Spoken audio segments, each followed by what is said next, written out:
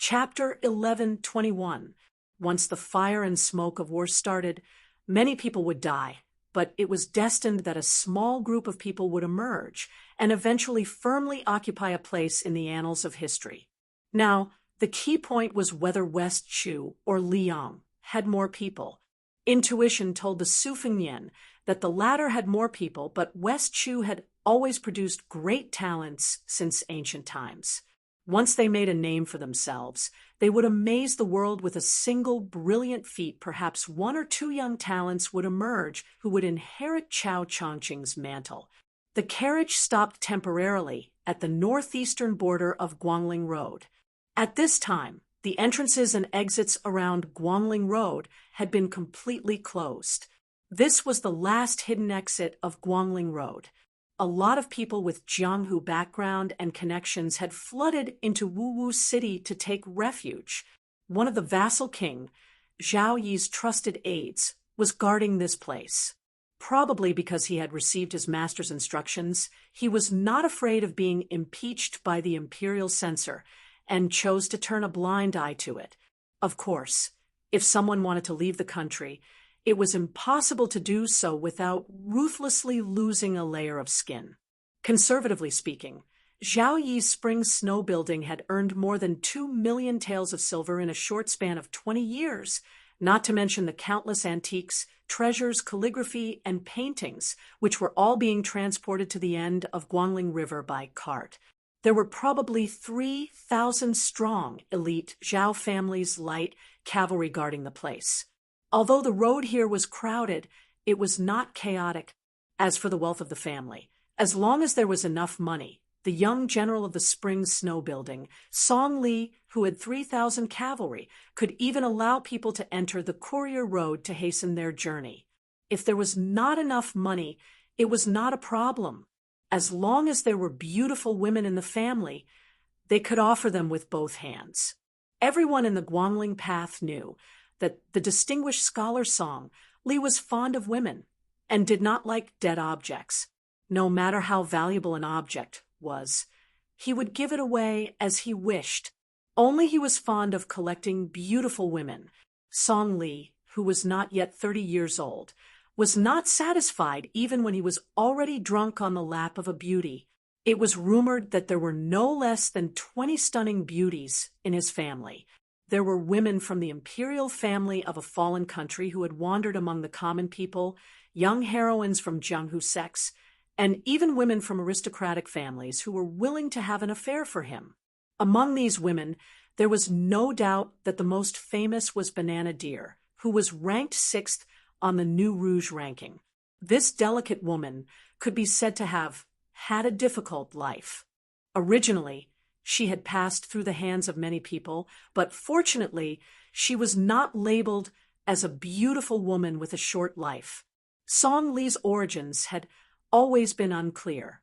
He gave people the feeling that he had inexplicably become the new celebrity of the Guangling Path's important military location, the Spring Snow Building.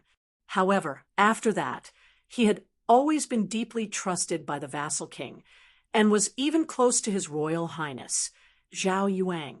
What was even more inconceivable was that Zhao Yuang, the grandson of the Zhao family with such a bad reputation, was able to remain calm in front of the beautiful women in Song Li's family. He was even able to respectfully address Banana Deer as sister-in-law. Furthermore, the Spring Snow Building was divided into 2 camps. Lu Sheng, who had already entered the capital and been promoted, was in the same camp as Zhang Erbao and the other generals. He had always been at odds with the chief advisor, who had a bumpy career because of his ugly appearance. Song Li, on the other hand, was able to make friends with both sides. Su Fengnian stayed at an inconspicuous inn in the military town. The price had already increased by many times. It cost 30 taels of silver a day, and it was not even enough to stay in a second-class room. Furthermore, because there were so many people coming and going, even if the bedding was carelessly washed, one could smell a strong, sour smell of sweat. The horse grass used to pull the carriage had to be charged separately. It was even more expensive than the meals of the guests staying at other places.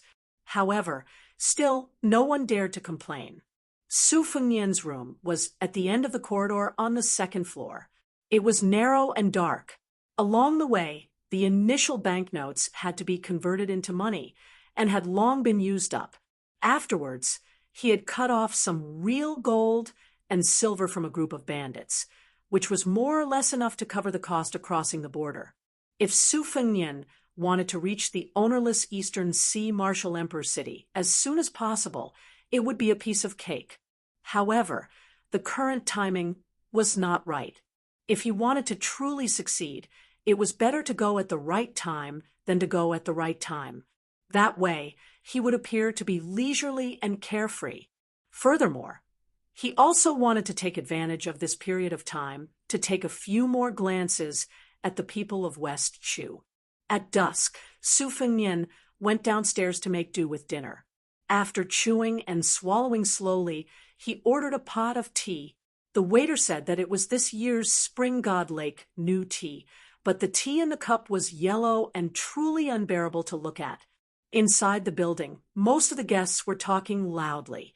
There was wine and tea. Su Fengnian discovered that there were almost no survivors of West Chu who had left their homes and headed north. After the spring and autumn period, the territory of Liang was vast. Because there were so many powerful vassals who had been given territories by the previous emperor, a lot of news, neither light nor heavy, was blocked by the region. However, there were still some things that interested the entire court. One person spread to 10 and 10 to 100, with the support of the relatively unobstructed post office. The news spread extremely quickly. For example, who was the top 3 in the court examination that appeared only once every 3 years? As for the martial arts and rouge reviews, there was no need to talk about them. However, in this month, there were only 2 things that the people of Liang looked forward to the most. One was when West Chu would rise in rebellion, and the other was when they would hear the news of the death of the young vassal of Bailiang. This news of death was, of course, great news. In the eyes of many people, even though Bailiang had the surname Su for more than 20 years, since the butcher Su Shao was dead, they might as well give it to Qin Jibao, who had been the vassal for a period of time. Only then would everything be fine. In the eyes of the people, the new Liang prince was the scoundrel who occupied the magpie's nest. The king of Shu, Qin Jibao, could very well rule over 2 lands. The western front of Liang would be peaceful and peaceful. It was better than letting the prodigal Su Fengnian squander 300,000 cavalrymen for no reason. At this moment, everyone in the inn was discussing the second matter. After all, most of the people in the inn had a grassy atmosphere. As long as no one was implicated in the restoration of West Chu's country, it would not be a big deal. However, Wang Xianji, who had been given land without a single soldier, was an old monster who was called the emperor on the same level as the emperor of the Zhao family. When they talked about this martial emperor, everyone was excited. In the inn, there was a table of guests with a different demeanor from the people of Jianghu. They were solemn and full of murderous intent. Most of them carried sabers of the same style.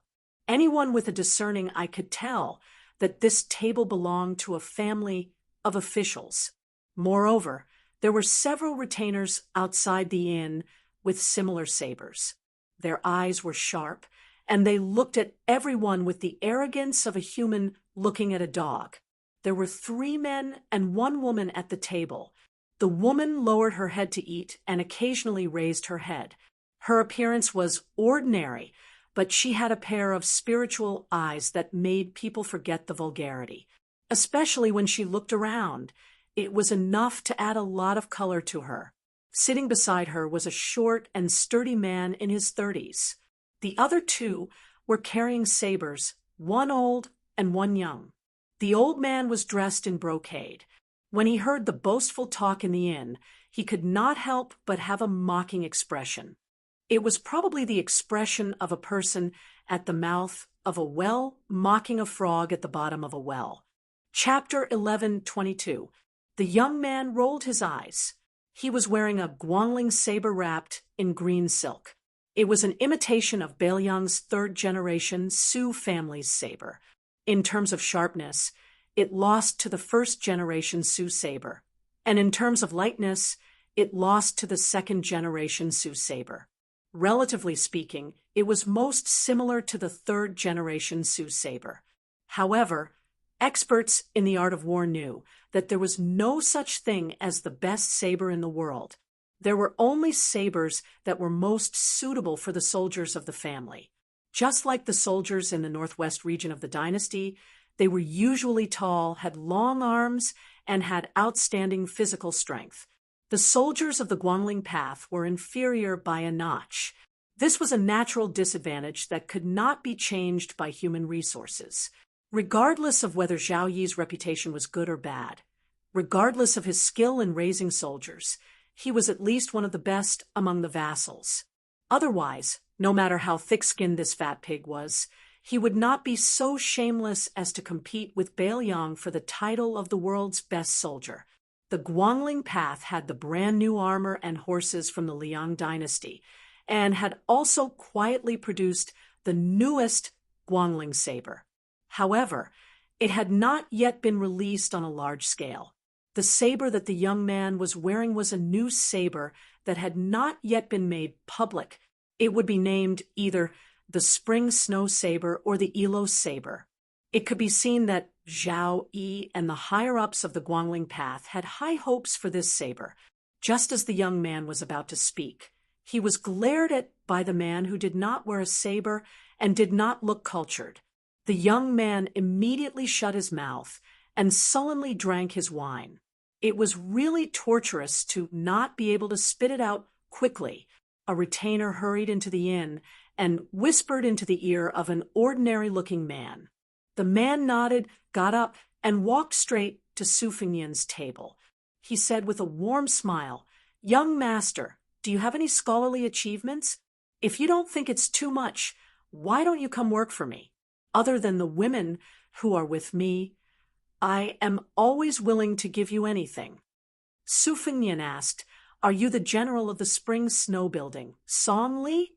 The man was stunned for a moment, as if he did not expect his identity to be seen through at a glance. The old man beside him had said that this lad's aura was not ordinary. He was either a first pin master who had hidden his strength, or a chi master who focused more on his mind than his skills. The man could not help but click his tongue in wonder. It should be known that the old man who had always been arrogant in Guangling sect was as famous as the former number one of the southeast, Chai Qingshan. Chai Qingshan was not only a master of swordsmanship, but also the master of the Dongyue sword pool, Song Nianqing's martial uncle. Previously, he had relied on Zhao Yi for the sake of the sect's reputation, and was reluctantly expelled by the Dongyue sword pool. Now that Song Nianqing had died, Chai Qingshan had been respectfully invited back to the sword pool to take charge of the affairs. In this way, the old retainer beside him was the well-deserved number one master of Guangling's sect. The old man's name was very common, Wang Fu, but his saber skills had already reached perfection, even before Gu Jiantang. It could be said that Gu Jiantang was among the top 10 masters in the world and never dropped out of the wushu evaluation. He once stepped on the shoulders of this old man. The old man treasured the famous saber Cough Bead, nicknamed Ghost Under the Wrist. In the past few wushu evaluation sessions, people who used sabers all over the world all had the same understanding. Those who were truly proud of their saber skills could be counted with one's fingers. Among them, Gu Jiantang was ranked first. Mao Shulang, who was from Nanjiang but was still strong despite his age, had already completely sealed his saber. Coupled with the fact that he had no successor, he went to play with flowers, grass, fish, and insects. Wang Fu unknowingly rose one rank, ranking before Yuan Zuozong of Bailiang, who had abandoned his saber for many years. The reason why this martial arts magnate did not enter the wushu evaluation was because his strength was slightly inferior, but more of the reason was that his martial arts ethics were extremely poor when he was young. When he encountered masters, he never knew what elegance was and used all kinds of sinister tricks. Years ago, in order to disturb the enemy's state of mind, he had people kidnap the enemy's wife and child before the battle. When he showed up, he threw the enemy's child's thumb. The enemy, who had always been calm and peaceful, lost the support of his state of mind and finally died under Wang Fu's saber. Even though he was old, he still did not act like an old man. His temperament was extremely devious. His bladesmanship was a dark path, and he was especially diligent in slaughtering those talented Jianghu juniors. He would kill almost everyone he saw. It had been many years since Wang Fu had the opportunity to pull out his cough bead blade. His original intention was to kill just now as a way to relieve his boredom. If he made a mistake and really encountered a troublesome master, with Guangling Path's top, Nobleman Song, Li's 3,000 steel cavalry holding the fort, a lone Jianghu outsider would not be able to make any waves. When he was captured, he could be slowly used to sharpen his blade. In these years of relying on the imperial court, Wang Fu had done many such shady deeds. However, Song Li, who was recently conferred the title of General Hung Jiang by the imperial court, had his own plans. He did not go along with the intentions of this bladesmanship master. Instead, he had the intention to recruit him. It was not that he lacked valiant generals who could charge and break through enemy lines, but Song Li had always had a strong hobby of collecting beautiful women and Jianghu experts.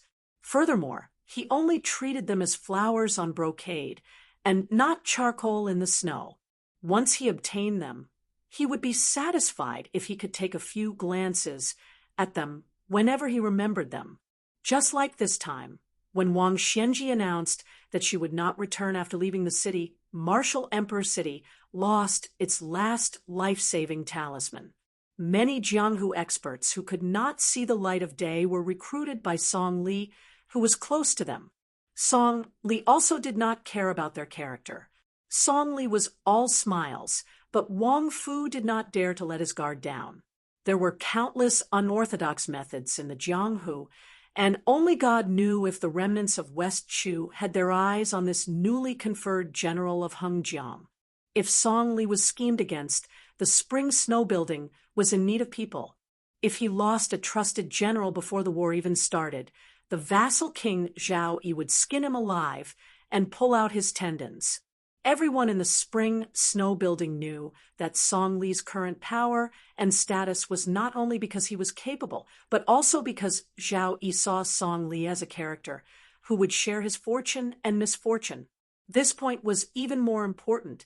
The shrewd old spring snow building member, Lu Xingxiang, might not be without resentment.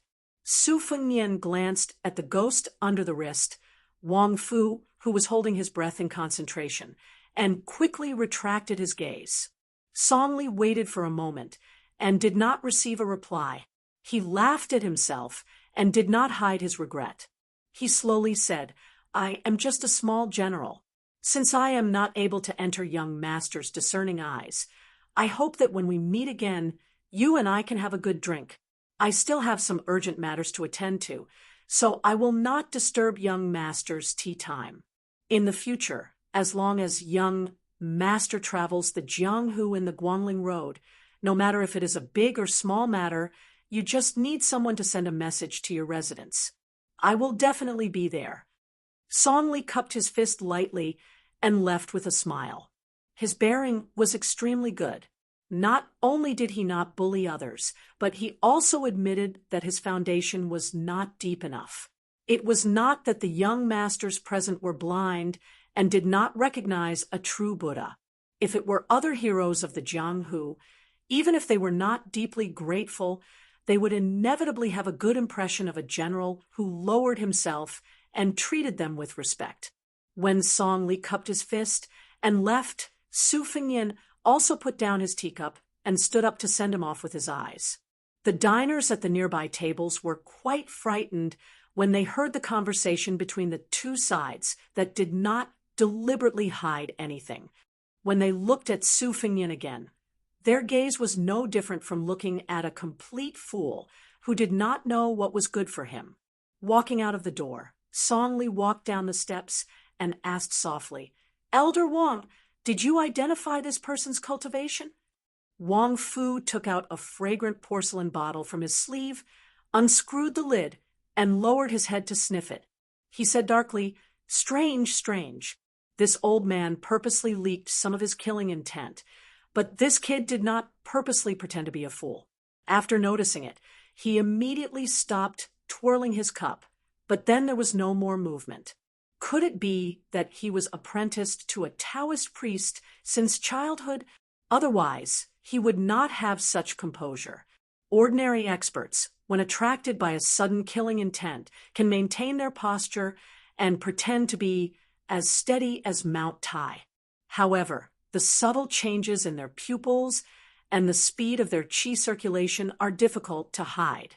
However, this old man can confirm one thing. Looking at his continuous gestures of raising, holding, and putting down the cup, this kid must be a person who uses a knife. Song Li smiled. Usually, Elder Wang can kill if you want to, but now is not the same as before. Many things may affect the whole situation. It is better to avoid unnecessary trouble.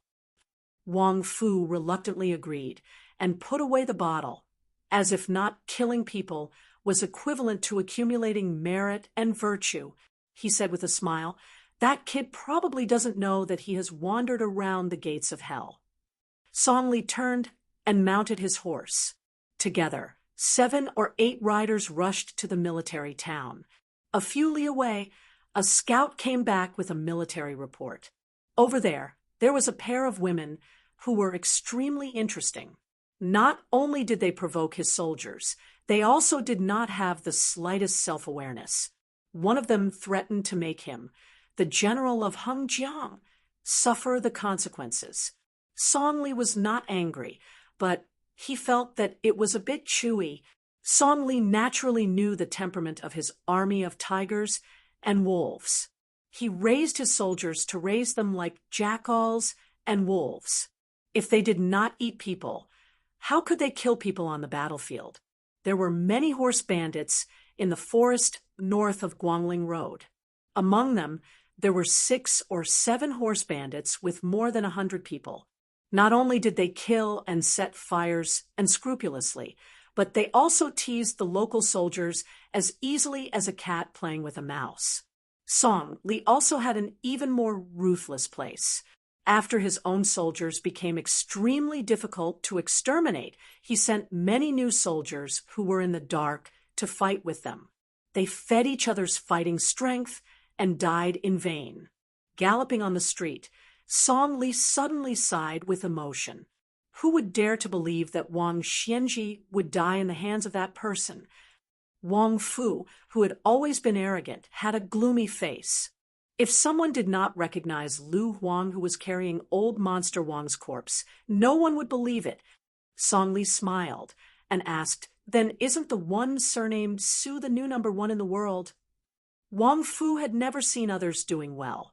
He sneered and said, even if that young vassal king could survive, half of his life would be gone. Every year, he would have to consume several furnaces of Wudong's elixirs to keep his life. How could he be the #1 in the world? From this old man's point of view, Wang Xianji is most likely dead. In fact, it was Beiliang who sent out all of its elites and some unknown hidden death soldiers that luckily killed Wang Xianji. Song Li smiled indifferently and did not comment. Chapter 11:23. At the inn, Su Fingyan returned to his room. Since he had nothing to do, he let the 9 flying swords fly out of his sleeves. Not only did he not use his qi to control the swords, he did not even have the slightest confidence in them. This was a mysterious phrase that often appeared in the Wu family's sword tomb. It was used to explain a higher realm of using qi to control the swords, which was where the heart is where the tip of the sword points. The latter was obviously very high quality. It required years of careful nurturing of the swords to nurture the sword embryo with perfect spirit. However, the 9 flying swords spiraling around the room were not only living creatures that had formed sword embryos, but more like enlightened children that had been caressed by immortals. In terms of physical toughness, after the battle with Wang Xianji, Su Fengnian was far inferior to the Vajra realm masters in Jianghu. In terms of qi, the ghost Wang Fu in his wrist was not wrong. Su Fengnian could not compare to those Finger Xian realm masters with their own merits. However, the current Su Fengnian could not be judged with common sense. When he killed Zhao Huangchao, he wanted to go to martial Emperor City based on his intuition. At first, he was cautious and wanted to go to Mount Hui to find Xianyuan Qingfeng, the Wulin Alliance master, to be his bodyguard. Of course, he wanted to make a big deal with her at the same time. Otherwise, he would not have asked. However, since Xianyuan Qingfeng was unwilling to have an affair with him or Bailiang, Su Fengnian did not force her. However, when he was in close contact with Xianyuan Qingfeng, a top master, and quietly confronted her, Su Fengnian was surprised to find that not only were the flying swords eager to move, he also had an inexplicable heroic spirit. This was not unfamiliar to Su Fengnian.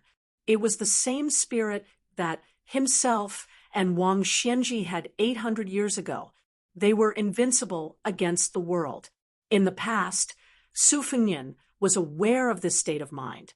However, he did not have the intention or the power to control it. However, after the battle, especially after he left Mount Hui alone and got closer to the Eastern Sea, he often could not suppress some of his unintentional actions. Just like now, the flying swords were flying around without a trace, like fish in water. Su Fengnian could clearly sense their joy, and even felt that he could converse with them.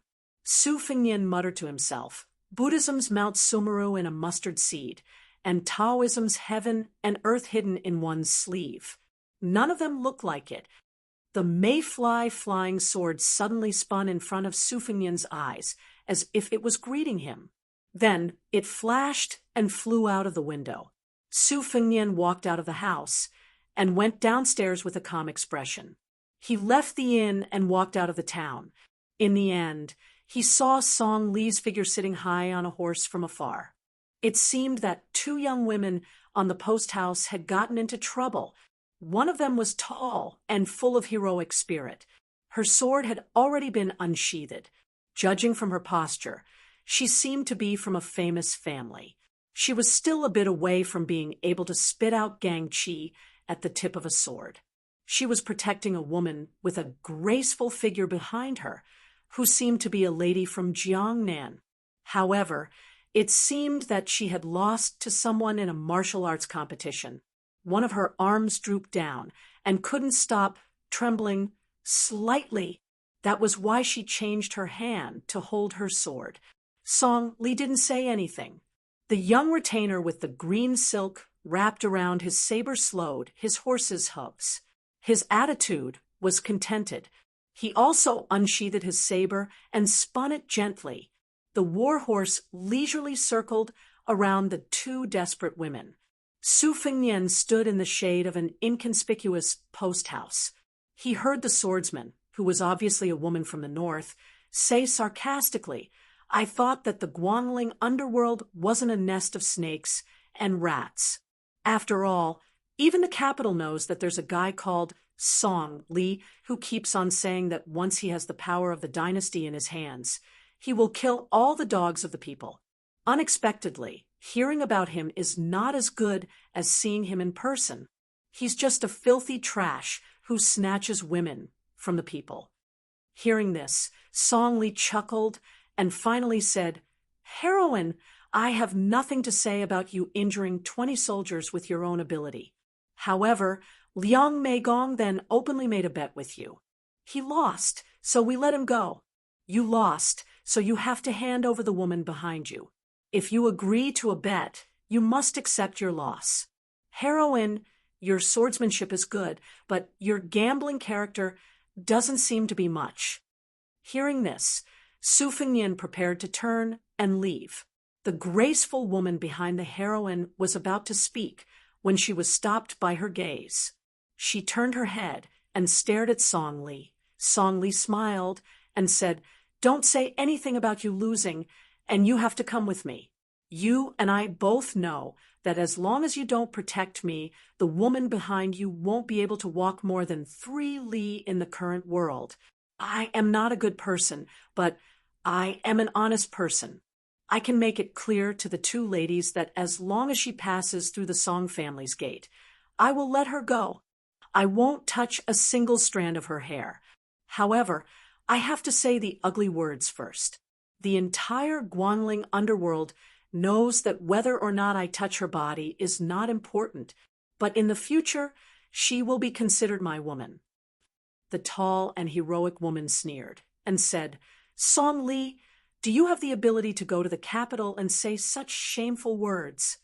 Song Li waved his hand on the back of the horse and laughed. "How would I dare?"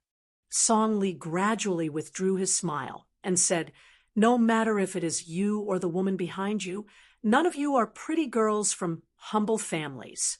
You are probably from a large family in Great Peace City. But since you have entered the countryside, you have to follow the customs. No matter how big the gold branch or jade leaf is, I can eat it without leaving a trace afterwards. So you should think about it carefully. Don't really annoy me." The sword-wielding woman exhaled and said in a deep voice, "I have come to Guangling Underworld to find Zhao Zhu." She had left the capital to travel.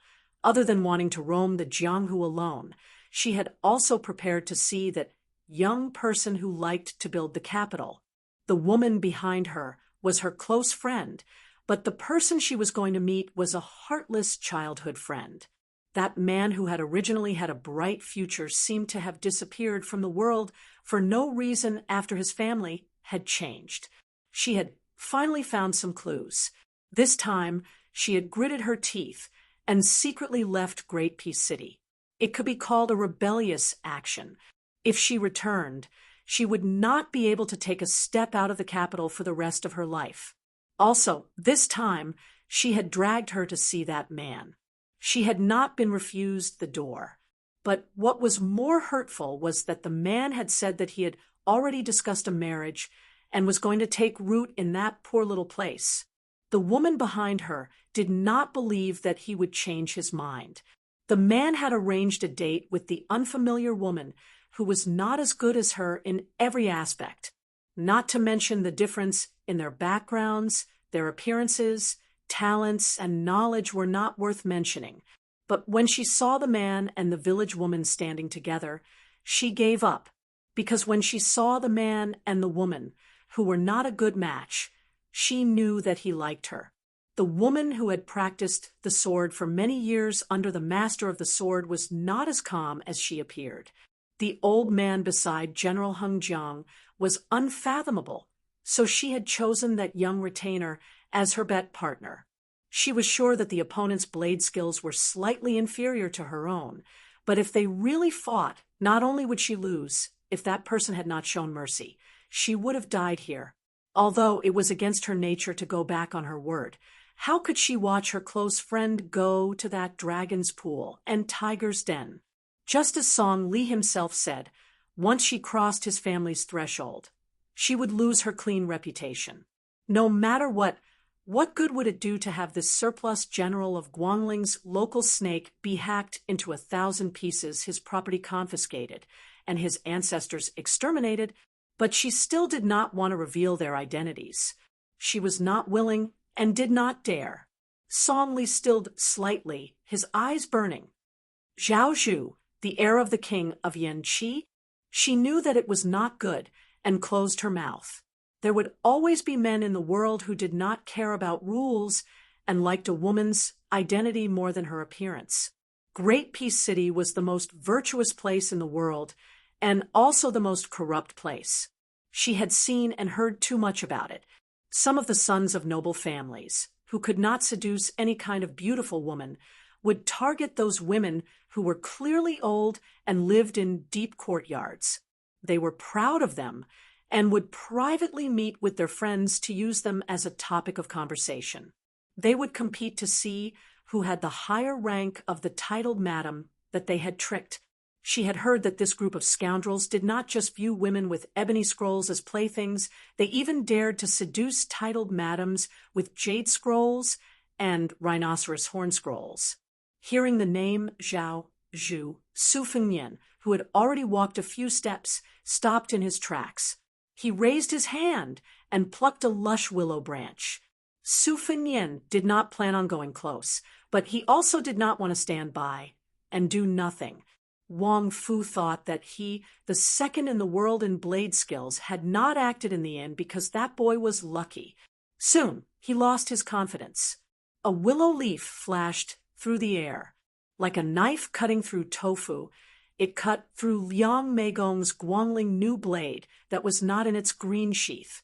The proud young bladesman, who had just won against that woman, was dumbstruck, his face blank. Wang Fu was the one with the highest realm present, far above everyone else. But he still had to look around before he confirmed that it was the ranger in the shade of the tree that was causing trouble. The reason that Wang Fu had the strange nickname of Ghost Under the Wrist was because of the way he moved his blade. It was as though there were ghosts and gods helping him. He was one of the few people in the Jianghu who could ignore opponents of higher realms. Wang Fu's talent in martial arts was outstanding even among the geniuses. Otherwise, he would not have been able to reach where he was today just by relying on unorthodox methods.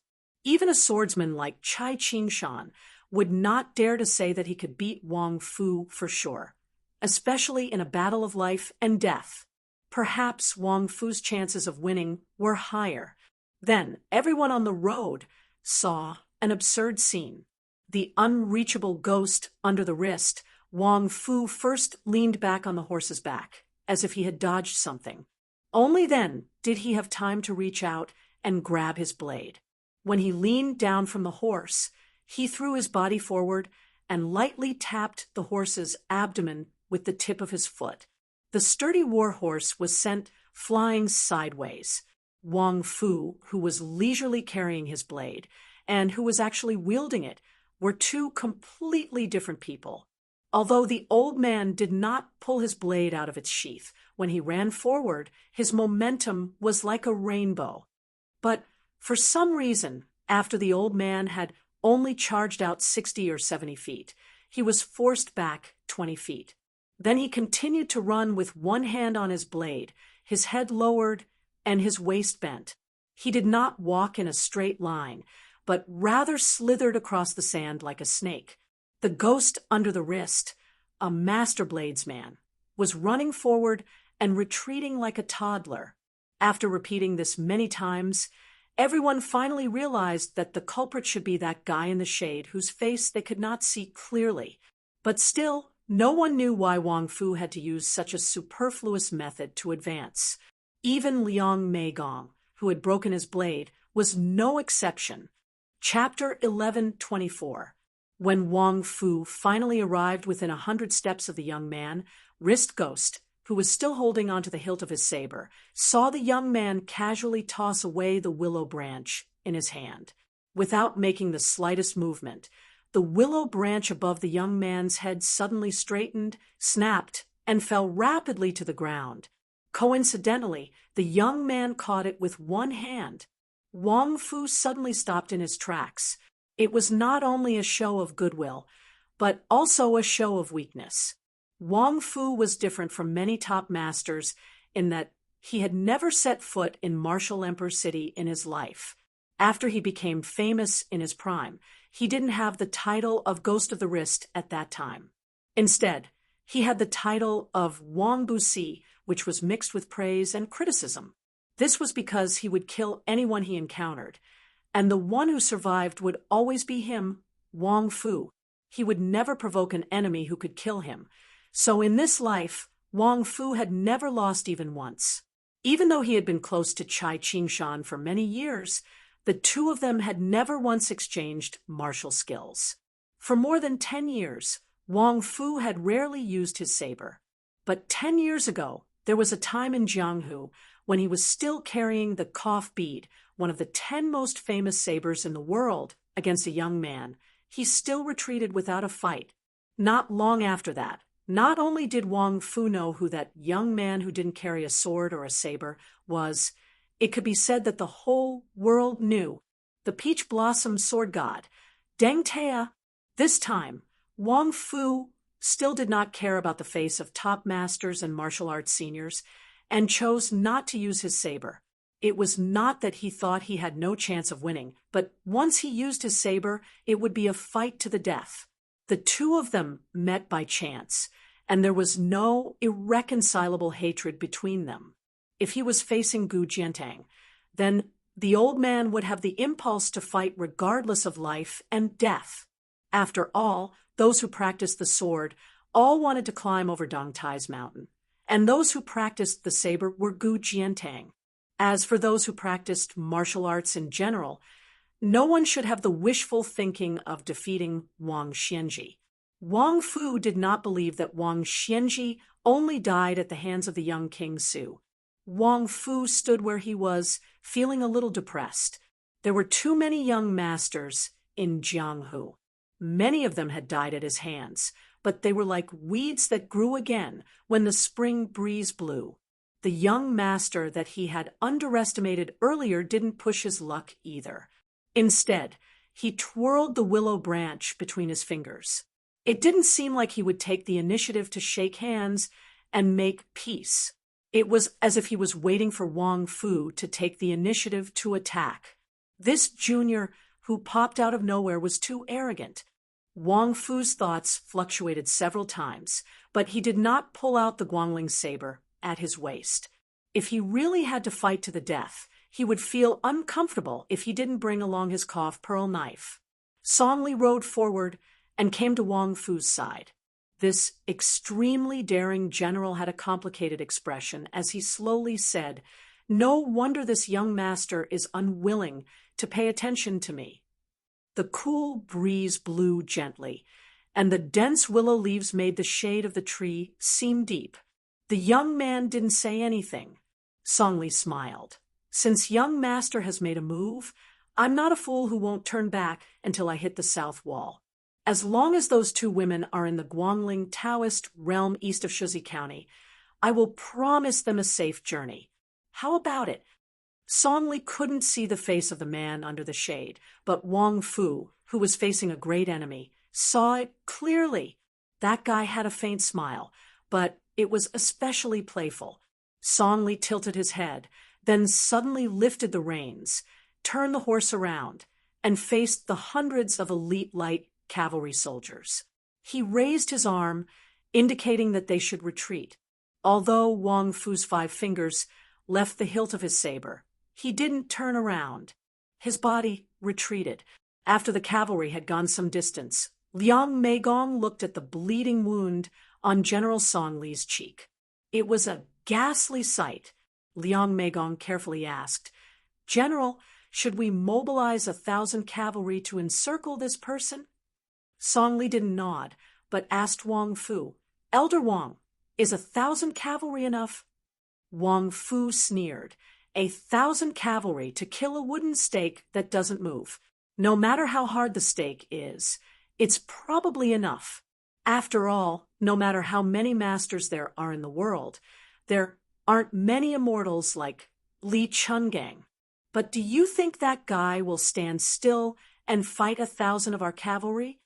Song Li didn't fly into a rage out of humiliation. Instead, he smiled and asked, "Why don't we use all 3,000 cavalry and ask Elder Wang to block that person's retreat?" Wang Fu sneered. "Is it worth it for 2 women of unknown origins? Even if we take a step back, the identities of those 2 northern women are probably not simple. Aren't you afraid of getting into trouble after eating them?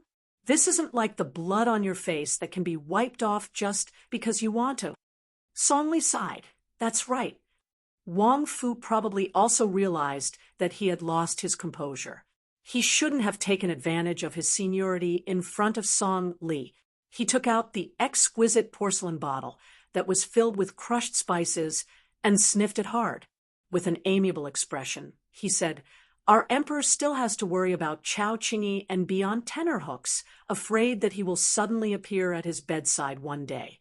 General Song, this old man knows that you didn't care much about the power of Jianghu in the past and only treated it as raising cats and dogs for fun.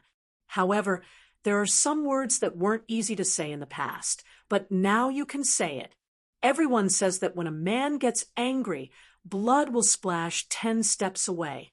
Perhaps there will be people who will ask why Chao Chongqing was unable to break into the imperial palace so many times, and why the Su family still died of old age after slaughtering their enemies all over the world. This wasn't because the masters of Jianghu were useless, but because Great Peace City not only had Han Jiaoxi and Lu Haoshi, but now there was a large group of gatekeepers led by the Wu family's sword tomb. Beiliang was no exception. Su Yanbing, Yuan Zuozong, which one of them wasn't a match for 10,000 people? In the end, it's a matter of whose virtue is 1 foot high and whose devil is 10 feet high. In these 20 years, there have been too many masters who didn't follow the rules and didn't cherish their lives. They all died, not at the hands of armored soldiers, but at the hands of other masters. Speaking of this, Wang Fu, who was under his wrist, joked, "Does General Song want this old man to be like a concubine servant girl, guarding your room day and night? Even if this old man is willing, General Song's wives won't be." Song Li gently pressed his thumb on the wound and smiled. Chapter 11:25. At his side was the young woman who was traveling with him. It was only because of her pair of limpid eyes that Song Li had taken a liking to her that she was exempted from the gold and silver that her family needed to pass through the border. She was nothing more than a concubine's daughter, so it was the same as being sold for a high price of several tens of thousands of taels of silver. Moreover, she was able to establish a relationship with Song Li, a popular figure in Guangling Path. It wasn't just the landowning household that was secretly delighted. Even the woman was happy inside. Normally, when marrying, one had to pay particular attention to matching social status. How could she have the extravagant hopes of marrying a Hongjiang general conferred by the imperial court? Song Li turned his head, staring at the woman whose name he still didn't know. With a smile, he said, "If you look at this general's wound one more time, I'm going to cut out your eyes." The woman, who originally only knew a bit about horsemanship and whose face was slightly pale from the bumps, was immediately horrified to the point where her face was devoid of color. The pair of women on the post-house road could be considered to have seen a glimmer of hope at the end of the tunnel. However, when they wanted to go up and express their thanks, that righteous man had already disappeared without a trace in the blink of an eye. The timid woman clutched her chest, breathing heavily. With a wave of lingering fear, she said, "Gaoxia, why don't we return to the capital?" The tall woman, who returned her sword to its scabbard, said quietly, "After we meet Zhao Zhu, I'll send you back." Only upon closer inspection would one realize that she actually had a pair of jade green eyes. Purple beard, blue eyes, Grand Secretary Zhang. The woman didn't have any facial hair, but her jade eyes were similar. She was also someone from the capital, so her identity wasn't hard to guess. She was Zhang Jilu's daughter, Zhang Gaoxia. Meanwhile, the woman at Zhang Gaoxia's side was a genuine relative of the imperial family, the most noble woman under the heavens. She admired that Song family's young phoenix, and Zhang Gaoxia just happened to want to roam the Jianghu, which was why she snuck out from Great Peace City. During the initial stages of their journey south, it was generally like a spring outing. Occasionally, there were disturbances, but they were all dealt with by Zhang Gaoxia's sword arts. Before they entered Guangling Path, they even made a trip to Martial Emperor City to watch the excitement, because after Wang Xianji left the city, Yu Groom's building Huang Linya and the other disciples also abandoned the city and roamed far away, without anyone to suppress the experts in the city. At first, they didn't dare act rashly. However, when it was confirmed that Martial Emperor City had indeed become an ownerless land, there were people who began to stir up trouble. However, soon after, a cavalry army was stationed outside the city. Only then did things calm down a bit. However, the inner city walls filled with weapons suffered a calamity. Even with the Wang family's old servant watching over them, there were still a few famed swords and blades missing every day. However, for the time being, not a single weapon inserted on the walls had been stolen. Zhang Gaoxia had brought her to the Martial Emperor City to relax, but also because she had to personally see the divine weapons on the wall. She practiced the sword, so she stood at the foot of the wall and observed for a full 2 hours, searching for those legendary ancient swords. On the top of the wall, there was the great sword of the Yellow Cottage, the thin sword of the Moth Fish, the sword of the Dongyue Sword Pool, the sword of Thrushimai that was hung by a pair of immortal couples 300 years ago, and the extremely inauspicious break with June. There was also the strange, half-shoulder, small-pointed sword of the Guanyin sect of the Southern Sea, and the swords of the 2 sword crowns of the Wu family sword tomb. Seriousness and reassurance. There were too many to count, if it were not for the fact that her close friend found it boring. Zhang Gaoxia could have stayed at the foot of the wall for a day and a night. Each sword represented a peerless swordsman and a shocking defeat. The woman asked curiously, "Gaoxia, who was that warrior? Did you recognize him? Did you see him clearly?" Zhang Gaoxia shook her head, regretfully. "No." The woman sighed. "If we were in Great Peace City, we could have repaid his kindness." Zhang Gaoxia muttered to herself, "After this, there won't be anything to do with Jianghu. If there really is, then it's just people who don't care about their lives dying on the battlefield." The woman suddenly said, angrily, "This person is called Song Li. He's really detestable." Zhang Gaoxia hesitated for a moment, but in the end, she did not say it. She had once inadvertently heard her father commenting on the people of Guangling. Among them, he had mentioned this Song Li, the prince of Guangling's blessing general. Song Li was actually a chess piece that the imperial court had placed in Guangling's spring snow building a long time ago. But hearing her father's tone, Zhao Yi had also sensed this in the past 2 years, but still did not shed all pretense of cordiality. On the contrary, he valued this person more and more. If he wanted money, food, soldiers, and horses, he would give them all to him without hesitation. However, Song Li did not listen to Zhang Lu's orders. Even Gu Jiantang's Gu Lu, which only existed in name now, had not been able to order Song Li around in the past. Zhang Gaoxia privately speculated that this Song Li should be called Zhao Li. His backers might be the most powerful elders of the imperial house. These old men who had followed the previous emperor to the north and south and lived a life of war had been silent for too many years. Zhang Gaoxia's father, the Grand Secretary, had once revealed heavenly secrets to his daughter.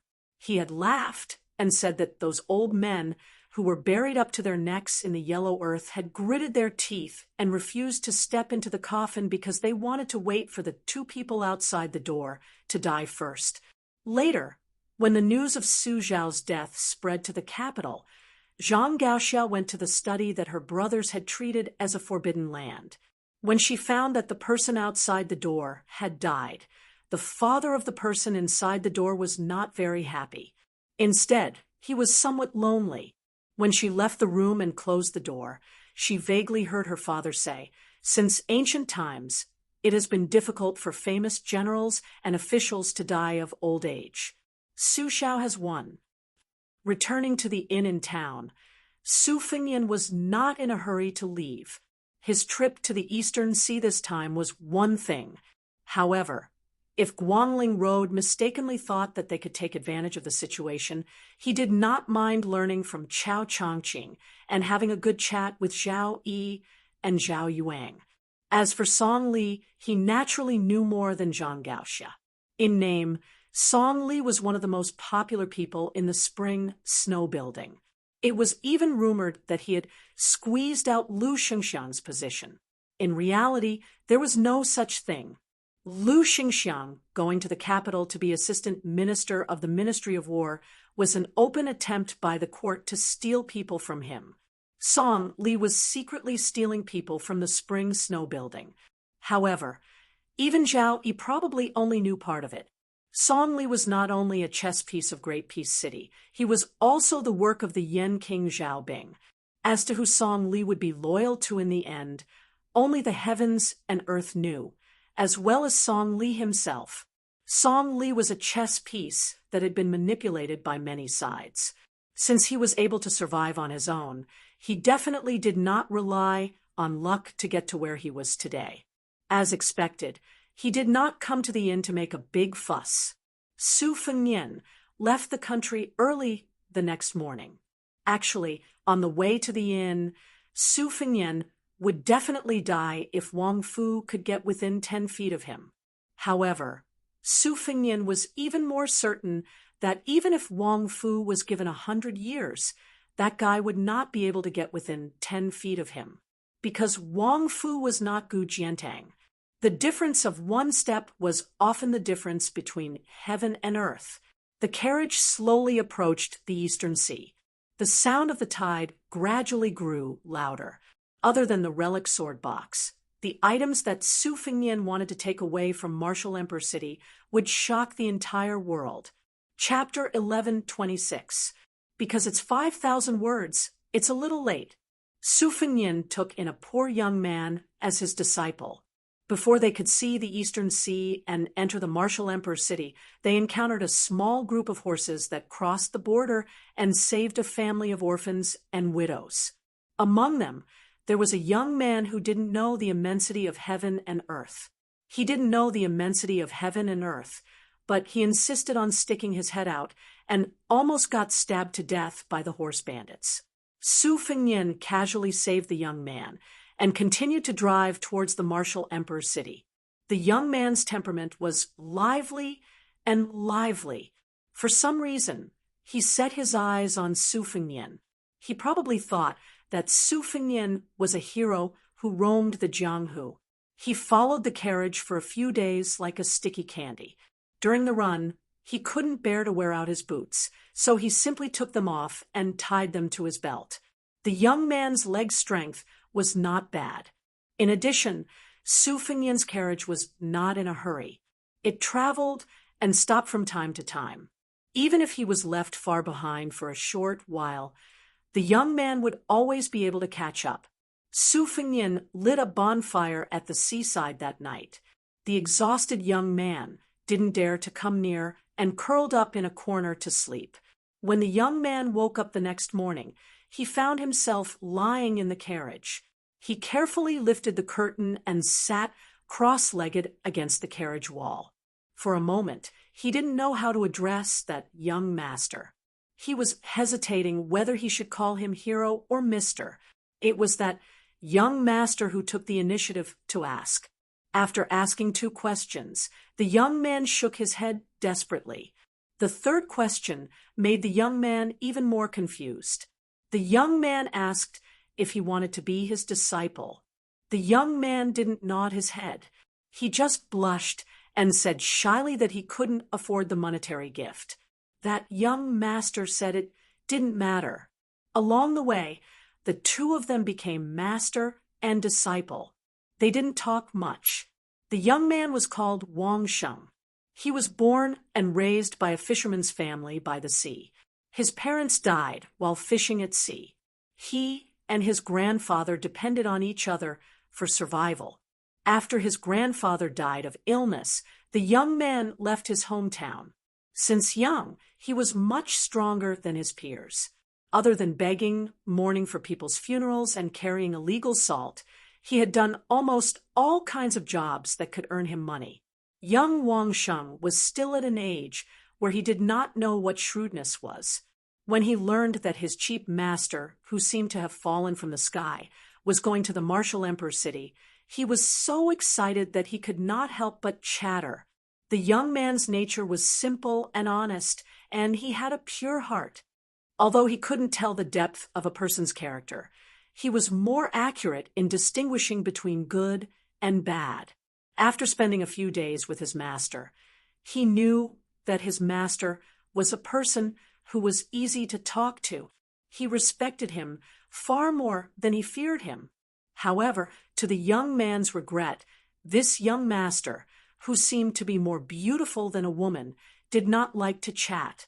Most of the time, he was talking to himself and answering his own questions. After emptying his stomach of the anecdotes of Jianghu, he could only talk about the old sayings he heard from his elders and neighbors. Fortunately, his master, who had lost his peace, did not argue with him. He taught him a set of obscure incantations and soft fist techniques. He could not remember the incantations, which gave him a headache, but the fist techniques were soft and powerless. However, the young man was content with what he had. He was satisfied to be able to practice martial arts. When he left his hometown 2 years ago, he saw an old man selling secret manuals at a stall in the Jian province. He handed over the 3 taels of silver he had saved with great difficulty. The old man was easy to talk to. He opened his bamboo basket and allowed Wang Sheng to choose. Wang Sheng was illiterate, but when he heard the names of the books, they all seemed to be peerless martial arts. It gave him the feeling that if he could master 1 or 2 moves in the book, he would be able to make a name for himself in the Jianghu. In the end, Wang Sheng chose a sword manual. The inexperienced young man did not know much about worldly affairs, but after all, he was not a fool. He quickly realized that the secret manual was fake. However, he was not angry. He kept that nonsensical sword manual in his bosom and treated it as if he had learned 100 words. It was only a day's journey away from the martial emperor's city. The sea breeze came and went, easily dispersing the heat of the early summer. The young Wang Sheng grew up by the sea, so he did not feel that the sea breeze was slightly fishy. He only felt that it was familiar and comfortable. It was probably because he had left his hometown for a few years and remembered his deceased relatives. Wang Sheng fell silent. The reason why Su Fengnian did not talk to this disciple was not because he regretted accepting his first disciple or despised him for his mediocre aptitude. It was because he did not know whether to laugh or cry. After interacting with him, he realized that this sturdy young man was actually a girl. What was strange was that her chi flow and pulse did not seem like a girl's at all. In Buddhism, women could not become Buddhas. In Taoism, female Taoists were also very rare. There was a reason behind it. For 100 years, his mother was the only female sword immortal. Going back 300 years, there was only one female sword immortal. If one did not take the sword into consideration, the number of female first-rank experts could be counted with one's fingers. One of the 4 great grandmasters was Fengdu Green Robe. The current Jianghu was more in-chi than before. There were Luo Yang and Xianyuan Qingfeng, as well as Wang Xianji's disciple, Linya, who he had never met before. The logic behind a woman's appearance was similar to that of a man's appearance. His disciple Wang Sheng's aptitude was actually not bad. However, before and after Su Fengnian started practicing martial arts, he had seen the peak of the Jianghu. An outstanding aptitude was often not good when one was young. When it came to practicing martial arts, one's stamina was very important. With enough stamina, there would be many opportunities. Both were indispensable. The reason why Su Fengnian accepted him as his disciple was very simple. Wang Sheng had a wooden sword at his waist. In the first question, Su Fengnian asked Wang Sheng if he was willing to exchange the wooden sword for food. Wang Sheng refused. Su Fengnian then asked if Wang Sheng was willing to exchange the wooden sword for money. Wang Sheng still refused. In the middle of the night, they were only 30 to 40 miles away from the martial emperor city. Su Fengnian did not continue riding forward. Instead, he ordered Wang Sheng to pick up dead branches and light a big bonfire by the sea. The roaring flames shone on the faces of the master and disciple. Su Fengnian gave Wang Sheng half a piece of beef jerky the size of a child's palm. The night sky was bright and full of stars. Wang Sheng lowered his head and chewed the beef. When he looked up, he saw his master staring at the starry sky in a daze. He secretly licked his oily fingers and then pointed to the starry sky. He smiled and said, "Grandpa said that there is a big lantern. On the ground, when people die, the lantern will go to the sky and light up again." Su Fengnian said calmly, "There is a saying in my hometown as well." Wang Sheng waited for a long time. When he saw his master fall silent again, he said to himself, "Master, other than you, I admire the Wulin Alliance leader of Mount Hui the most." Wang Sheng revealed a smile and asked, "Master, guess who's next?" Su Fengnian shook his head. Wang Sheng chuckled and said, "It's the martial emperor city's fist master, Linya." Su Fengnian smiled and said, "She is the disciple of the world's most powerful person, Wang Xianji. Moreover, she is a beauty on the rouge list. You are far inferior to her in both aspects." Wang Sheng wanted to dig a hole and hide in it. He asked timidly, "Master, you know?" Su Fengnian nodded. Wang Sheng saw that his master did not seem angry. He lowered his head and said, "Father and mother always wanted to have a younger brother, but they couldn't. Later, they gave up and raised me as a boy. Moreover, we can't afford a dowry, and I don't want to get married. Besides, who would want to live with a woman who looks like a man? Just thinking about it makes me depressed. Whoever marries me must be a rapist who did too many bad things in his previous life. The heavens want to punish him for marrying a man in this life." At this point, Wang Sheng, who was content with his life, was amused by himself. Su Fengnian tore off a piece of beef and put it in his mouth. He said softly, "When you grow up, you will look like a woman." Wang Sheng could not help but say, "If I look half as good as you, I don't mind living half a lifetime less." Su Fengnian said calmly, "Go practice for 2 hours." Wang Sheng knew that he had said something wrong. He took the wooden sword from his waist and went to the beach to practice with a bitter face. He obediently practiced 6 times, but there were many mistakes, and he often forgot the routine. However, from the corner of his eyes, he saw that his master did not care about his stupidity and did not show any strange expression. Wang Sheng practiced for another hour before sitting across from his master. He picked up the wooden sword and placed it on his knees. Su Fengnian asked, "Walking the Jianghu with a wooden sword, don't you find it embarrassing?"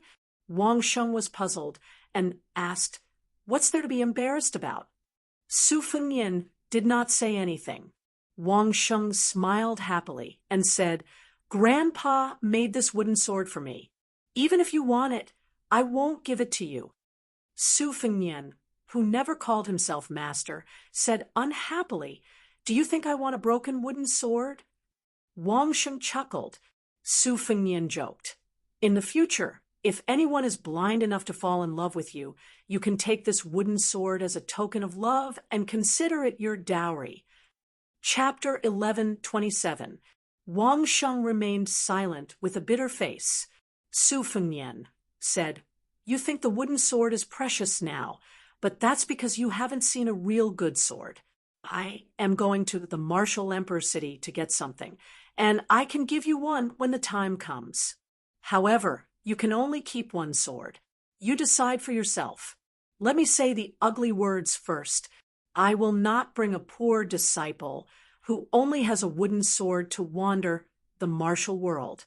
I can't afford to lose face like this. Besides, you won't be able to practice any superior sword arts with a wooden sword. Wang Sheng, do you want to use this broken wooden sword to wander the martial world alone, breaking your head and bleeding, you won't be able to make a name for yourself for the rest of your life. Or do you want to accept a famous sword that everyone covets and learn profound martial arts from me? You will make rapid progress on the martial Tao. Don't be in a hurry to answer me. You can tell me your thoughts tomorrow morning. After Su Fengnian finished speaking, he went back to the carriage to rest, leaving behind a disciple who looked as if he was struck by lightning. The next day, the fog was heavy at dawn. The majestic martial emperor city in the distance fell into the clouds and fog. It was sometimes hidden and sometimes visible. It was like a perilous sea. Su Fengnian walked to the seaside and saw Wang Sheng with his eyes closed. He held the wooden sword and pointed at the sea. Probably because he had been holding the sword for a long time, there was a drop of fog on the tip of the sword. Before this, Wang Sheng was wholeheartedly focused on practicing the sword. Su Fengnian didn't pay much attention to him and only taught him this ordinary sword stance. She treated it as a peerless martial art and practiced it tirelessly. Others might find it funny, but they also didn't find it funny. Wang Sheng finally realized that his master was beside him. He didn't keep the wooden sword and turned to look at his expressionless master. Suddenly, tears rolled down from his eyes. He choked with sobs and said, "Master!"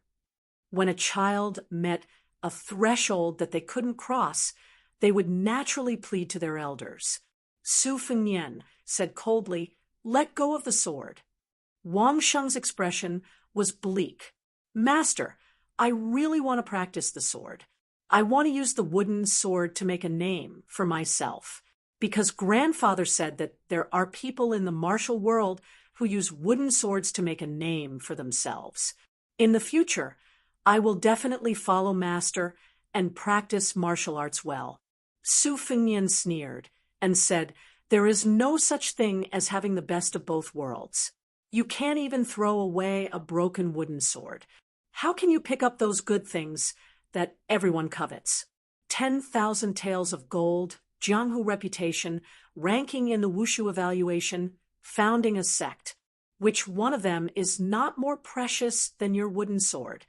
So what if the wooden sword is your grandfather's legacy? In the Jianghu, there were many newbies who would not hesitate to lose their family's fortune, disown their parents, kill their masters, and offer their wives to others, not to mention their family's fortune. You're so inflexible and don't know how to beat around the bush, yet you still want to practice the sword." Towards the end, Wang Sheng could clearly feel his master's stern tone. Although he hadn't known his master for long, he knew that his master had always been gentle and respectful, someone who could make him feel close to her. She didn't know why, but she knew that she had missed out on this master in this lifetime. She didn't need to think about the Jianghu anymore. Her arms trembled, and she turned her head away from this master. As if in a fit of pique, she softly sobbed and said, "Master, I don't want to practice martial arts anymore." Wang Sheng put away the wooden sword and placed it at her waist. She knelt down and kowtowed 3 times to this master, whom she had only known for a few days. When she knelt down and put away the sword, Su Fengnian extended a finger and stopped the droplet of fog that had fallen from the tip of the sword. Su Fengnian looked at the droplet of fog that did not disperse and said softly, "I also practice the sword, but I always feel that I can't compare to many senior swordsmen. For example, Li Chuangong's swordsmanship, Dong Tai's swordsmanship, and Wang Xiaoping's talisman sword." Su Fengnian smiled and said, "But the ones I feel the most sorry for are not them. It's the one called Old Huang and the one nicknamed Wen Busheng." Su Fengnian continued, "I've always felt that too many smart and calculative people, no matter how talented they are, no matter how good their swordsmanship is, no matter how expensive the swords in their hands are, they can't be considered true swordsmen." Wang Sheng stood up, not knowing what to do. She did not understand what this man, who was probably no longer her master, was talking about. Su Fengnian flicked his fingers slightly, then stretched out his hand and placed it on Wang Sheng's head. He rubbed it and smiled warmly. These people are all Master's seniors and old acquaintances.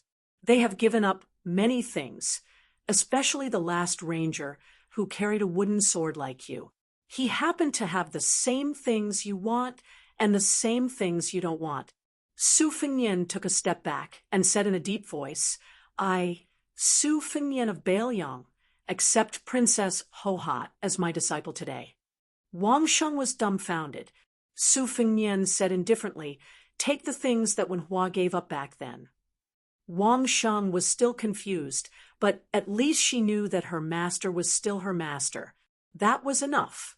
As for the names that her master mentioned that she had never heard of before, she didn't think too much about it. She just thought that her master was bragging. The master and disciple headed to Martial Emperor City. Master, you're not angry with me anymore? Yes. Master, I've heard of the Peach Blossom Sword God and the Wudong Sword Maniac. They are both sword immortal level experts. But who are the others? You will know in the future. Master, I don't know if I should say something. Then don't say it. Master, I can't hold it in. Don't be angry if I say it. Although you are definitely an expert, aren't you bragging too much? Do you really know those two immortals? Could it be that you have seen them from afar? Master, it's okay. I feel that you are the strongest expert in the world. Master, I heard that there are many experts in Bailiang. General Yuan, who uses a saber, General Su, who uses a spear, and the new king of Shu, who has left Bailiang. Have you seen him from afar? Oh, right. There is also the young king of Bailiang. He is even more amazing. Alas, he is a vassal. I think you have never seen him before. Master, I see that you don't have a saber or sword with you. Are you going to Martial Emperor City to buy a suitable weapon to travel the world? The master and disciple were mostly disciples. Wang Sheng was nagging to himself. The horse hooves and the carriage moved slowly. Finally, they arrived outside Martial Emperor City. The fog outside the city was getting thinner. However, the hundreds of world-famous weapons on the wall were mostly covered in fog. The fog dripped onto the corners of the wall, making the wall stains very deep. The carriage stopped outside the city. Su Fengnian finally spoke to his disciple, who was sitting outside the carriage with his legs crossed. Lift the curtain. Remember not to block the door of the carriage. Wang Sheng didn't know why, but he did as he was told. He lifted the curtain and squatted at the side. Su Fengnian sat cross-legged and looked at the open city gate of Martial Emperor City. Wang Sheng suddenly opened his eyes wide. He saw his master's sleeves fluttering even though there was no wind. The fog in Martial Emperor City disappeared in an instant. Inside the city, the wall that once symbolized who was the most powerful person in the world began to tremble imperceptibly. Then, the trembling became more and more intense. First, a purple color flew out of the city gate and crashed into Su Fengnian's arms. Then, the famous sword Yellow Cottage, which was stuck on the high city wall, broke away from the wall and crashed into the red sandalwood sword box. Then, 8 swords of different lengths crashed into the box one after another. Su Fengnian sat down with the box in his hands. Wang Sheng, who was still holding the curtain, opened his mouth wide. What was going on? On the city wall, hundreds of masterless weapons were trembling at the same time. They seemed to be struggling and resisting. Su Fengnian raised his arm and said softly, Come, moth-fish slender sword, thrush sword, Junju, half-shoulder small point from the Guanyin sect of the South Sea, Wu family sword tomb, peace and seriousness, and sword immortal Chen Qingming's Sun Buyu from 200 years ago. Swords flew out of the city one after another. Dantian blade, splendid tree blade, Gu Jiantang's master's peeling peck, frost long blade that was invincible 400 years ago, and so on. Swords flew out of the city one after another. The 18 best weapons in the world left the city wall one after another. There was nothing left on the city wall. They went around Su Fengnian and slid into the carriage in an exquisite arc. No matter how fast they flew, they stopped abruptly after passing through the curtain and fell gently. The carriage was stuffed full of weapons. When it couldn't stop, the weapons that came later were nailed into the ground around the carriage. After half an incense stick's time, the 418 weapons on the city wall of Martial Emperor City all had owners after leaving the city. Wang Sheng was stunned on the spot. He couldn't think straight anymore. Her master was really an expert who knew a lot of experts. Su Fengnian, at this moment, was like the Jianghu in his hands. The new martial emperor of the Jianghu, the new invincible. At this moment, the Martial Emperor City, which had just received the shocking news of the city lord's death in Beiliang, finally believed that the young vassal king had indeed defeated Wang Xianji. After this, the whole world had to pinch their noses and admit that the son of Butcher was the new #1 in the world. Chapter 11:28. Wang Sheng swallowed his saliva and pointed in the direction of the city wall. He said with a trembling voice, "Master, there are so many people here." Su Fengnian, who was hugging the red sandalwood sword box, asked with a smile, "Are you scared?" Wang Sheng muttered with a bitter face, "How can I not be scared?" Su Fengnian said softly, "This time, we don't have to run away in a hurry."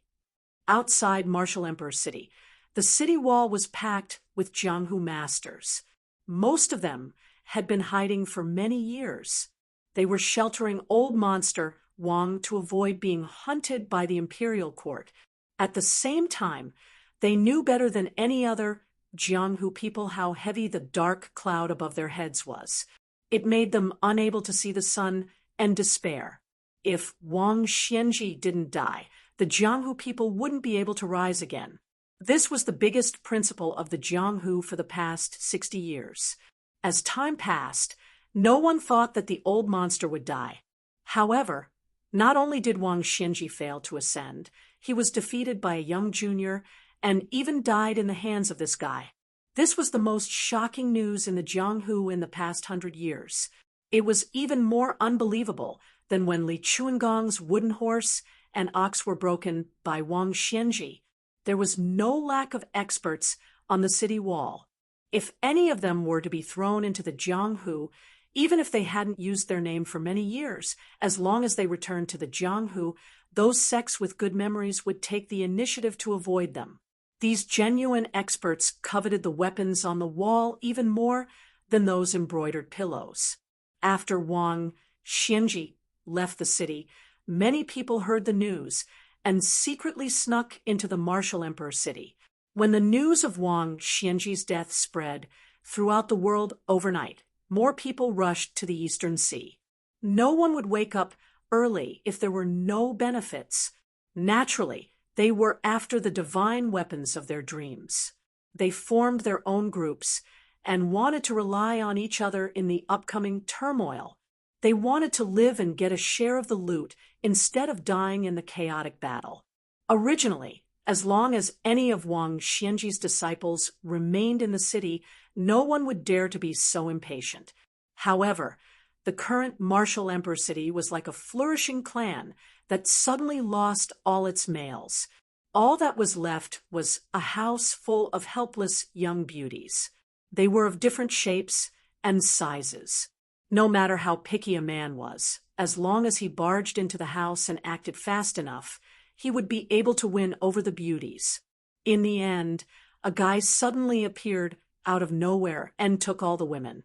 Not only did he not let go of the family's wives and concubines, he did not even leave behind a single servant girl.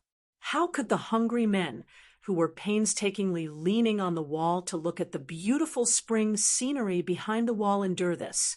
Everyone on the city wall was ready to make a move, eyeing covetously.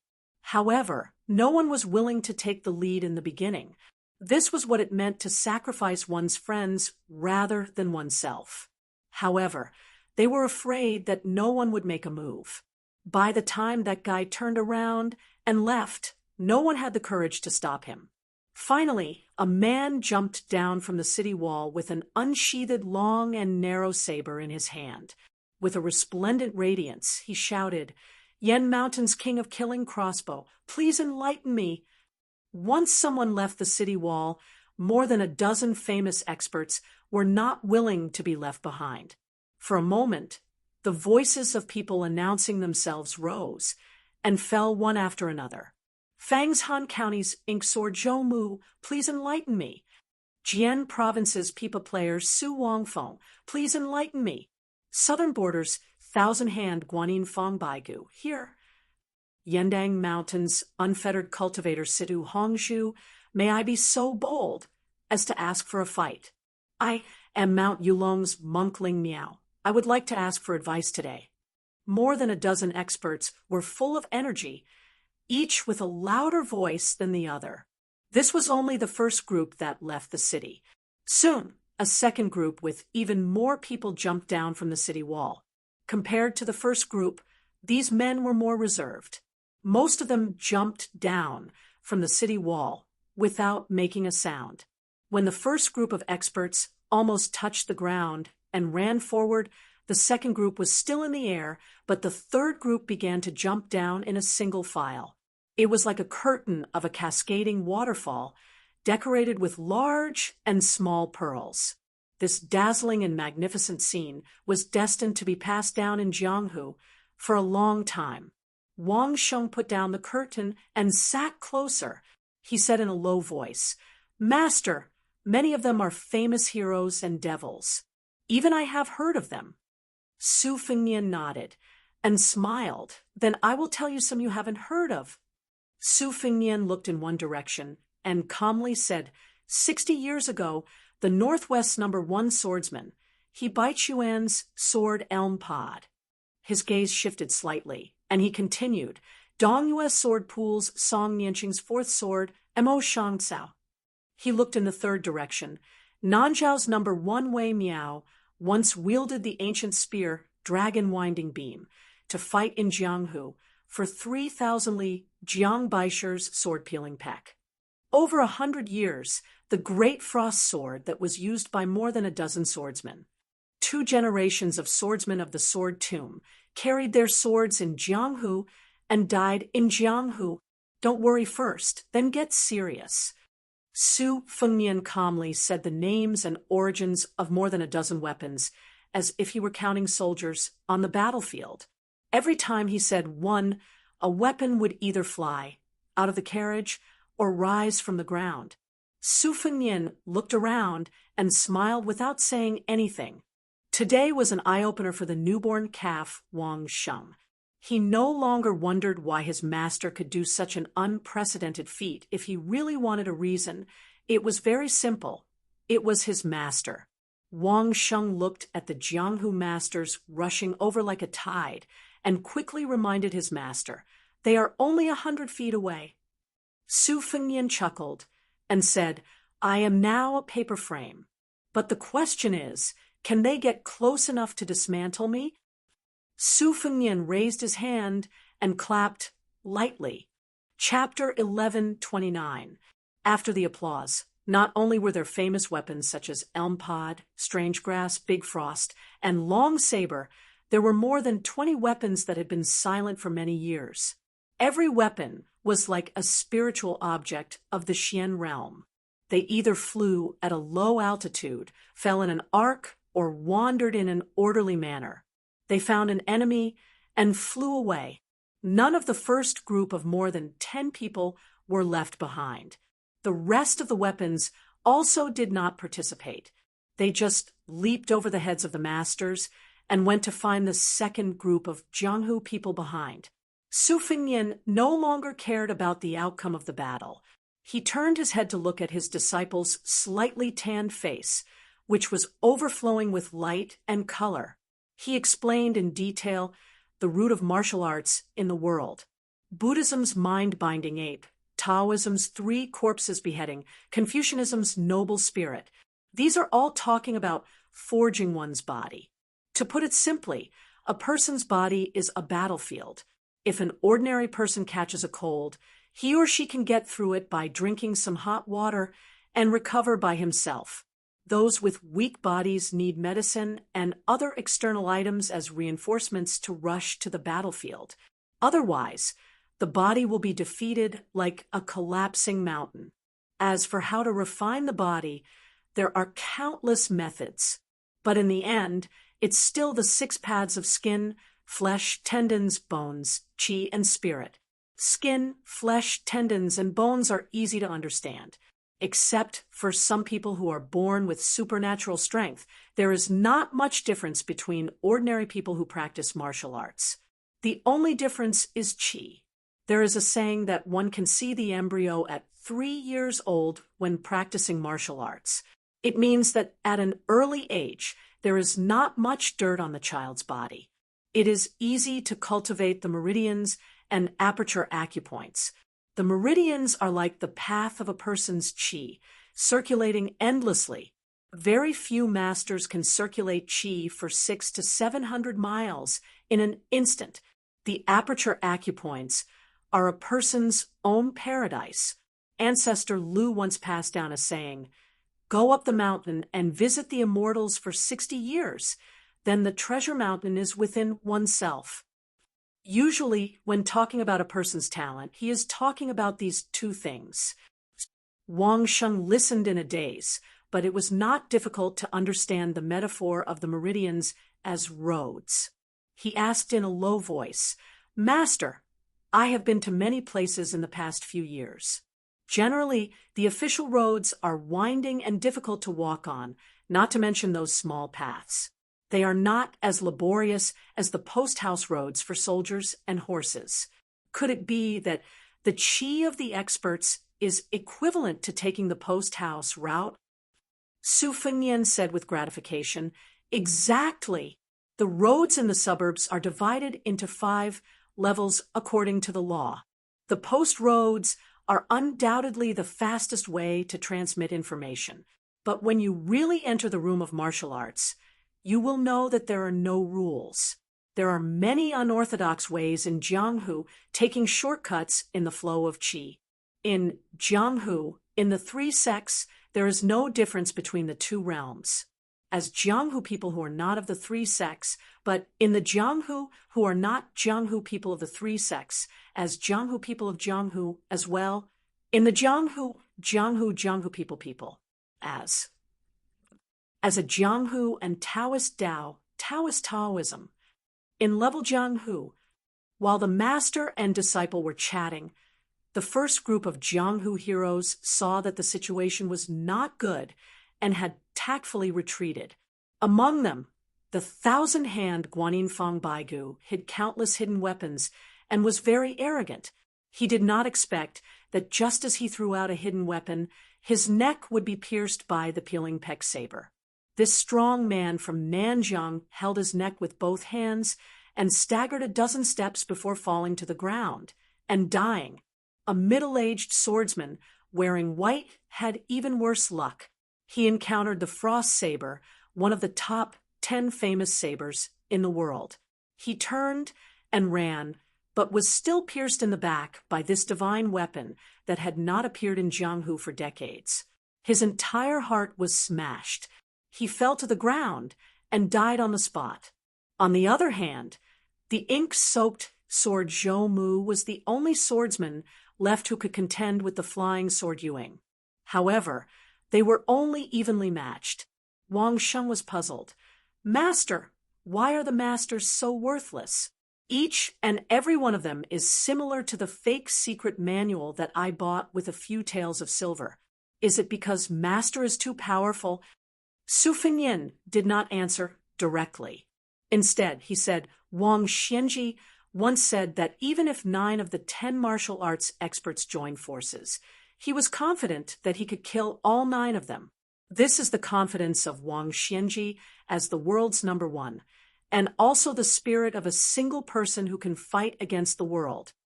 Wang Sheng said with a fascinated expression.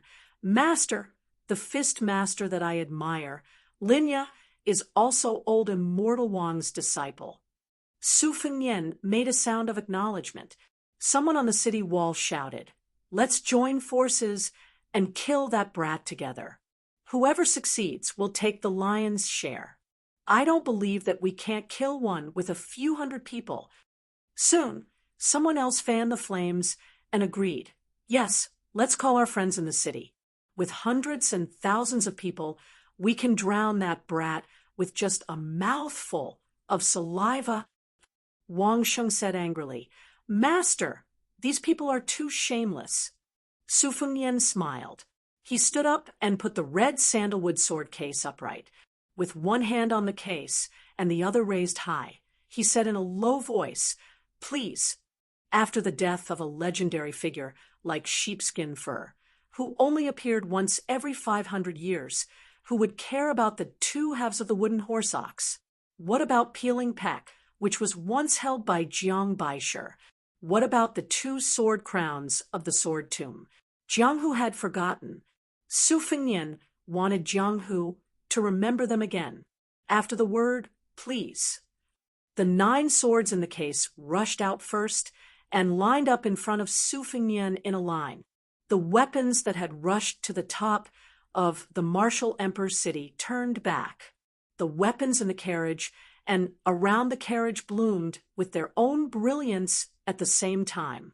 418 weapons, 418 strands of energy. The chi was soaring. Heaven and earth were moved. More than 400 weapons lined up in a line, in front of Su Fengnian and outside the martial emperor's city. There was a line of tide. Who could get close? Chapter 11:30. No one dared to leave the martial emperor's city anymore. Su Fengnian did not push his luck. He bent his fingers several times and guided several weapons into the air. For example, the elm pod sword was nailed into the ground a few feet in front of the ink-stained sword Zhoumu.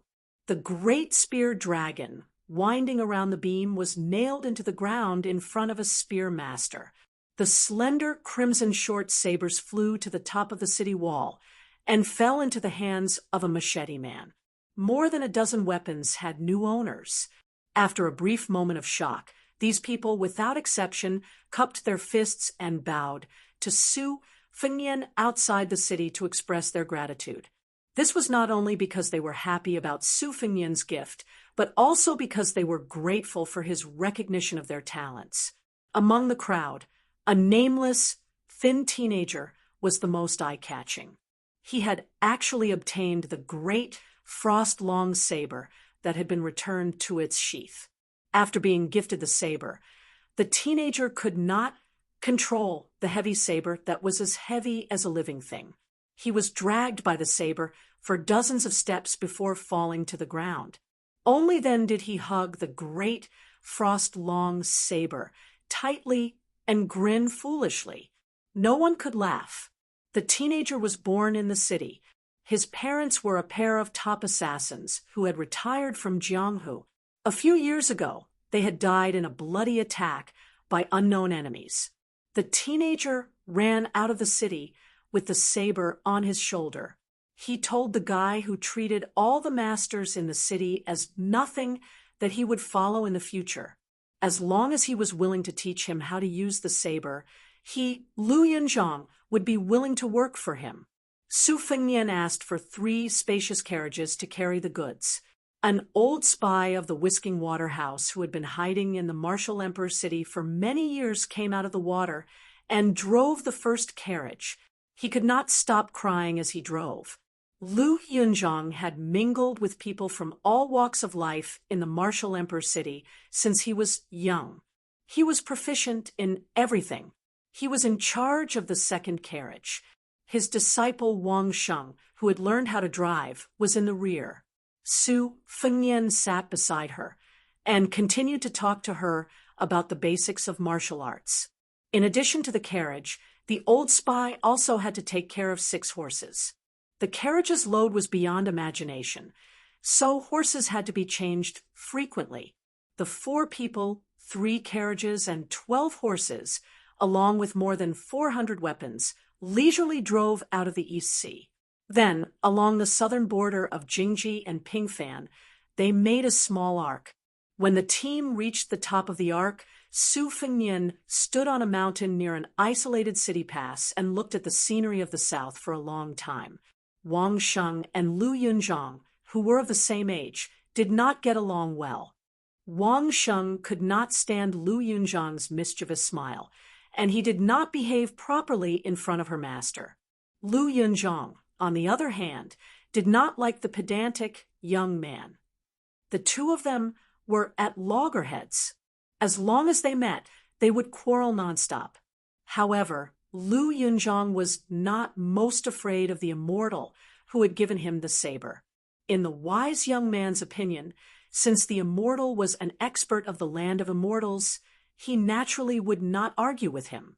However, the slippery Lu Yunzhang was scared to death of the old man, who always liked to whisper to the horses. The reason was simple. The old man was an extremely powerful figure in Martial Emperor City. Rumor had it that he slept in mountains of gold and silver. Even bridegroom you had borrowed money from this old man, surnamed Lu, who was nicknamed the Old Oil Seller.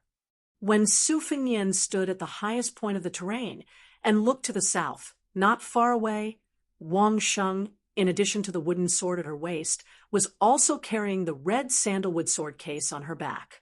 She also had 4 swords tied to the city wall with ropes.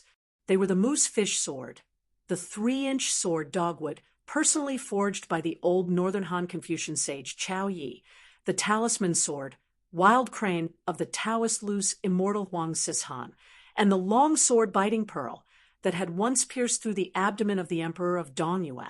The sword aura was awe-inspiring and cold. It seeped into Wang Sheng's skin and caused her lips to turn purple from the cold. Her master didn't say why she had to suffer, only that she would have to carry another sword on her back in less than half a year. In contrast, Lu Yunzhang was too relaxed and content. He carried the large frost saber all day long to show off, as if he had married a beautiful wife. Even when he slept, he would hug her in his arms. At this moment, he was beside Wang Sheng. The youth had been imbued with many of the habits of Jianghu. He also knew that in the sect, seniority was important. Although he and Wang Sheng didn't get along well, he didn't want his relationship with this immortal disciple to be too strained. Lu Yunzhang whispered, "Blockhead Wang, what is our master looking at?" Wang Sheng's lips were tightly pursed. He just stared at his master's silhouette, unwilling to pay attention to the youth beside him. Lu Yunzhang was used to being ignored by this blockhead. He asked tirelessly, "Do you know who that old green-robed swordsman is? Let me tell you, his identity is extraordinary. He's called Chai Qingshan, an old sword immortal of the Dongyue sword pool. He's the #1 expert of the Guangling Taoist sect. He was once a guest of Zhao Yi. Even the sword pool's sect master, Song Nianqing, has to call him martial uncle. Otherwise, why would our master return him 4 unfamiliar swords? Of course, it's not that our master is afraid of Chai Qingshan. This is the knowledge between the heroes of Jianghu. Blockhead Wang, you should learn a little."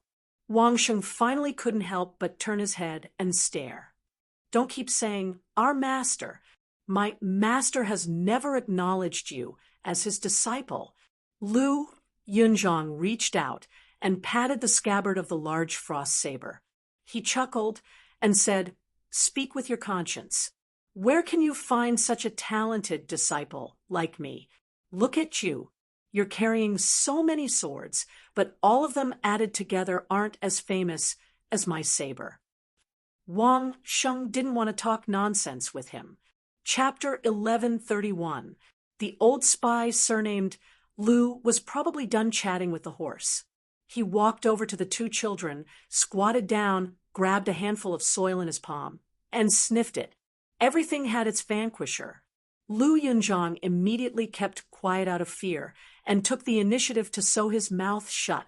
Wang Sheng wasn't afraid of this taciturn old senior, but he couldn't get close to him either. The old man also didn't deliberately win over the two children who were destined to never cross paths in their lives. However, deep in his heart, he really envied these two children who were extremely lucky. They might not know how great this opportunity was for the time being. The most powerful vassal of the Liang dynasty, the king of Baliang. He was also the martial artist who had personally killed Wang Xianji. The old man sighed, softly for no reason. It's like sitting in a glass screen, surrounded by the wind. It's really been hard on our general's eldest son these years. Wang Sheng didn't hear what the old man was muttering, but Lu Yunzhang's ears were sharp. He couldn't help but squat down and ask, "Old Master Lu, what are you talking about? Tell me." The old man rubbed the soil with both hands and looked into the distance. He said indifferently, "It's a coincidence to meet, but it's also the most difficult to understand. Kid, remember to cherish your fortune. You can't find many people with your good luck in the world." Lu Yunzhang didn't say anything. He sat cross-legged and carried the big frost saber on his shoulder. His hands were casually placed on the scabbard, and his eyes were firm. Then they went straight to the northwest. Along the way, no one dared to touch this bad luck. Many of the local first-rate Jianghu sects took the initiative to escort the three carriages. At most, they stood respectfully by the side of the road. When they saw the young vassal on the carriage, they cupped their fists and bowed. No matter how old they were, they all did the Jianghu etiquette as a junior. When the carriage drove into River Province, Wang Sheng had 8 swords tied to his body. He looked like a hedgehog, which was quite funny. Today, Su Fengnian was sitting in the carriage of the spy surnamed Lu, chatting about the War of the Spring and Autumn period. The old spy, whose real name had been abandoned for half his life, looked at the northwest wind that was already very unfamiliar to him and laughed softly. He was already 3 dust baskets of yellow dust with 2 dust baskets on his body. I really didn't think that he would be able to come back alive and smell the wind and sand here. As I get older, even if I can dream of this place, the memories of the old people and things will become blurry. Su Fengnian said calmly, "Martial Emperor City is no longer the focus of the Southeast spies. Beimang will soon invade the south. We need you here." The old man nodded. "Even if we take 10,000 steps back, as long as we can die here, it's better than anything else." Su Fengnian smiled and said, "Master often mentioned you, when he was alive." The old man lamented, "There are many green mountains and clear waters in the southeast. Although they are warm-hearted, they are cold. On the other hand, in the northwest, the sky is cold and the ground is frozen, but they don't feel cold." Su Fengnian smiled and said, "No wonder Master always says that you like to drop bags of books and privately calls you the sour peddler." The old man was stunned for a moment before he burst into laughter. The old man's expression suddenly turned solemn. Su Fengnian waved his hand and said, "Go on ahead. Don't wait for me." A thin old man appeared on the road. He was empty-handed, but his sword intent was so strong that it was almost as strong as Li Chungang, an earth immortal. Su Fengnian got off the carriage and moved forward slowly. The 3 carriages brushed past the old man with an inconspicuous appearance. When Su Fengnian was about 10 feet away from the old man took a step back. Su Fengnian also stopped. Su Fengnian asked, "Tomb, Master didn't bring a sword?" The old man, with a calm expression, did not speak. He just stared at the young man, who had turned the Jianghu upside down. The old man finally said slowly, "You're going downhill." Su Fengnian said indifferently, "It's reasonable. Tomb Master has indeed chosen a good place and a good time. The old man smiled and said, "Also, did you choose a good opponent?" Su Fengnian did not speak, but a cold smile appeared on the corner of his mouth. The Wu family sword tomb. The current head of the family, the true owner of the second most famous sword in the world, Su of Gojoseon Wu Jian, an old man who had almost never fought with experts outside the sword tomb, but had become a worthy grandmaster of the sword. To be honest, Su Fengnian was related to the old man. However, when his mother gave up her identity as the Sword Crown and violated the rules of the Wu family, the sword attendant aunt's face was slashed by countless sword auras. Thus, she had no choice but to wear armor. Su Fengnian did not have a good impression of this old man who his mother said liked to go to the sword tomb mountain year after year to count, wash, and sharpen his swords. Li Chungang had once gone to the sword tomb to obtain the wooden horse and ox sword. Dong Tai was the illegitimate son of the Wu family. He had once lived and died on the Sword Mountain. In the end, he established his own sect, raised his own flying sword, and became the Peach Blossom Sword God. The top swordsmen of 2 generations had not been able to bypass the sword tomb, where countless famous swordsmen were buried. Perhaps because Li Chungang was in front of Dong Tai, the old man on the road could not be called the #1 swordsman. However, there were not many people who could let their guard down. In the past, only Wang Xianji could. Su Fengnian, who had defeated Wang Xianji, could naturally do it as well. However, he could not do it now. The old man's qi was restrained. He did not have the demeanor of an expert. He smiled as if he was chatting with a junior and asked pleasantly, "You asked me why I did not bring my sword?" Su Fengnian frowned, but quickly felt relieved. The old man finally took a step forward. When he came, his sword came. So what if he did not have the Su of Gojoseon? Chapter 1132. The 3 carriages were ordered to stay away from the disturbance, but they didn't go far. The most experienced old spy quickly stopped the carriage. Wang Sheng and Lu Yinzhang didn't know what was going on, but they did as they were told. 1 old man and 2 young men stood side by side. Lu Yinzhang saw Wang Sheng sweating profusely, his lips turning purple, and his body trembling uncontrollably. Just as Lu Yinzhang was about to laugh at this kid's cowardice, he saw the 7 swords tied to Wang Sheng's body. Each of them was slightly unsheathed, especially Wang Sheng's newest sword, Goose Yellow. It was tied to his waist, and 2 faint yellow sword auras were coming out from the 2 ends of the scabbard. Lu Yunzhang was experienced and knowledgeable. He knew many bizarre stories of the martial world in Martial Arch City. He roughly guessed why the immortal young master asked Wang Sheng to add a sword every once in a while. It was because he wanted this unnamed disciple to be immersed in the sword aura and gradually connect with those sword embryos. The more, the better. Through this, Wang Sheng would be able to hone a natural and vigorous sword intent. The old spy said in a deep voice, "Wang Sheng, try your best to use your divine intent to suppress Goose Yellow's sword aura. If you want to cultivate a superior sword, you have to be able to control the sword and not be controlled by the sword." The pale Wang Sheng tried his best to nod, but it was a pity that he couldn't do it. Goose Yellow's sword aura was getting denser and denser, and the brilliance was lingering around Wang Sheng's waist. The young lady looked like she was wearing a yellow jade belt. The spy with the surname Lu frowned. He knew that these famed swords were attracted by the old man at the post house. Wang Sheng was just a beginner in the sword Dao and naturally couldn't restrain it. The old spy originally thought that by stopping here, he could deliver the weapons to the young vassal king in the shortest time possible and also have enough distance to resist the old man's sword intent. The old spy sighed in his heart. That sword Dao master was too experienced, and Wang Sheng was too immature.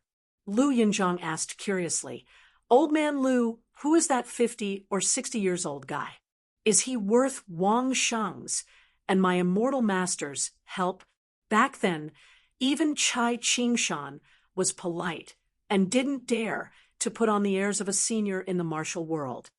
The old spy sneered and said, regardless of sword intent or sword arts, how can Chai Qingshan be comparable to the person in front of us? He isn't some old man in his 70s, but an old man in his 90s. Lu Yunzhang said in shock, even the number one person in the dynasty's southeast, Chai Qingshan, can't compare? How many swordsmen in the world can scare people like that? That old man doesn't look like the peach blossom divine swordsman Dong Tai. I heard that divine swordsman Deng is very young. Even if he doesn't carry a peach blossom branch, he will probably ride a little donkey in Jianghu. The old spy said in a heavy tone, he is the tomb master of the Wu family's sword tomb. In terms of seniority, your master should call him great-grandpa. Lu Yunzhang was most annoyed by those who practiced the sword in the martial world. They practiced for decades and still didn't have any great achievements.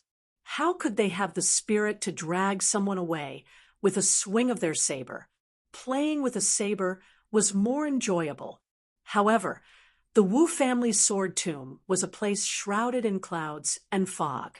The youth had only heard that there was a large group of half-dead, withered swordsmen sitting there. The old spy kept sizing up Wang Sheng as he spoke. He saw that her cultivation was still too shallow. Not only was she unable to suppress the eruption of Goose Yellow's sword aura, but the 4 swords of moth fish, dogwood, wild crane, and pearl were still relatively quiet. The 2 new swords, Little Dizzy and Youthful Swim, were all showing signs of being completely unsheathed. The old spy felt some regret. This was the first time this child had coincidentally sharpened her sword, but she had failed to face the difficulties head-on. This was especially disadvantageous for her future cultivation. The old spy waited for a moment. He didn't want Wang Sheng and the sword executors to be defeated because of their personal feelings, so he planned to retreat. At this moment, Wang Sheng seemed to be very angry. She lowered her head and stared at the most restless Goose Yellow. She reprimanded, "Be obedient." Lu Yunzhang rolled his eyes, and the old spy didn't know whether to laugh or cry.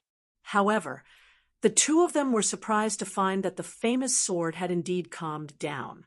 Most of the sword aura had been withdrawn and returned to its sheath. The remaining sword aura floated up and flowed around Wang Sheng's 10 fingers. The girl's fingertips were like a yellow flower. The corner of Lu Yunzhang's mouth twitched. He said helplessly, "This works too." Although the old spy's face was calm, he was terrified. In every generation of the martial world, there would be a handful of geniuses. Among these rare geniuses, Buddhism and Taoism were the most mysterious. It was rumored that Qi Xuanzhen had the mysterious ability of prophecy. Back then, on the demon-slaying platform, he had single-handedly fought the 6 skyscraping demons of Zhulu Mountain. 3 of them had died under the great immortal Qi's incantation. The white-robed monks of the 2 Zen temples were also said to have a secret mantra that could determine one's life and death. As for the people of the Way of the Sword, they could make many famous swords of spiritual Qi feel close to them. They were called natural sword embryos. While the old spy felt relieved, he couldn't help but mock himself. When he was young, he was also regarded by many seniors as having outstanding talent. It was just that he had never been taught by a true master. As a result, he had no interest in instructing others. What he learned was a mixture of different things. In the end, he was unable to go far on the martial path. Regardless of one's aptitude, having a guide often determined one's level of achievement. The old spy hesitated for a moment before saying, "Wang Sheng, follow me for 10 steps." Wang Sheng grunted. Lu Yunzhang said impatiently. Old Master Lu, what about me? The old spy said, unhappily, stay where you are and keep an eye on the carriage. Lu Yunzhang sighed heavily. He turned his head and glanced at the 5-foot-long frost blade on his shoulder. We'll depend on each other for survival. At the front of the post house, after the head of the Wu family took a step forward, there was no more movement. However, what was even more unexpected was that the old man didn't seem to be in a life and death situation. He actually began to ramble, and his words were filled with emotion. My ancestors once said that when I was born, there was a strange phenomenon in the sky. 9 flood dragons were in the sky, and 8 flood dragons took away 9 famous swords from the Sword Mountain. 1 flood dragon coiled around the Sword Mountain, lying on the ancient sword, Qiu. On the first day I started practicing the sword, the ancestor who personally taught me the sword told me that after I pulled out the Qiu, I had to leave the tomb every 10 years to search for a sword. Chapter 1133. When I was 10, I climbed Sword Mountain in search of a sword and was able to pull out Qiu.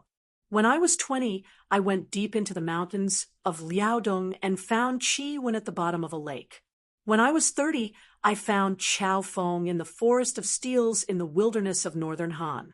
When I was 40, I traveled to West Shu to teach Manjushri and met Bai and on the Buddhist throne.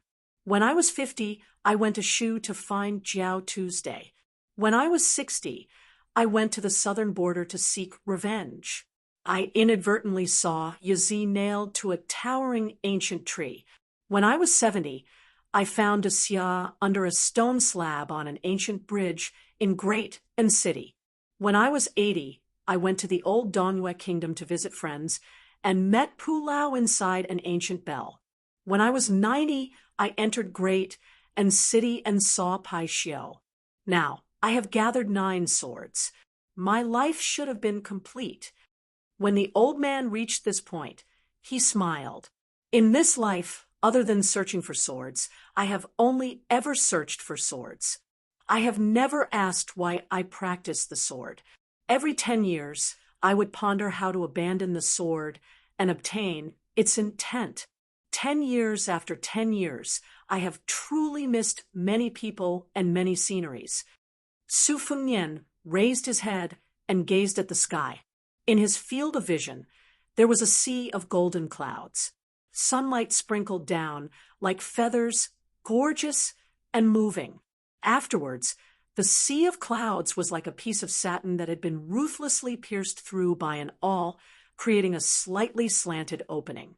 Su Fengnian did not move at all. However, a dozen or so famed swords from a carriage flew towards the opening in the sea of clouds. A massive sound exploded in the sky, like the striking of a bell, shattering one's eardrums. One could faintly see that the dozen or so famed swords that had been uprooted from the ground were all broken and fell to the ground. Wind and high spirits flew out from the sea of bamboo in western Shu. With Su Fengnian as the center, they circled around in a large circle, forming a prison and trapping Su Fengnian.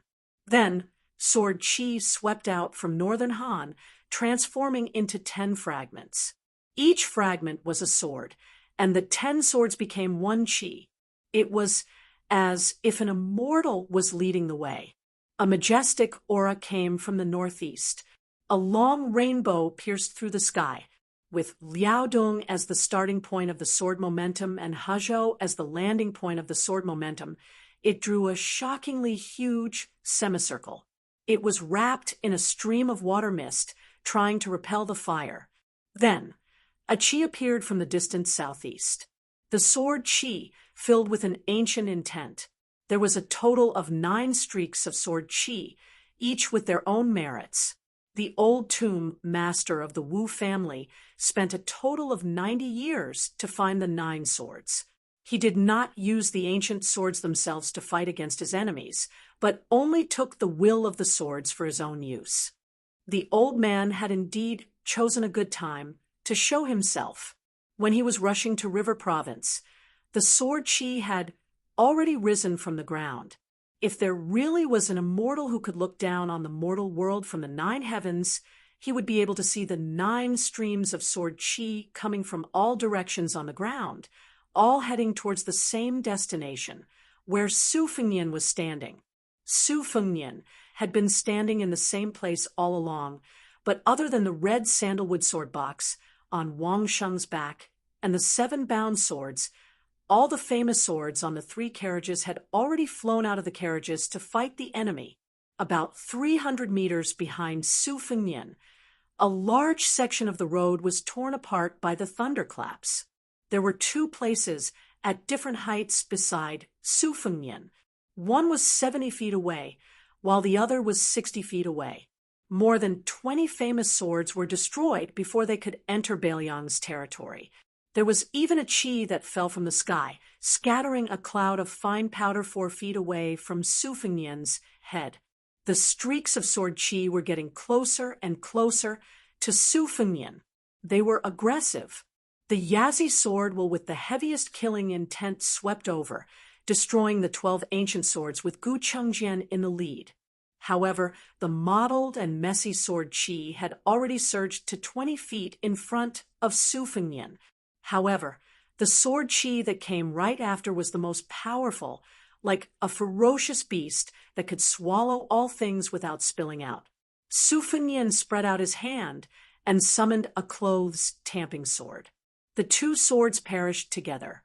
However, Su Fengnian had also retreated 10 feet, but the sword chi had closed in on him by 20 feet. At this moment, the old man still had 2 streaks of sword chi that he had yet to use. One was the sword chi of the pepper diagram that swam around in a circle, and the other was the sword chi of Chionyo that had never appeared. It was obvious that the old man was already 10 feet away from Su Fengnian. On the other hand, Su Fengnian had almost no swords left to use. The 3 carriages had hidden swords, leaving behind only the sword immortal Chen Qingming's relic, Zibuyu, and an ancient sword of unknown origin. The sword's body was engraved with the words plucked string. Zibuyu hovered behind Su Fengnian, holding the plucked string sword in his hand.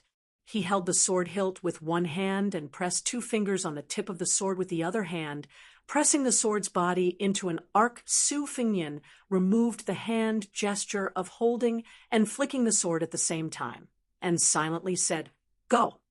The plucked string sword spun nonstop and disappeared in a flash. Zibuyu also flew behind him. At the same time, the old man, who had only taken 1 step forward in the battle, finally began to move forward. It was as if he had been patiently waiting for this moment. The man and the sword arrived. This was the old man's 10th sword. If the 9 swords were a gift from God, the old man who had lived for almost 100 years had also practiced 1 sword. In an instant, the old man broke through the 10 feet distance of Su Fengnian's imminent skyline. The 9 treasured flying swords were all deflected by the old tomb, Lord's majestic sword chi. 2 fingers were pointed at Su Fengnian's forehead. But Su Fengnian's fist was also on the old man's chest. The old man said softly, "Very good." Su Fengnian slowly retracted his fist, somewhat puzzled. The old man said with relief, "At this point, you are still willing to exchange your life for his. Great-grandpa has lost." Su Fengnian didn't know what to do when he heard the strange name. The old man touched Su Fengnian's head with a kind expression and said, "Great-grandpa was worried about others standing here, so he had to come here himself to escort you. I know you won't recognize me as your elder, and the sword tomb has indeed wronged little Su. But nothing can be accomplished without rules. Every family has its own difficulties. Your great-grandpa had no choice but to be the bad guy back then." Su Fengnian's lips trembled, but he still didn't say the 3 words. The old man didn't care. He retracted his hand and took a few steps back. He carefully looked at his great-grandson and smiled. Every family has its own rules. If great-grandpa didn't do this, there would be no reason for me to give you a gift that has been owed for many years. The old man continued. The Wu family once broke through 10,000 cavalry with 9 swords. Great-grandpa was able to practice the sword himself, but not as the head of the family. Now, not to mention 9 swords, even 19 swords and 29 swords can't break through the 10,000 cavalry of Beimang. Your great-grandpa has never liked Su Xiao, his grandson-in-law, who told him to be so weak in martial arts.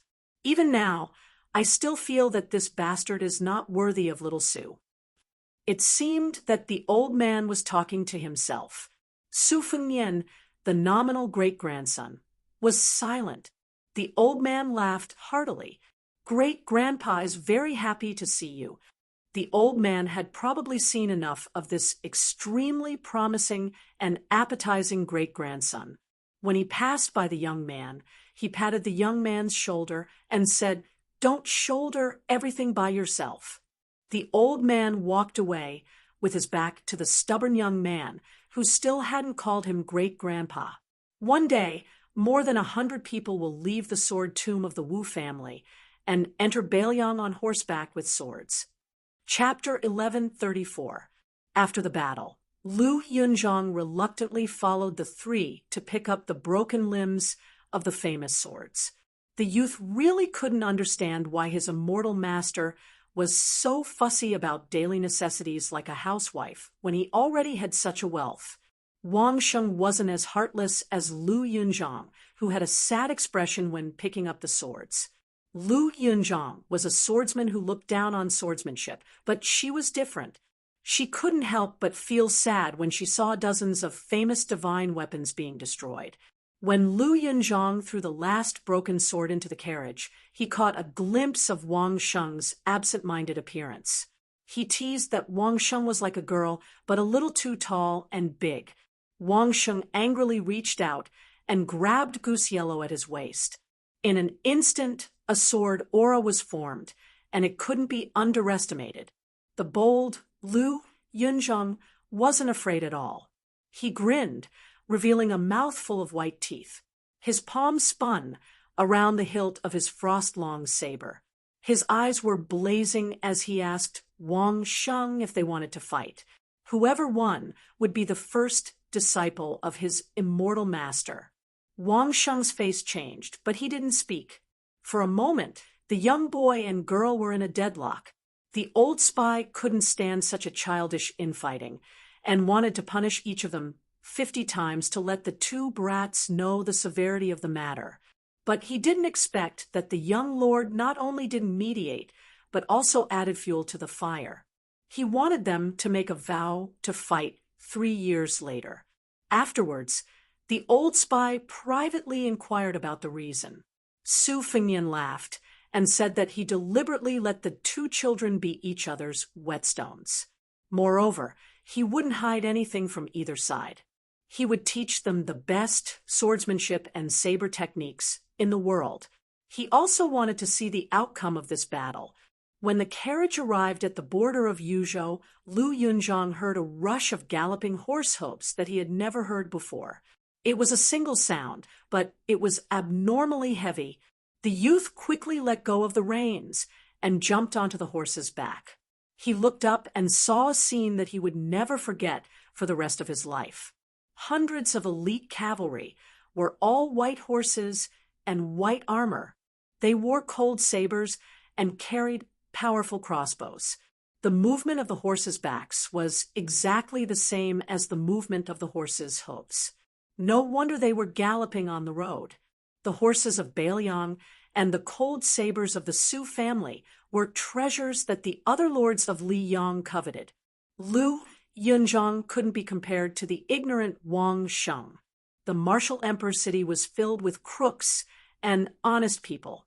The curious Lu Yunzhang had a rough understanding of the affairs of the Jianghu and the imperial court.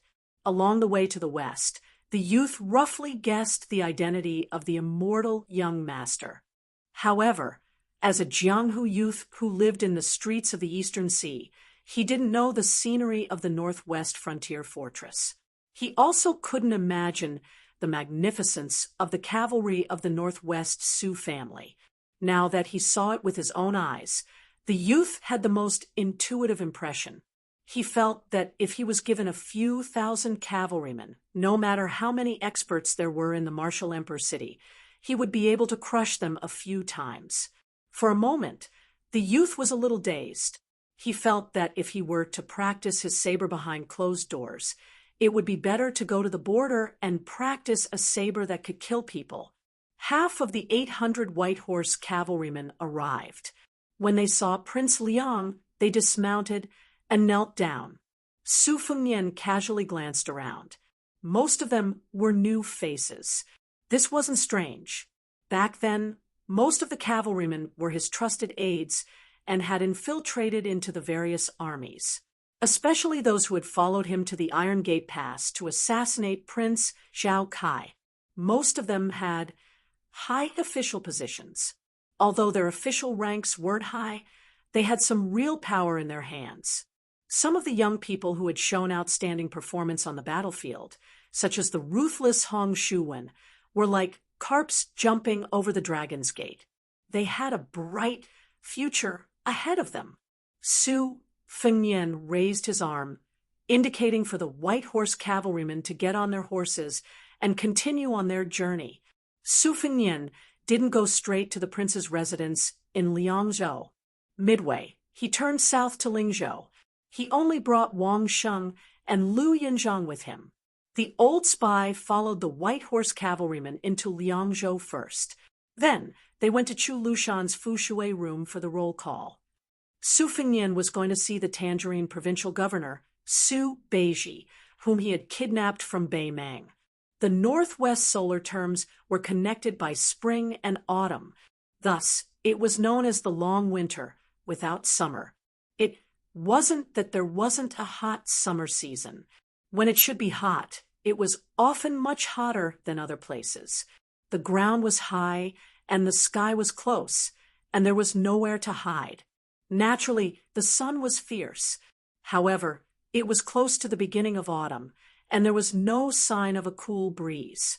This made Lu Yunzhang, who was not acclimatized to the climate, feel a little sick. Wang Sheng, who had been tortured by life at the bottom, was still fine. He practiced his sword diligently, as usual. Huangnam County, which they passed through on their way south, was where Beiliang's granary was located. The reed stream was continuous, and the water was fertile. It was not only the throat of the fortress, but also the waist of the Liangxi corridor. At this time, the middle rice and corn were beginning to be filled with milk and ripened, while the late rice was beginning to grow. The cotton was cracking and spitting out cotton. It was a unique style of Jiangnan beyond the Great Wall. The two children clicked their tongues in wonder. Along the way south, the two children were always more eye-catching than Su Fengnian. One carried a white, scabbard broadsword. The other carried a case on his back, and there were 7 or 8 swords tied to his body. They didn't look like young wanderers at all. Instead, they looked like inferior swordsmen. Before the 3 of them entered the capital of Lingzhou, they met an escort team on the official road that was also heading south. Everyone was riding tall horses, and the carriage was particularly luxurious. It had a banner with the word Lu embroidered on it, and there was a black and gold fish dragon. For some reason, the escort team got into a dispute with a group of foreign scholars. Logically speaking, Beiliang relied heavily on scholars who came to Liangxi. As long as they had some real talent, they would be given an important position. Normal people should avoid them. However, the escort team didn't say anything and beat up the brightly dressed scholars until they cried for their parents. After the pain, their eyes were filled with resentment. Lu Yunzhang was very clear about the workings of the Jianghu. When he saw the banner, he said with envy, "Wang Mutu, open your eyes wide and look. It's the Fish Dragon Gang, one of the top 10 sects in the Jianghu. although it's not as noble as the snow villa by the spring deity lake, and it's not as high and mighty as the missing moon house on the great snow plains of Mount Hui. The Fish Dragon Gang dares to accept anyone from the Jianghu. It doesn't matter if you're a bandit or a bandit. As long as you have the ability, you can get a position in the Fish Dragon Gang. Therefore, this gang is famous for having a lot of people, and they don't care about anyone. If any of the sects outside of Bailiang provoke the Fish Dragon Gang, even if it's a province away, the Fish Dragon Gang will dare to send 100 or 200 people to kill them. The local government doesn't even dare to fart. Chapter 1135. Su Fengnian did not do anything. Later on, he met Provincial Governor Su Beiji at an old location called the Jiahe Granary outside of Lingzhou City. This granary was once the largest granary in the ancient world. Its scale did not lose out to the two imperial granaries in Great Peace City and Guangling Road. The north was Jingyu and the south was Ganlu. The two were known in the world. However, the Jiahe granary had not been used for many dynasties and was completely abandoned. It only had a large frame. When the administrator Li Gongda was the provincial governor of Lingzhou, he had thought about repairing the granary. Unfortunately, no one responded. It was difficult to do it alone, so he could only give up. First, repairing the Jiahe granary required a large amount of silver. Second, moving the grain into the granary required great courage.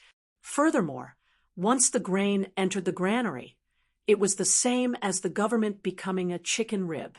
It was the same as having to spend silver every day to raise the grain.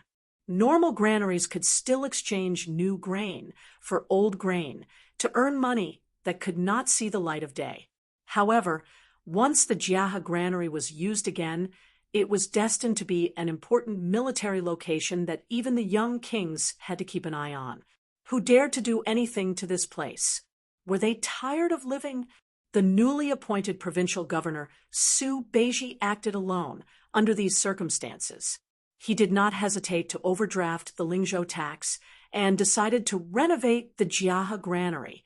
In the eyes of the sly officials, the provincial governor was doing it once and for all, but in the dark, he was biting off more than he could chew. The old foxes in the Lingzhou officialdom did not dare to do nothing in the open, but they secretly set up many obstacles. If the Jiahe granary was really messed up by that rash young man, it would cut off countless people's income. A Jiahe granary could not only take in the entire Lingzhou tax to pay for the salaries of officials and the local military, it could also reduce the price of grain to prepare for famine relief. This allowed the tyrannical private granaries of the people to use natural disasters and man-made to obtain huge profits. From the top to the bottom, from the ranking officials to the odd job workers, they all tacitly worked but did not put in effort. Furthermore, there were often disputes that hindered the progress of the project. Sir Su, who was mocked as the provincial governor of Grain Province, did not fly into a rage over this, and did not punish the chicken to warn the monkey. He only borrowed 2,000 armored soldiers from the general of Lingzhou and then asked for 3,000 strong corvée laborers from Huangnam County and Longqing County that he could control. He almost completely ignored the orthodox officialdom in Lingzhou. At the same time, he sent Song Yan to clean up the official granaries in Lingzhou. Once he found that there were illegal actions, he would not make a big fuss. At most, he would remove the official hat and replace it with a foreign scholar with a clean background. Most likely, the Lingzhou officialdom did not suffer unbearable turmoil. However, a small group of insightful people finally realized this and began to frequently go to the much quieter official residence in Lingzhou. The Jiahe granary was heavily guarded. Su Fengnian also did not reveal his identity. He only asked a young military officer to help him pass on a message, saying that the prefect of Bishan County of Yanji County in Yuzhou was an old acquaintance of the provincial governor. Su Beiji, who had been sleeping and eating in the open at the old site of the Jiahe granary, quickly rushed over. He was even more travel-worn than Su Fengnian. The youngest provincial governor in Bailiang history looked exhausted, but he seemed to be in good spirits. After seeing Su Fengnian, he was not surprised and silently walked side by side. This gave the military officer a fright. The construction of the Jiahe granary was in full swing. Su Beiji was seen as the prodigal son of Lingzhou. He raised his sleeve to wipe his dusty face, and said as he walked, the Jiahe granary was the second granary of the Qin dynasty 800 years ago. It was only slightly inferior to Luo Yang's granary. It was called a granary, but in reality, it was no different from a city with both offensive and defensive capabilities. The granary city was 1.5 li from east to west and 2 li from north to south. There were more than 300 granaries and no less than 50 granaries. However, this was not all. When it was renovated, one could clearly see the ancient words carved on the bricks describing the source of the grain, the time it was stored in the granary, and the name of the official who was conferred the granary. Every era of the Qin dynasty had declined, and all of this could be traced. I originally thought that worshipping the past was a bad habit, but after coming to the Jiahe granary, I realized that there were some things that the ancients did better. Su Fengnian smiled and said, the wisdom of the people has gradually developed, and there are both good and bad. Otherwise, the ancestors of Taoism would not have brought up the saying that the saints had abandoned wisdom, and that the morals of the world were declining with each passing day. It will be mentioned more and more in the future. There are already very few scholars in Bailiang, but they are still very clever in the officialdom. If you were in Jiangnan, where the rich and powerful families intertwined with each other, you would truly not be able to display your talents. Here, after all, there is still the suppression of military officials, and the time for civil officials to raise their heads is, after all, short. Su Beiji sighed and said in a deep voice, as long as the Jiahe granary is completed, with this year's harvest in the 3 provinces as a source of grain, it will be enough to support the war on the border for 2 years. However, the prerequisite is that the various provinces and counties do not embezzle from one another, and the people withdraw their claws and do not get involved. Otherwise, not to mention 2 years, even half a year is an extravagant hope.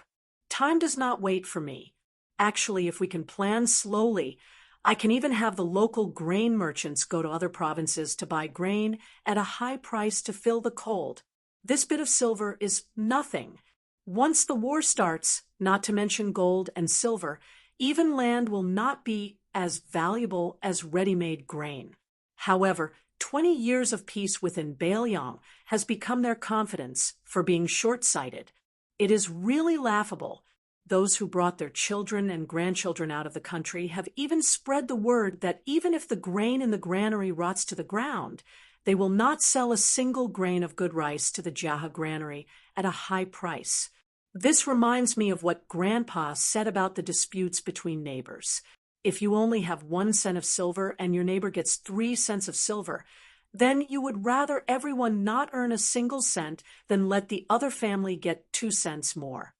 No matter how angry he was, Su Beiji's tone was always calm and indifferent. Su Fengnian stopped in front of a granary with gray tiles. He said with a slight smile, Lingzhou is so excited to disgust you. Just let them be. However, I can guarantee you that the autumn grain from Liang and you provinces will definitely be stuffed into the Jiahe granary. At that time, those fellows who escaped when I was Lingzhou's general will settle the score with you. Anyway, from today onwards, the so-called priceless antiques will follow them out of Bailiang. Take as much as you can, but don't even think about taking 1 tael of silver or gold or 1 caddy of white rice out. Su Beiji said with a cold smile without holding back, wishful thinking. Do you think you can do it? If the water is too clear, there will be no fish. Which of those generals and commandants guarding the border is not related? Su Fengnian said helplessly, It's better than not doing anything, right? Su Beiji's expression relaxed a little, and he nodded. When the vassal king beside him swaggered out of Lingzhou, he did not really touch the bottom line of Lingzhou's officialdom. With the Lingzhou general and his royal highness protecting him, no one really dared to fall out with him. However, when Su Beiji personally took charge of Lingzhou, where dragons and snakes were mixed together, it was hard to avoid touching the bottom line of the local officials and families. Furthermore, Su Beiji was not like Li Gongda, an old man in Beiliang who suddenly became a noble. Even with Song Yan and the four Wang families helping him out and the Lingzhou general helping him, the officialdom had always been complicated and hard to predict. Laws, relationships, clan rules, and all kinds of rules were mixed within. They all had conflicts and were a mess. The so-called cutting the Gordian knot with a knife could only succeed for a while and would leave behind a long, lasting disaster. Su Beiji was in the middle of it. As long as he did something, he would naturally make enemies on all sides. Chun Shiliang, who had taken care of the salt policy and the transport of grain, was an example. It was not that Chun Shiliang did not have good medicine at that time, but so what if he had a strategy? Didn't he still hit a wall everywhere? Su Beiji sneered in his heart. He had a soft personality and could be bullied by everyone. How could he stand on his own in Beiliang, where the people were strong? In Liuzhou, the fourth province of the land of refugees, even if Chun Shiliang successfully defended the city and did not let nearly 10,000 horse gang break through, he was still criticized for being indecisive and soft-hearted. In the future, even if he had the chance to take charge of a territory, he would not be able to make any achievements in local politics. Su Fengnian suddenly asked, the Fish Dragon Gang, frequently engaged in border trade, did they break any rules? Su Beiji said, there are spies keeping an eye on them. Since no spies reported to the provincial governor's office, they probably did not break any rules. After pausing for a moment, Su Beiji frowned and asked, did they break any rules? Su Fengnian shook his head and said, I don't think so. Su Beiji said calmly, that woman surnamed Lu has yet to pay me a visit, probably to avoid arousing suspicion. However, a woman like her, who is not magnanimous, is destined to be the leader of a second-rate gang in a prefecture. She is destined to be the leader of one of the top gangs in Jianghu. Su Fengnian smiled and said, it's not her fault. It's been hard on her. She should have been an ordinary Jianghu heroine. Su Beiji suddenly said, since you came back alive, why don't you hurry back to Mount Qingliang? I've already prepared some thorns for you.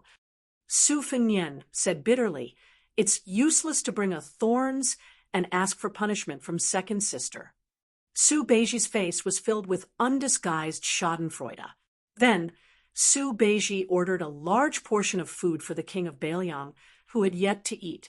The Jiahe granary had always treated everyone equally with pickled vegetables and steamed buns. Su Beiji and Su Fengnian both squatted down to eat. Lu Yunchang very heroically sat cross-legged, with his blade across his chest.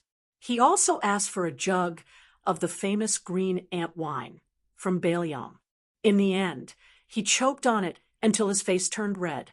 Wang Shen carried his case and tied his sword. He could not squat down, so he could only stand. Su Beiji smiled and asked, are they all your disciples? Su Fengnian grunted in acknowledgement. Lu Yunchang smiled mischievously and said, this is Lingzhou's Lord Official.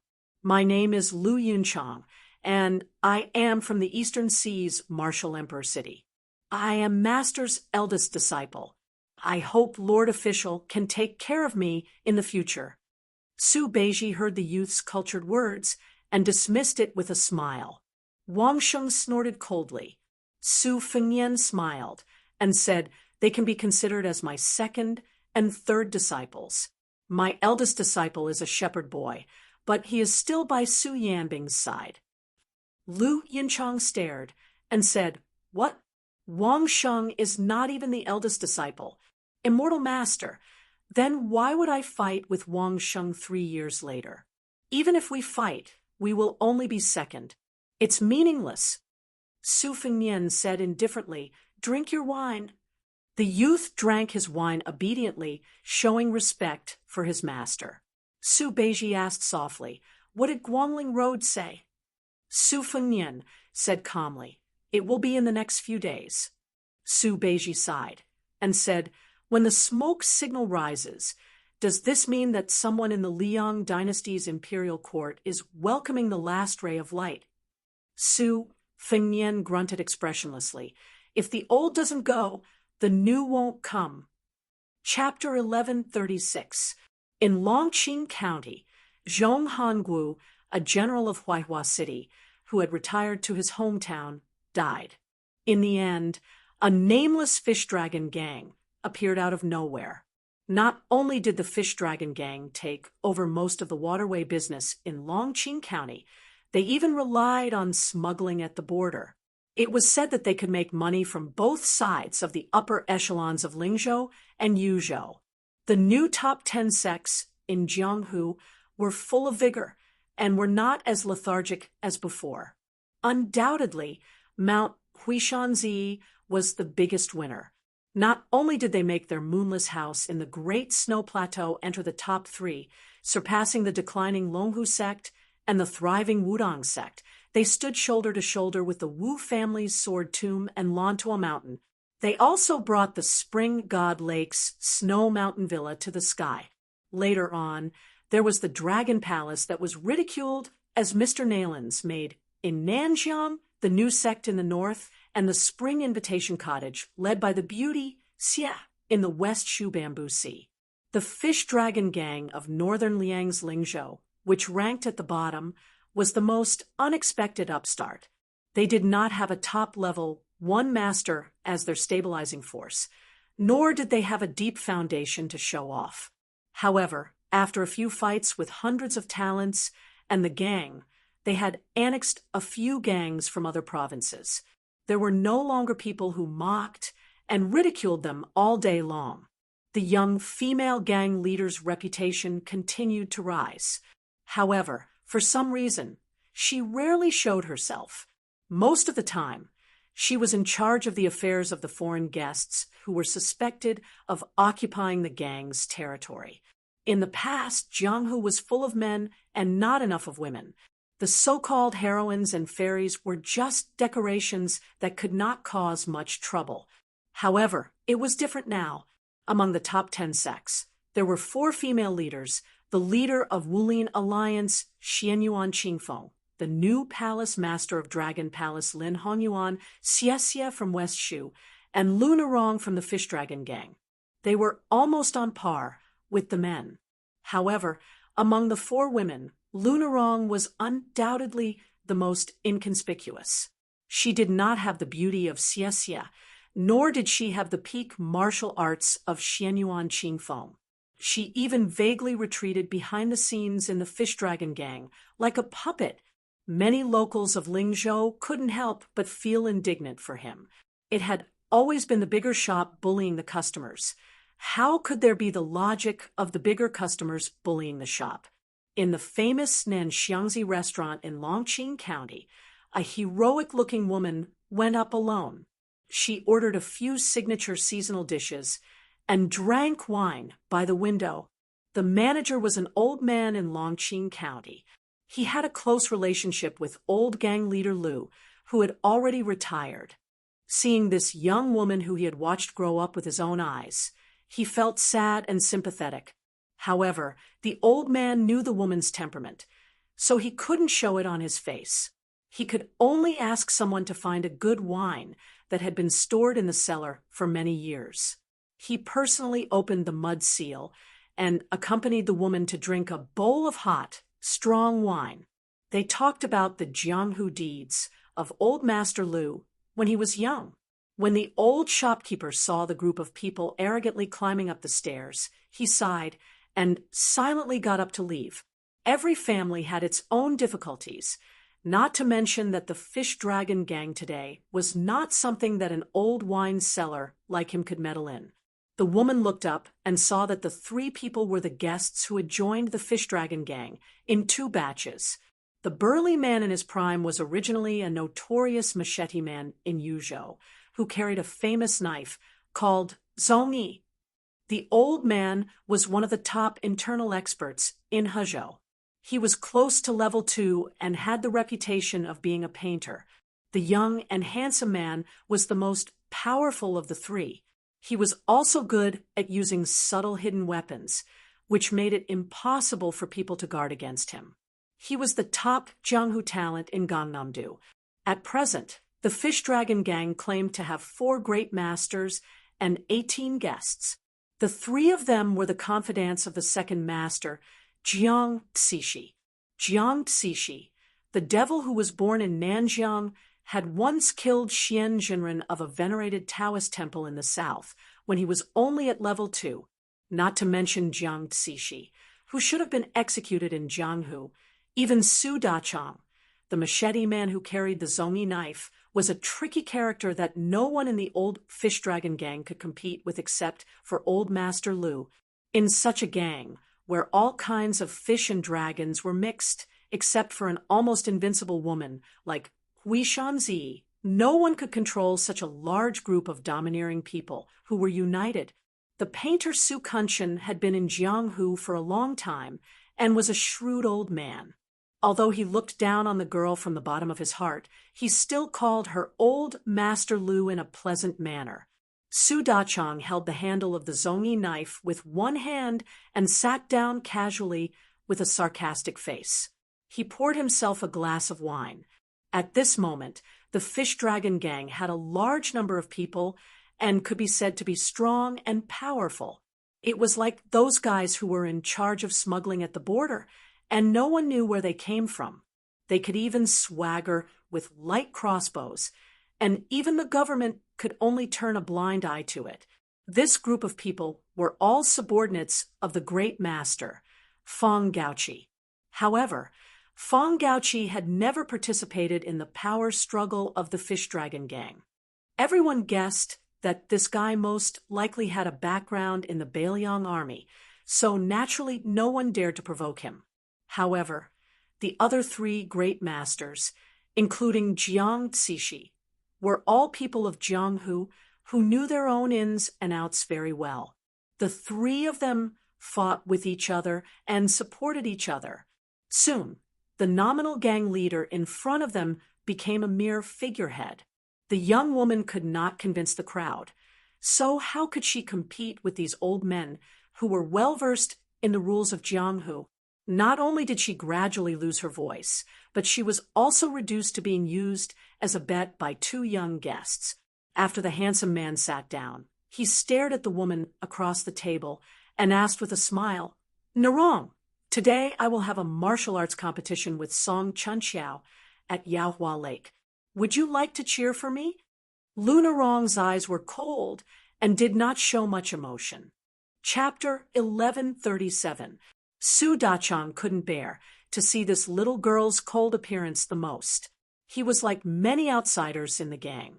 When he first joined the Fish Dragon Gang, he heard that His Royal Highness had visited the gang and had some friendship with this girl called Lu Narong. Therefore, at first, they restrained themselves and behaved honestly. There were even some who hoped to use the Fish Dragon Gang as a springboard to gain the favor of the new Prince Liang. Plus, they might be able to get an official position in Lingzhou. However, after being in the Fish Dragon Gang for a long time, no one believed that the young prince had much connection with the gang. Even if there was, it was just a short-lived relationship. First, Lu Narong was not a beautiful girl. Second, if she was really a wild sparrow raised by the Lord of Bailiang, why didn't the Fish Dragon Gang come out of the prince's mansion of Liangzhou when the Fish Dragon Gang was about to change its surname? Su Dachang took off his knife and slammed it on the table. Then he picked up a cup of wine and handed it to Lu Narong. He smiled sinisterly, Gang leader, do you want to drink a toast or a forfeit? The handsome man smiled and glared at Su Dachang. Brother Su, how can you be so rude to the gang leader? Su Dachang put down the wine cup and said with a fake smile, I don't recognize any gang leader. If it's my sister-in-law, I'll treat it as a big deal. Lu Narong finally asked calmly, Chi Gume, I heard that the outcome of your martial arts competition with Song Chunxiao decided who I belong to. The young master, who had the demeanor of a famous scholar in Jiangnan, said innocently, Narong, are you angry? Lu Narong glanced at him and sneered, Why don't we postpone it for a few days? Since it's a martial arts competition, the more important the person is, the more fun it will be. I'll try to invite the provincial governor of Lingzhou. Chi Gume said with a smile. Provincial Governor Su is in charge of the affairs of a province and is very busy every day. I'm afraid that Narong won't be able to invite him. Su Dachang crossed his legs, took a sip of wine, and sneered, Gang leader Lu, don't try to puff yourself up at your own cost. Our brothers have already found out everything about the Fish Dragon Gang. Do you still want to have a relationship with a third-class border governor? Even if you don't feel embarrassed, I feel embarrassed for you. Besides, with your mediocre skills, you might as well be a good housewife for Brother Chi. If the Fish Dragon Gang is left to Brother Chi to manage, with Elder Zhang's deterrence, the Fish Dragon Gang will be on the right path. Why didn't you choose the suave and elegant Brother Chi? Are you blind to choose that short Song Chunxiao? He's as black as charcoal. Speaking of this, Su Dachang laughed out loud, his eyes burning with filth. Song Chun's orifices are a complete mess, but sect leader's skin is still fair. If we meet each other in bed, it will be quite interesting. Lu Narong was about to teach this reckless person a lesson, but Su Kunshan, who had been watching coldly from the side, smiled and tapped the table with his finger. The wine cup in front of Lu Narong's table jumped a foot high, and then under the influence of the leakage of qi, the wine cup stopped. This trick was definitely not something that Lu Narong could do. Chi Gume, who had been observing Lu Narong, suddenly frowned. He saw a flash of brilliance that he had never seen before in the woman's eyes, but it quickly disappeared. Su Dachang turned his head and saw 3 people, 1 big and 2 small, walking up the stairs to the 2nd floor. The one in the middle was even more beautiful than Chi Gume. The 2 little brats beside him didn't look like normal people either. One of them had his hands lazily resting on a long knife on his shoulder, while the other had a sword tied to his back. They looked funny, like a hedgehog. This was a rare scene in Lingzhou. Bailiang was much more boring than the Jianghu outside. Not many people liked to pay attention to fancy gimmicks. It was related to the customs of the people, and most of them were straightforward. Many of the newcomers in the Fish Dragons were not used to it at first. This place was far from the Jianghu of the Central Plains, where people liked to nag for a long time before a fight, talking about who was the master, the reason, the rules, and so on. But here, people often fought when they wanted to. Even if 2 people didn't like to look at each other, they would pull out their knives and fight to the death. The 3 unfamiliar faces in front of him were obviously more outstanding. Su Dachang didn't act rashly. There were as many seedlings in Lingzhou as there were hairs on a cow. Maybe he could pee 3 or 4 of them.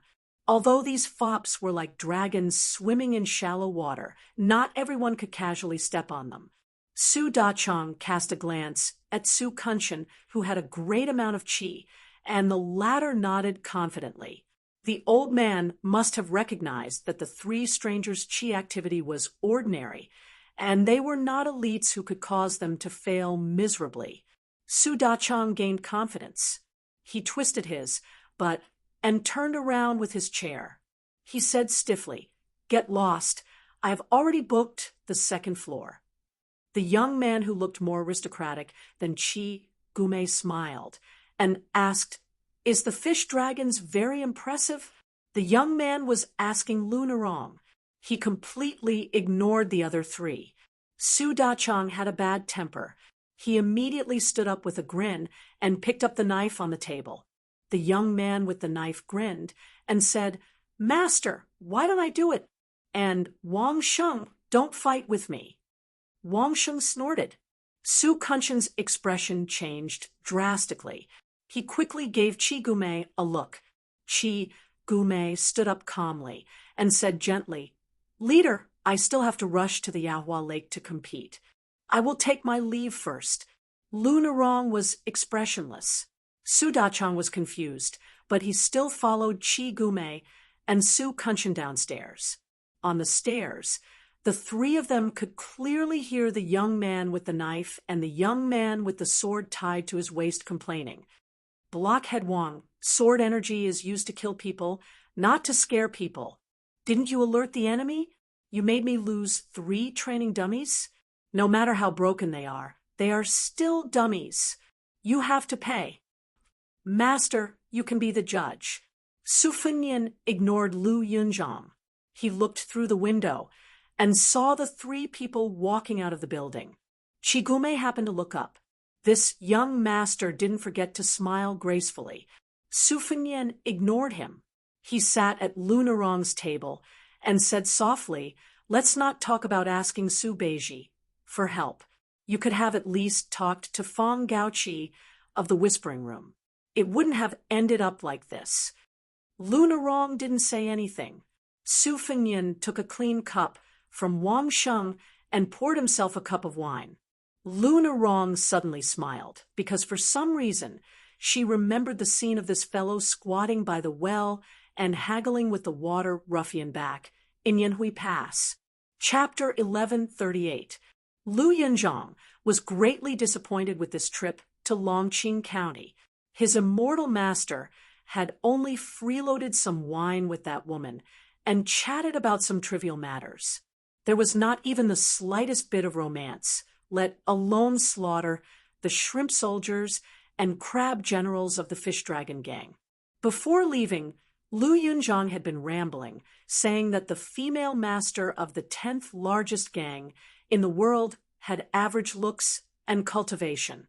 In short, he was fighting for justice for his immortal master.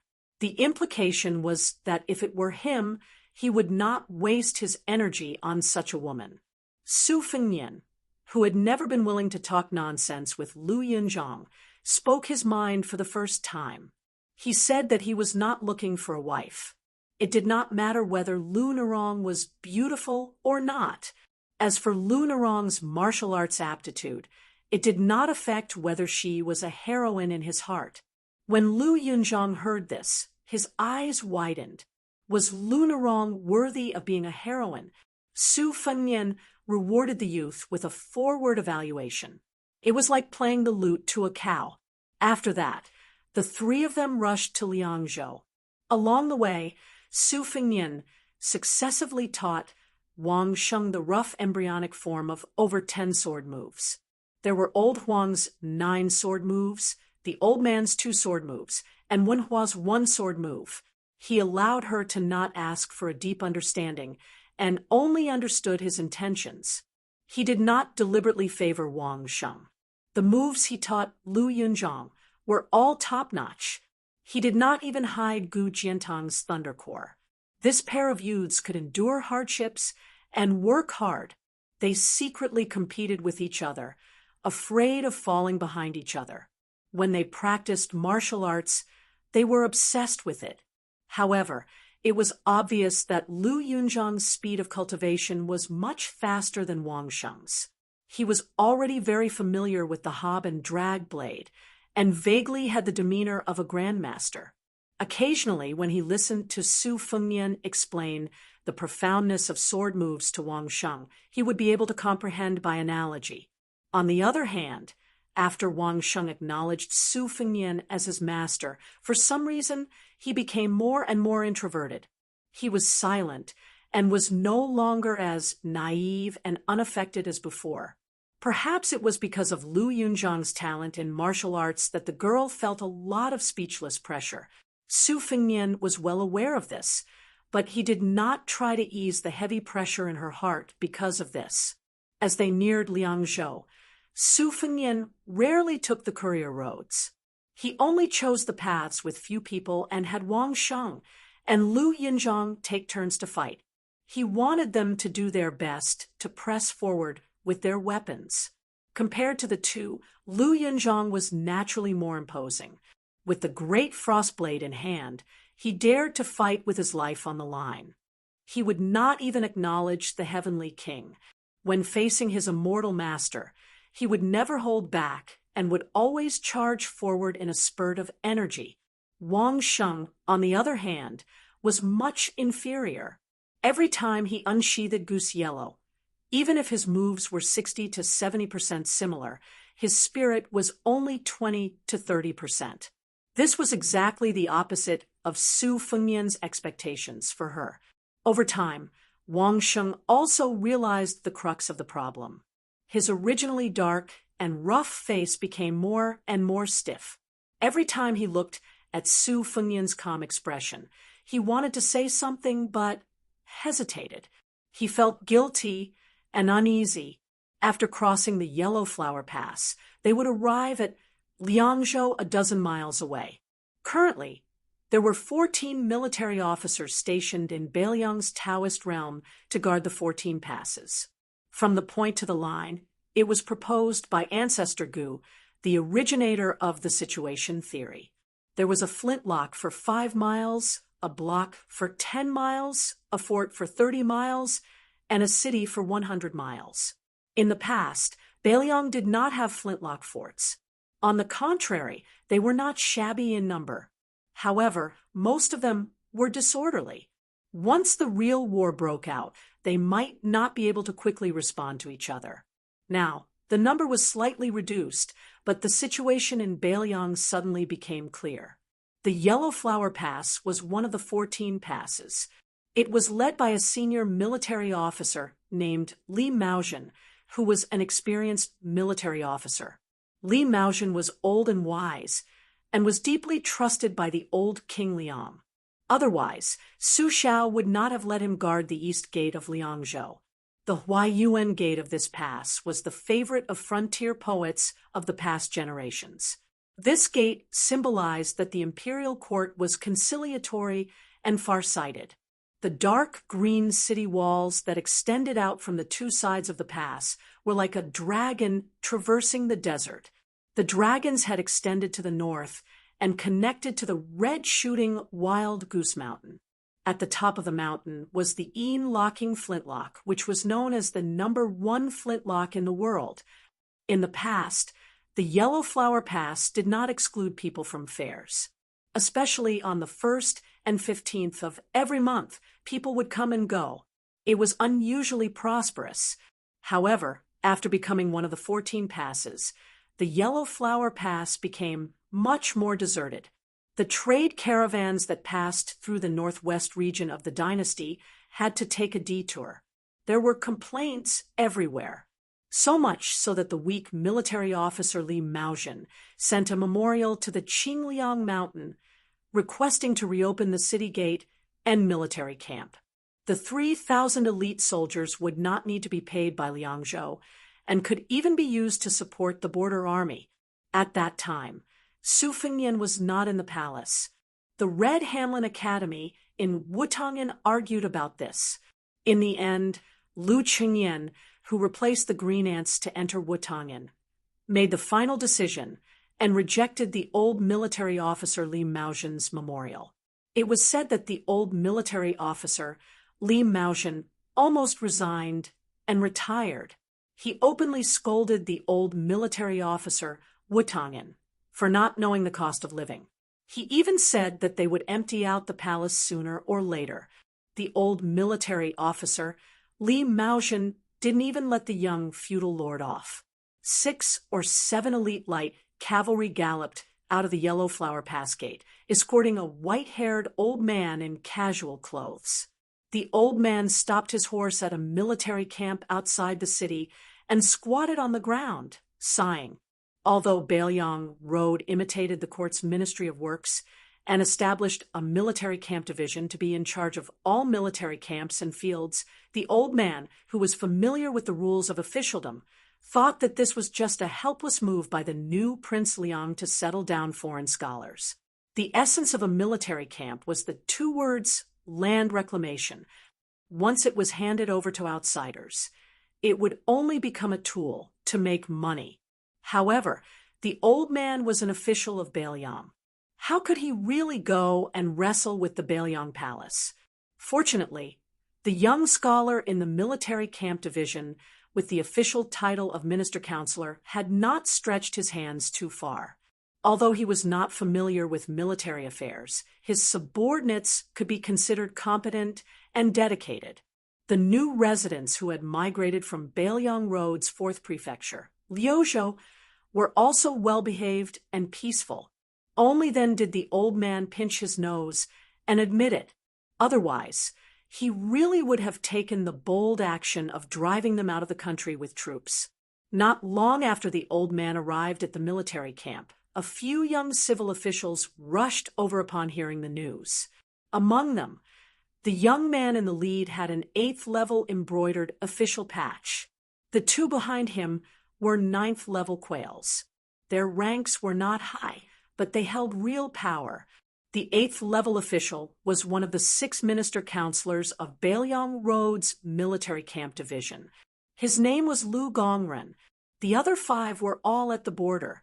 He was the only one in charge of the military camp matters in Liang and Yu prefectures.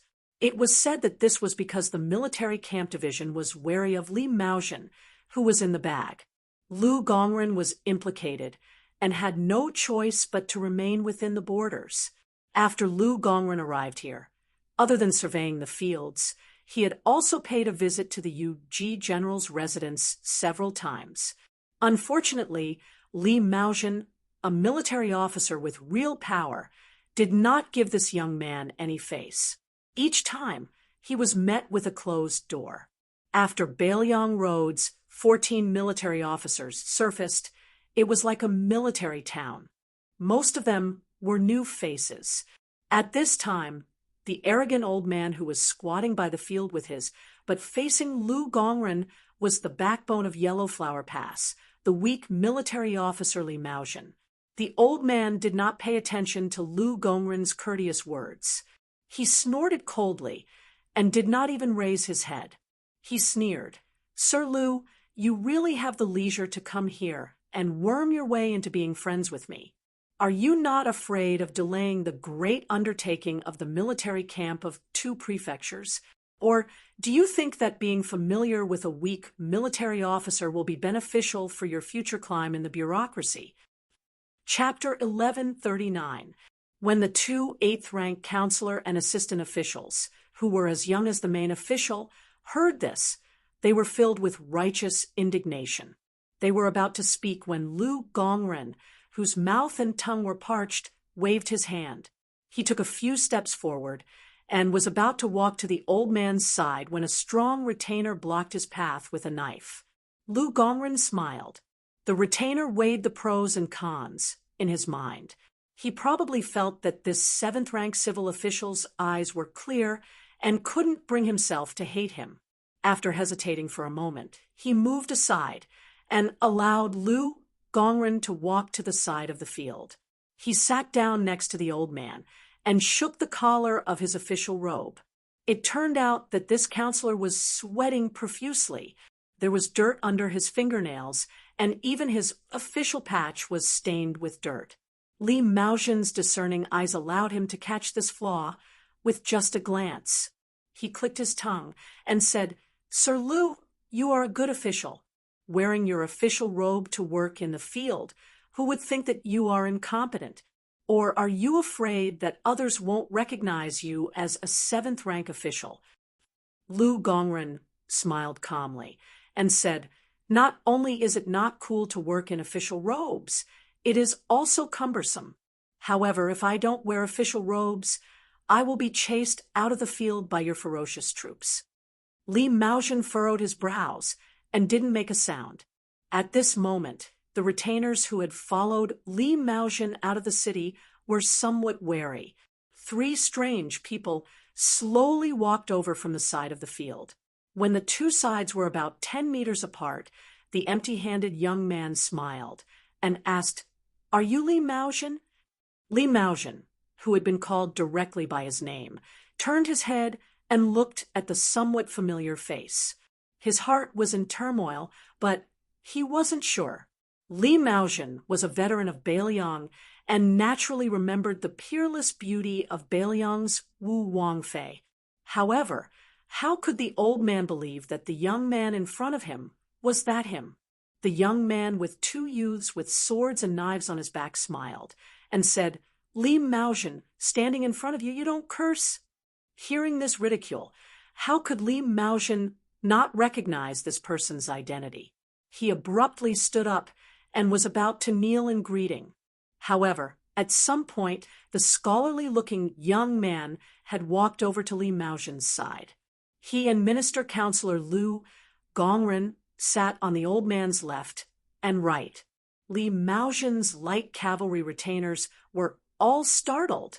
Just as they were about to protect the old man, Li Maozhen ordered them to retreat and return to the city.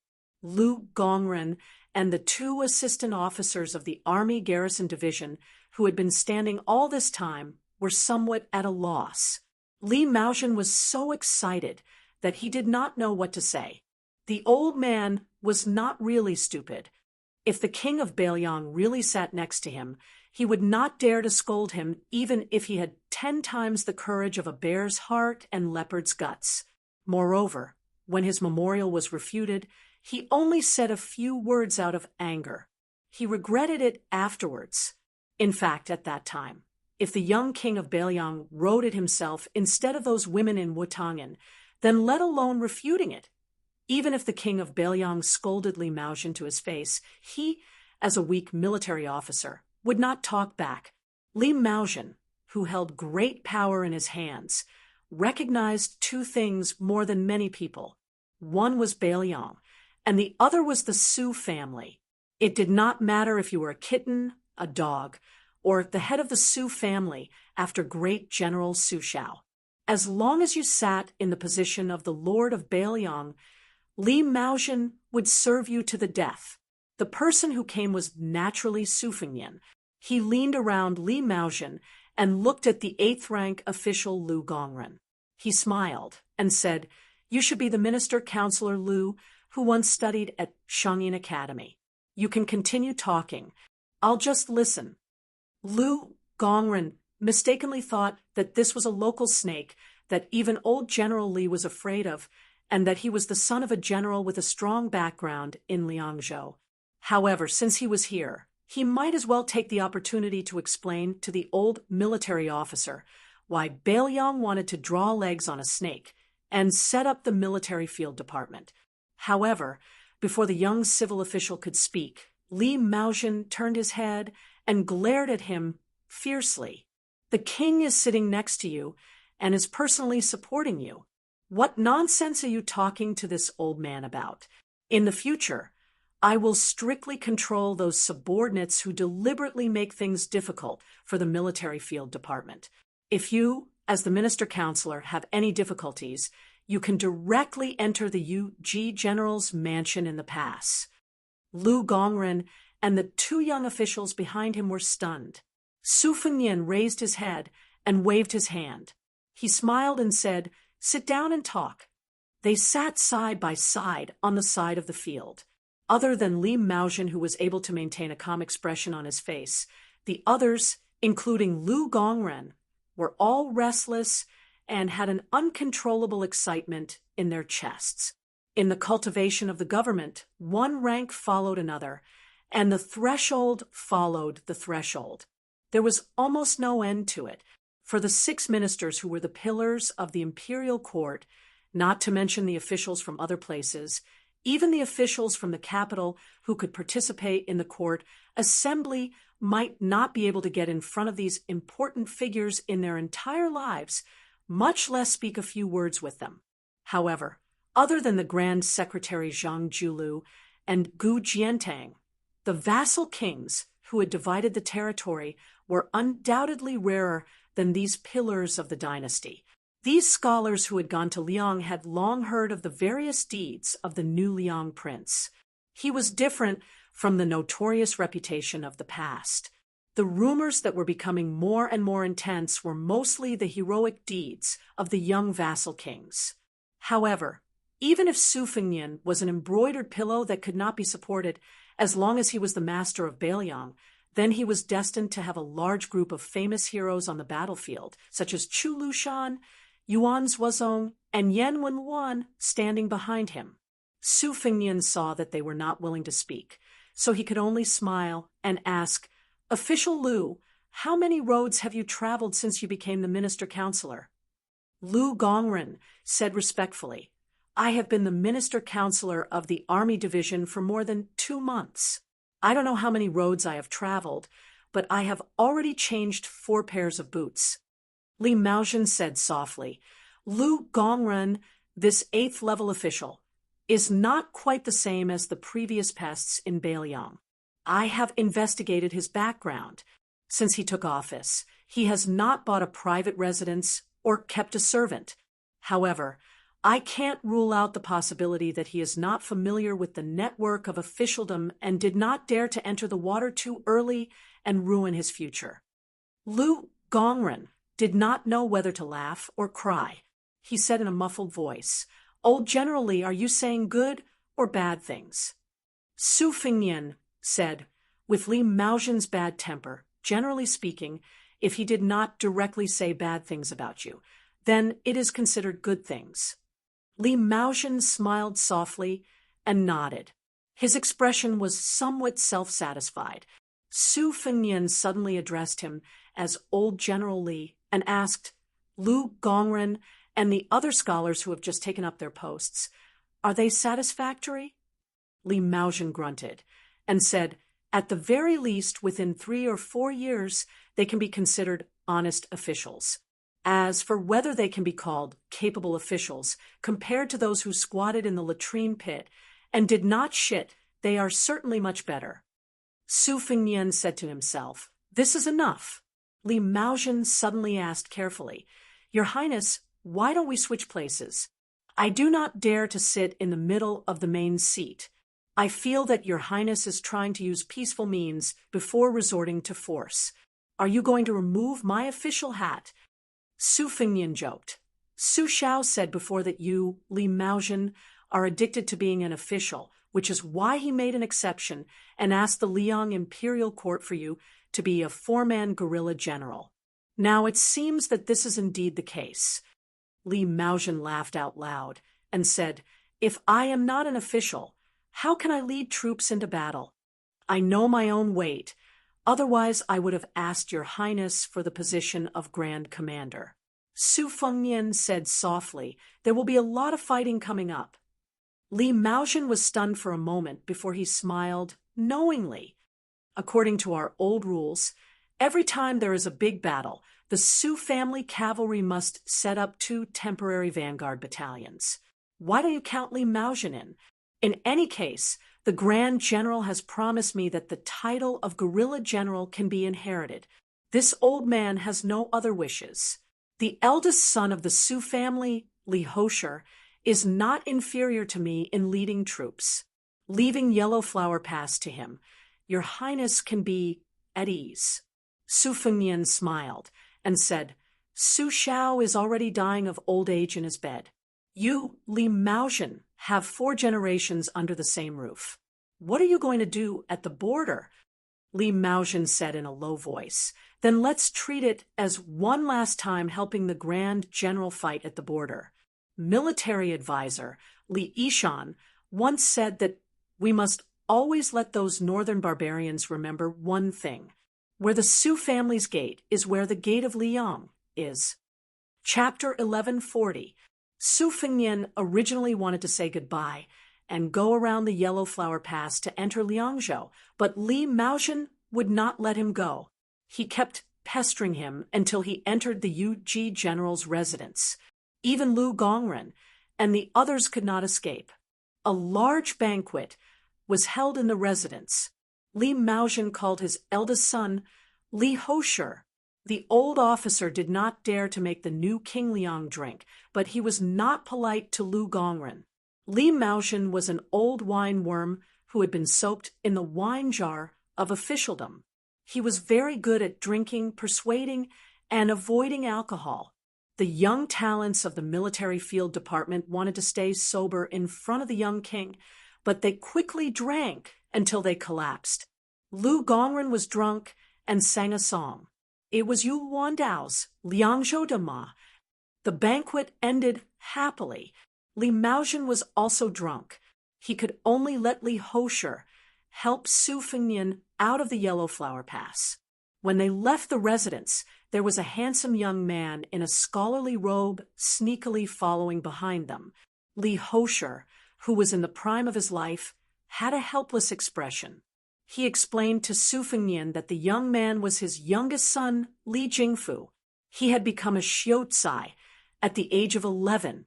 However, this child greatly admired the #1 king of Beiliang. Su Fengnian praised him from the bottom of his heart. Li Jingfu could be considered a rare scholar in Beiliang. Li Hosher's appearance was similar to his father, Li Maozhen. However, he did not have a strong official aura. In the evening, according to the records of the Fu Shui chamber, this Yellow Flower Pass cavalry captain, who had been in charge of the Yin Suing Guard for 8 years, walked with Su Fengnian on the deserted street. The young man, Li Jingfu, saw that the king of Beiliang and his father did not reprimand him for not knowing the rules. He tiptoed behind the 4 of them.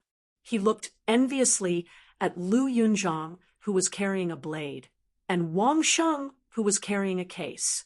Li Hosher hesitated and said softly, "Your Highness, my father does have selfish motives. He wants me to take over the Yellow Flower Pass. Father has always said that even if I can inherit the title of Yuji General, it is meaningless. I hope your Highness does not mind." At this point, Li Hosher, who was not good with words, blushed and smiled. He probably did not know how to continue. Su Fengnian smiled indifferently. "Your father's addiction to being an official is not small. This banquet is also to pave the way for you. It's good that you leave an impression in the prince's mansion of Mount Qingliang. In the future, it will be easier for you to be promoted. However, you still underestimate your father too much. Before your father entered the city, he made a bet with me. If after I saw you, I felt that you could shoulder the heavy responsibility of guarding Huanghua Pass, then I would allow him to serve as an old soldier in either of the vanguard and breaking enemy battalions. If you want to put it this way, your future Ruoshui commandant was exchanged with your father's life today." Li Hosher's face turned red. After holding back for a long time, he finally said, "Your Highness, don't listen to my father. This old man is already so old. He can still ride a horse in casual clothes, but if he wears armor and holds a spear, he won't be able to last an incense stick of time." Su Fengnian nodded his head. Li Hosher continued, "Your Highness, our Li family's bloodline is still flourishing. I still have 2 younger brothers who are in the military. The family business of Huanghua Pass is not lacking in successors. My father's wish should be fulfilled by me, the eldest son of the first wife." Su Fengnian didn't comment. He turned his head and saw Lu Yunzhang hugging the Confucian-robed youth's shoulder and whispering to him.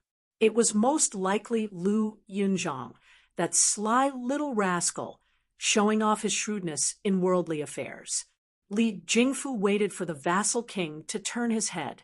He lowered his body and broke free from Lu Yunzhang's arm. He mustered his courage and took a few steps forward. Just as he was about to speak, he was glared at by Li Hosher. "Don't push your luck. Go back and read your book." The youth's voice trembled slightly as he said in a clear voice, "I am a scholar. Instead of writing my name down in history, it's better to hang my head at the gate of the country." As soon as these words came out, the already deserted street became even more silent. Li Hosher was a rough man who was used to using a bow and spear, but rarely used a pen. Wang Sheng and Lu Yinzhang were even worse. They only felt that this person of the same age spoke in a scholarly manner. Su Fengnian raised his hand and motioned Li Hosher not to make a sound. He said with a smile, "Kid, you are still young, but your tone is not small. I have seen Huang Longshi, Chao Chongqing, and Xianyuan Jingcheng. These three people are the Confucian sages among the land immortals." Hearing this, in just a short sentence, three thunderous names appeared. The young Li Jingfu's eyes shone brightly as he stared at the great hero in his heart. He thought that the king of Beiliang, who had traveled thousands of miles, had seen the world more than anyone else. Su Fengnian continued, "But they didn't speak as if they could swallow mountains and rivers like you." Li Hosher couldn't help but chuckle. However, when he saw his young son's pale face, he sighed quietly. Su Fengnian seemed to be talking to himself. The name of a scholar goes down in history, while the head of a military official hangs at the gate of the country. They don't interfere with each other. If the former can write more good things about the latter when they are behind closed doors writing beautiful articles, that would be very good. Su Fengnian looked at Li Jingfu and said, "I'm not laughing at you for overestimating yourself. A journey of 1,000 miles begins with a single step.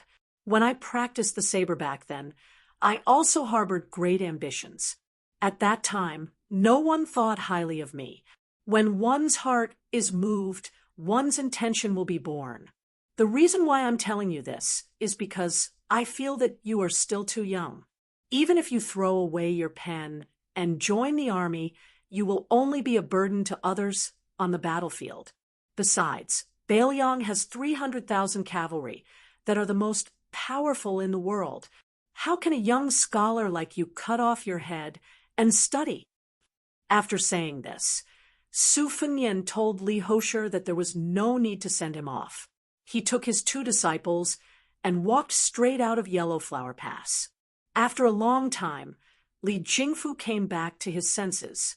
He pinched his cheeks and laughed foolishly. "Prince Liang talked to me?" Li Hosher, who always felt that the older the child got, the more difficult it would be to talk to him. He laughed softly and said, "Silly boy." Li Jingfu happily walked toward the Yu-Ji general's residence. Li Hosher silently followed behind him. Looking at his son's still slender figure, he felt somewhat proud. Li Jingfu suddenly turned his head and asked, "Father, do you want to go to the Jade Wall restaurant to drink?" Li Hosher was taken aback, then said, "I can still drink a caddy of 8 taels." Li Jingfu grinned and said, "Then I'll treat you to a drink." Li Hosher was confused. Li Jingfu blinked and walked next to Li Hosher. He said quietly, "This year I went out of the city for a walk and saw a girl. Her father is the shopkeeper of the Jade Wall restaurant. Every time I am tired from studying, I will go there. Just looking at her and not thinking about anything else, I feel refreshed." Li Hosher roared with laughter. The corners of Li Jingfu's mouth curled up slightly. He purposely said bitterly, "But that girl likes a street wanderer who is not in the pass right now." Li Hosher rubbed his young son's head, not knowing how to comfort him. Li Jingfu looked up and said with a smile, "Father, I want to learn from Zhao Chongling and Li Yishan, the two Beiliang strategists. In the future, when I am successful, I will give Prince Liang advice and strategize from thousands of miles away." Li Hosher made a sound of acknowledgement. The father and son walked together to the restaurant 2 streets away. Li Hosher said softly, "Since you have a girl you like in your heart, and you also have ambitions, your grandfather won't let you drink, but your father will let you drink." 2 hours later, the commandant of Yellowflower Pass, Li Hosher, walked out of the restaurant with his drunk young son on his back. The rough man had a warm expression. As he walked, the commandant's gaze gradually became determined. If he wanted to study, he should study. But there was one thing that the vassal king had said. Baelyang had 300,000 cavalry. Only if everyone, including Li Hosher, lost their heads would it be the people's turn. Didn't the Baemang claim to have 1,000,000 people controlling the strings? Even if they took down Baelyang, would there be tens of thousands left? The youth on his back murmured drunkenly, "Father, I will study hard and become a Confucian saint. I will not be afraid of walking the narrow path, but will pave a bright path for the people of the world." Li Hosher smiled and said, "You are so reasonable even when drunk. You are better than father." Chapter 1141. Since the first year of Xiangfu, the night curfew in Liangzhou City had become extremely strict. However, when Su Fengnian arrived at the city gate, there was already a group of elite spies waiting for him. The gate slowly opened, and Wang Sheng could clearly see the faces of the armored soldiers under the light of the city gate. Regardless of whether they had experienced the vicissitudes of life or immaturity, they were all brimming with a contradictory aura that made her feel unfamiliar. They were hot because of reverence and cold because of bravery. The simple-minded Lu Yinzhang did not feel much, but he keenly felt that these armored soldiers were taller and stronger than the light cavalry soldiers he had encountered along the way. They were also more dangerous. In comparison, one was like a noisy chicken or duck waiting for its owner to feed it every day, while the other was like a wild dog digging for its own food in the wilderness. It did not like to bark, but it could really bite people to death. For this pair of extremely lucky young men and women, the title of King of Baelyang was too far out of their reach. It was far less approachable than the tranquil demeanor of their immortal master. However, Lu Yunzhang soon had the most direct impression. When the young man saw the 2 jade stone lions as tall as 2 people at the gate of the king's mansion on Mount Qingliang, he was extremely shocked. He quickly trotted under one of the lions and reached out to touch the cool and huge lion claws. He clicked his tongue in wonder and chattered endlessly. One moment he said that it was too damn imposing, and that no family in the martial emperor city had such a facade.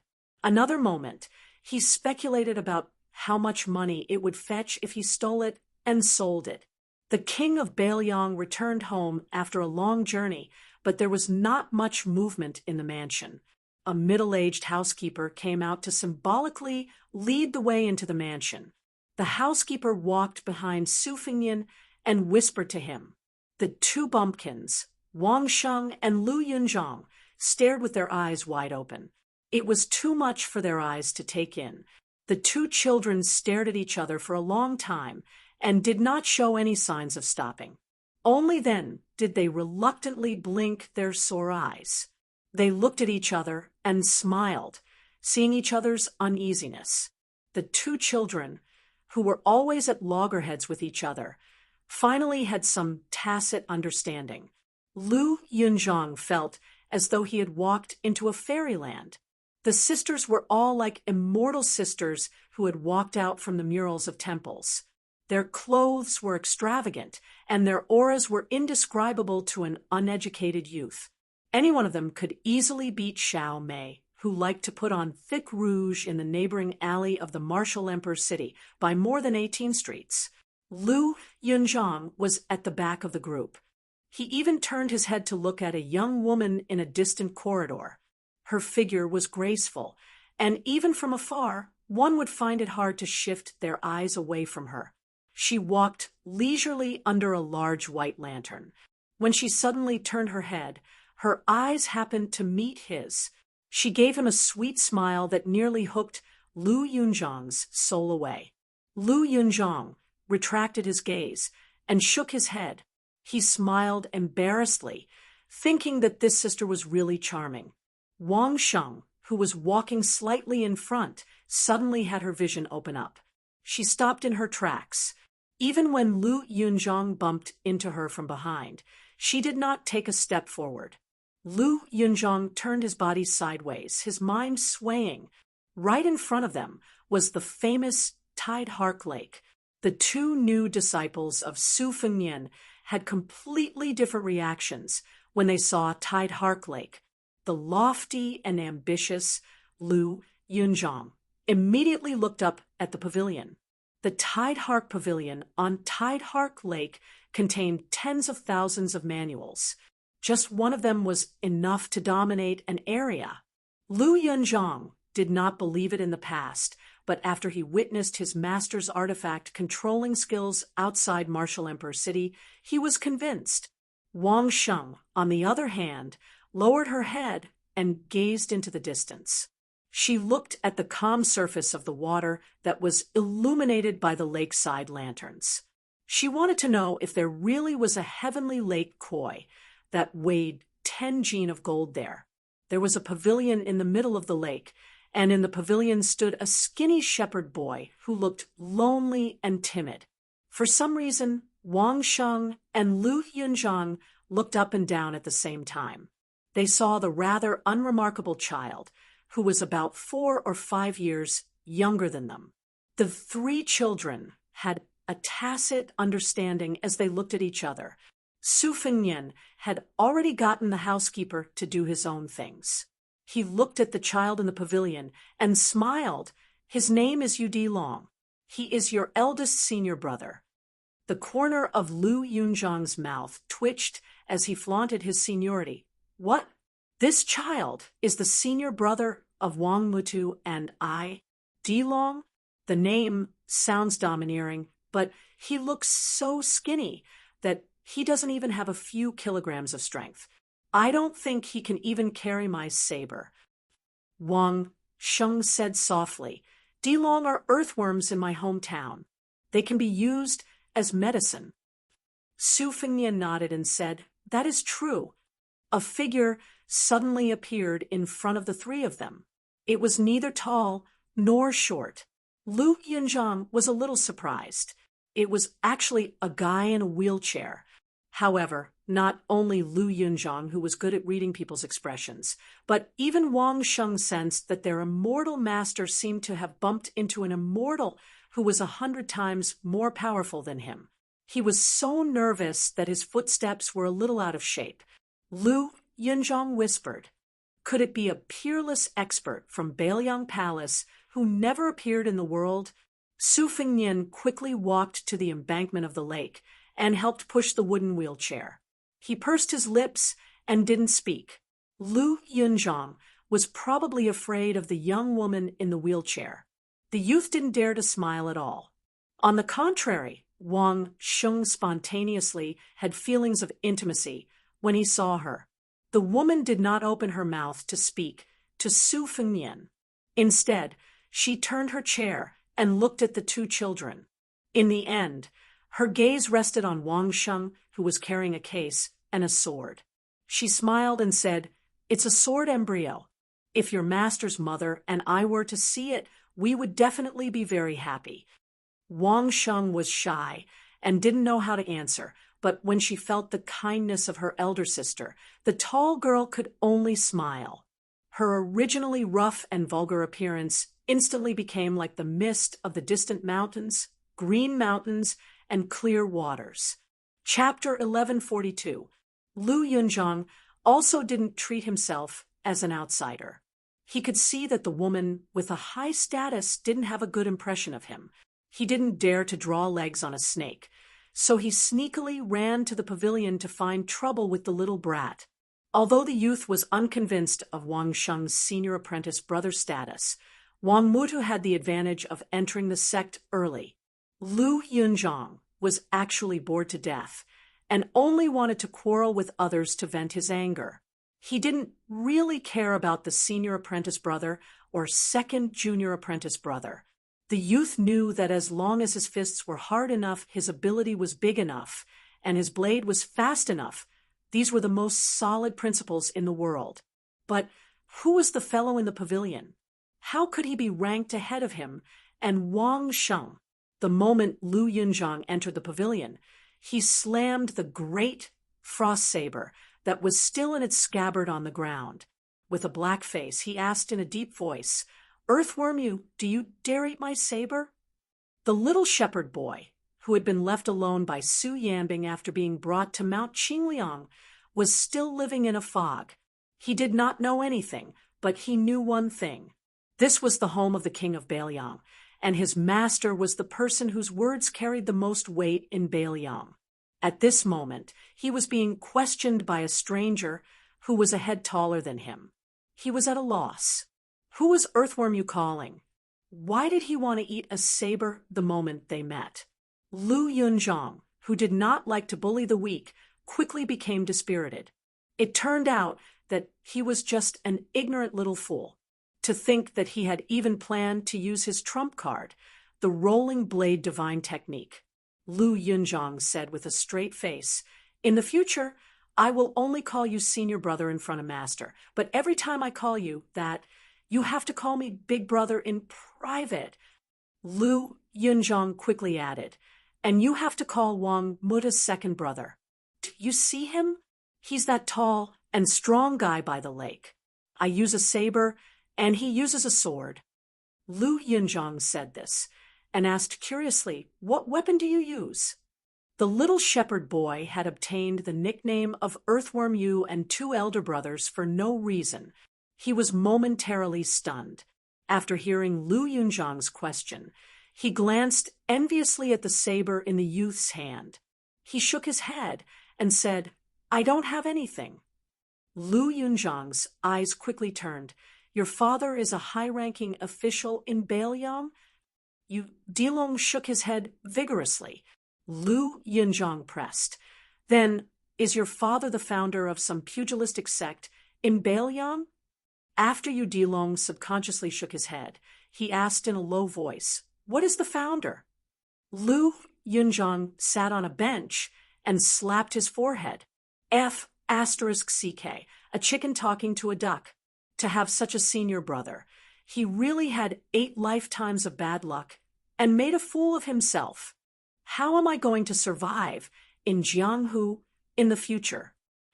Dilong didn't really talk to anyone in the northern Liang prince's mansion.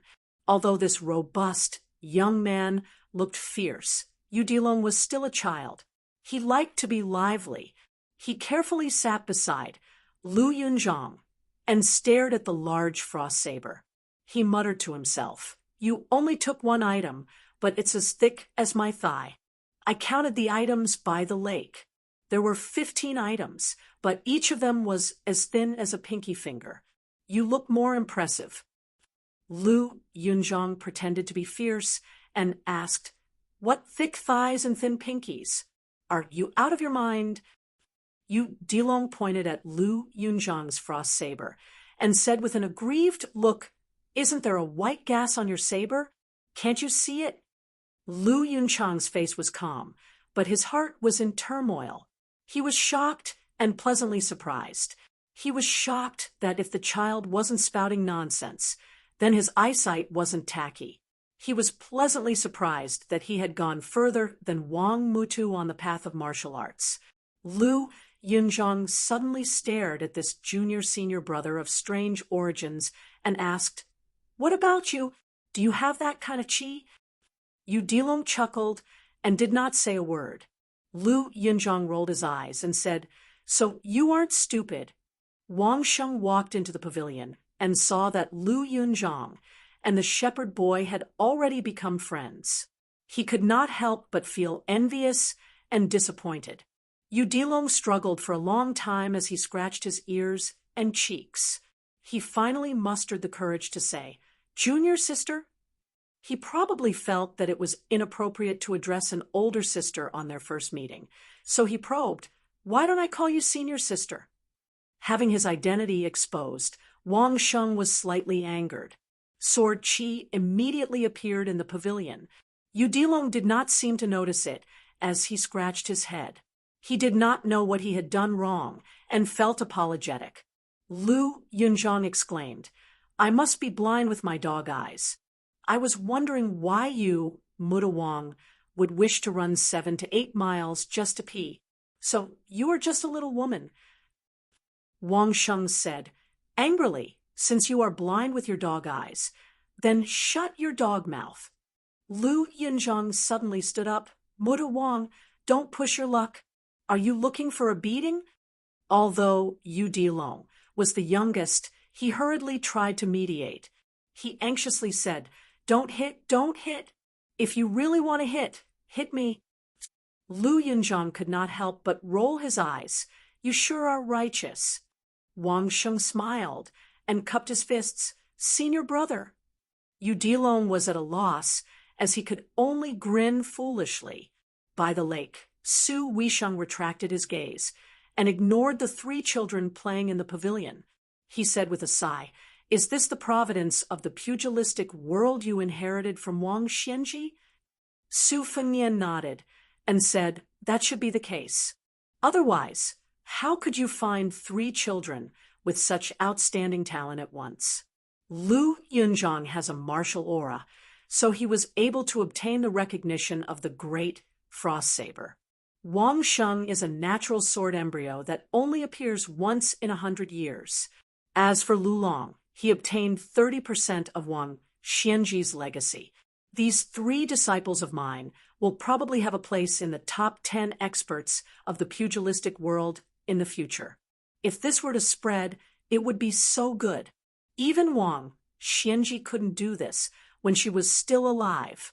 Look, not only did I defeat Wang Xianji, even my disciple is more promising than this old fellow. Su Weisheng looked up at his brother and said calmly, look at how happy you are. Quickly close your mouth. Be careful not to crack it behind your ears. Su Fengnian squatted beside her and asked nervously, Sis, aren't you angry? When I went to Wudong Mountain to practice my saber skills, you were unwilling to talk to me when I returned home. Later on, when we went to Beimeng, you almost didn't acknowledge me as your brother. Su Weisheng placed his hands on his knees and looked at the calm lake. His eyes were warm and gentle as he said, back then, Dad was in charge. You were fooling around. Now, you are in charge and shouldering the burden. Su Fengnian acknowledged and rubbed his cheeks with both hands. Don't worry. I won't have the time to mess around in the pugilistic world. I'm about to make a trip to the border. Unlike the previous review, this time I'm going to call all 14 lieutenants. It can be said that the 50 or so generals who hold real power in Beiliang will all be meeting together. Su Weisheng turned his head and flicked Su Fengnian's head. You're still showing off. Su Fengnian smiled helplessly and did not refute. Su Weisheng tapped the edge of the chair with one hand and propped up his chin with the other. He smiled brightly and said proudly, the entire pugilistic world is watching you. In the future, the 2 countries will also have to obey your whims. Regardless of success or failure, how many people can there be in 1,000 years? Su Fengnian only glanced at the sky. Chapter 1143. In the darkness of the night, Su Fengnian walked alone to the Yellow Crane Tower on Mount Qingliang. The spring festival couplets on a white background were still pasted on the gate of the mansion, and the lanterns in the mansion were all white as snow. After the death of the old man, this solemn mansion was no longer joyous. It was not until the whole of Beiliang learned that the young vassal state had defeated Wang Xianji of the martial emperor city that the atmosphere of Mount Qingliang took a big turn. Many of the thoughts that had been hanging on the tip of their tongues were suddenly put to rest, and the haze that had shrouded Beiliang Palace was swept away. After Su Fengnian entered the mansion, he did not go to the Wutang Inn, where he had spent his youth. Instead, he went to Su Zhao's house and sat there for a long time. The 2 standing clothes racks still held the old-style boa robe of Prince Liang and the modeled general's armor. Outsiders would think that it was reasonable for Su Zhao to care about the latter. After all, Su Zhao, the lone thief, had climbed to the top of the court by virtue of his military exploits. However, few people knew that the butcher actually did not scoff at the vassal state's robe as outsiders mistakenly thought. Su Fengnian was well aware of this. What Su Xiao cared about was not the vassal state's identity as the vassal state's king, but the credit behind it. It was the credit of rebuilding the Zhao dynasty that many powerful officials in the imperial court had deliberately forgotten. At that time, Liang was just a barbarian dynasty in the northern region. Heroes rose together, and the vassal state was divided. Who in the central plains, including De Chu, would treat this guy who had endless internal strife as a formidable opponent? It was precisely because Su Xiao, the troublemaker, went south to Liao that he forcefully helped the late emperor of Liang hold the dynasty in his hands. Without internal strife, he laid the foundation for the subsequent spring and autumn period. This was also the reason why many of the nobles of the Zhao dynasty had a clear distinction between their love and hate for Su Xiao. Most of the older members of the imperial family who were close to the late emperor were in the dark currents of the imperial court after the world was settled. Even if they did not speak up for Su Xiao, at the very least, they would not hit him when he was down.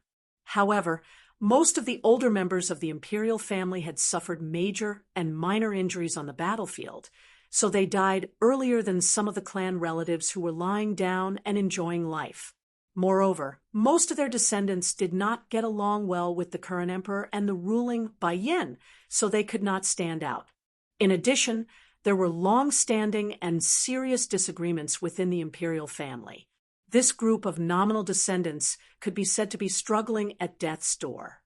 As a result, they did not have a share in this southern expedition to West Chu. Most of it was another group of young nobles who swaggered south with a few old generals to seize the credit.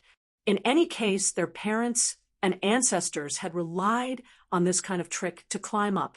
This was probably the origin of their family's knowledge. Practice makes perfect. Su Fengnian walked slowly on the mountain path, and then stopped halfway up the mountain to look at Liangzhou.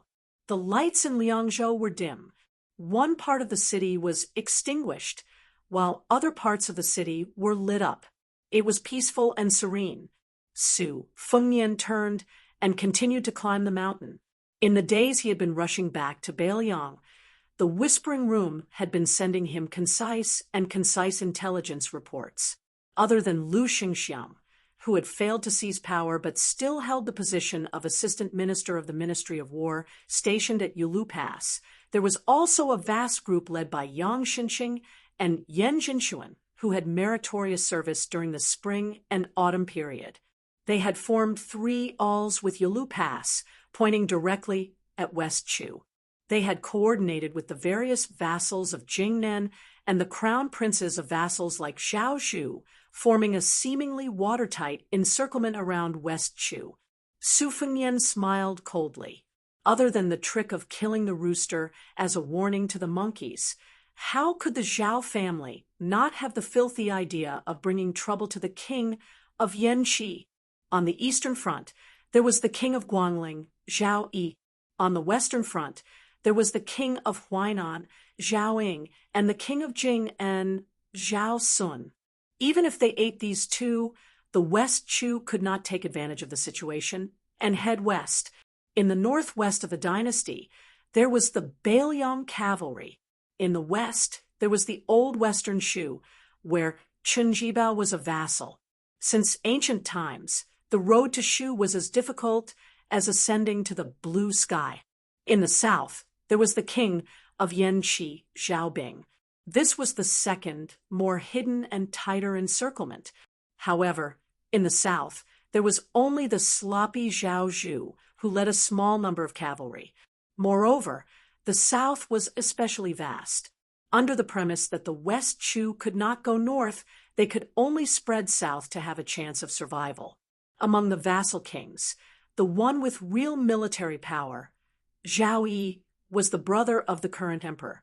He was in Guangling, so there was no need for the one sitting on the dragon throne to scheme too much. Beiliang had Beimang to the north and Western Shu to the south. It was equivalent to being suppressed. In the end, only Zhao Bing was left to be dealt with. In the past, there was Su Xiao to take the blame, so the court naturally prioritized Beiliang. Now that Su Xiao had left, it was naturally Zhao Bing, who was high up in the sky and far away from the emperor. In addition, a new secret letter from Tai and City said that after Zhang Julu's opinion was rejected, he settled for the next best thing. He proposed a new strategy of using West Chu to train the troops and take back military power. Almost even Gu Jiantang, who had voluntarily abandoned Gulu, was ruthlessly tricked. As long as there was a sign of resistance to the restrictions of the court's Ministry of War, they were all openly and covertly sent to the periphery of West Chu. Once the battle reached a stalemate, they would immediately enter the battlefield. Thousands of deaths were counted. Gu Lu, who had taught all over the world, was naturally the first to bear the brunt. Swaying in the wind and rain, Gu Lu was already on the verge of collapse. Zhang Julu clearly still did not want to let it go.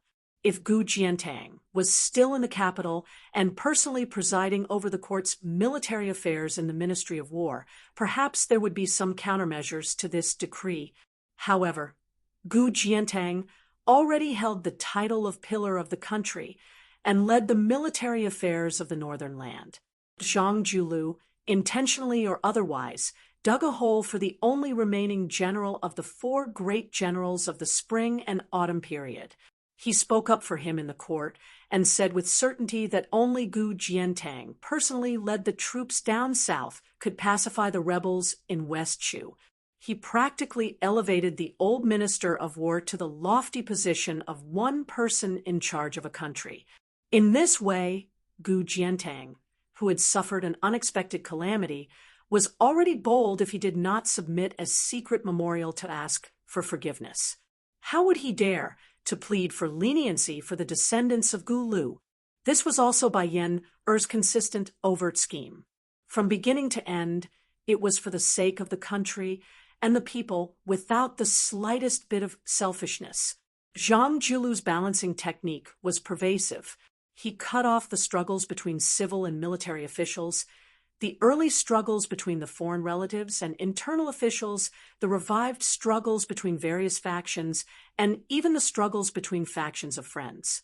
Bai Yen had always remained calm and collected, taking a leisurely stroll in the courtyard.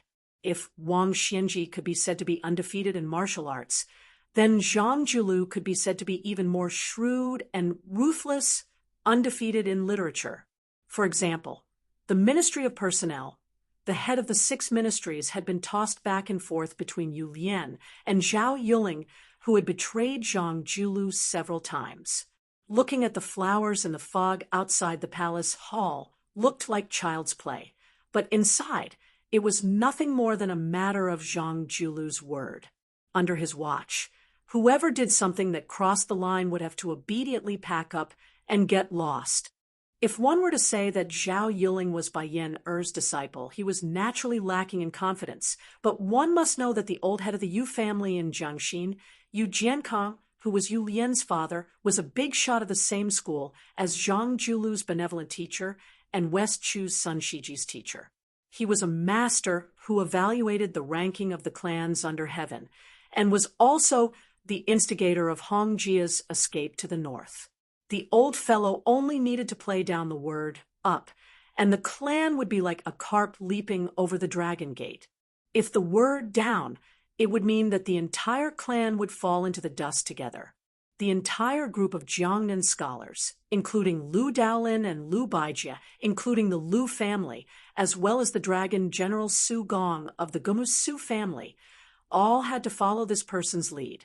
But after so many years, Zhang Julu still did not give the old man the slightest bit of face.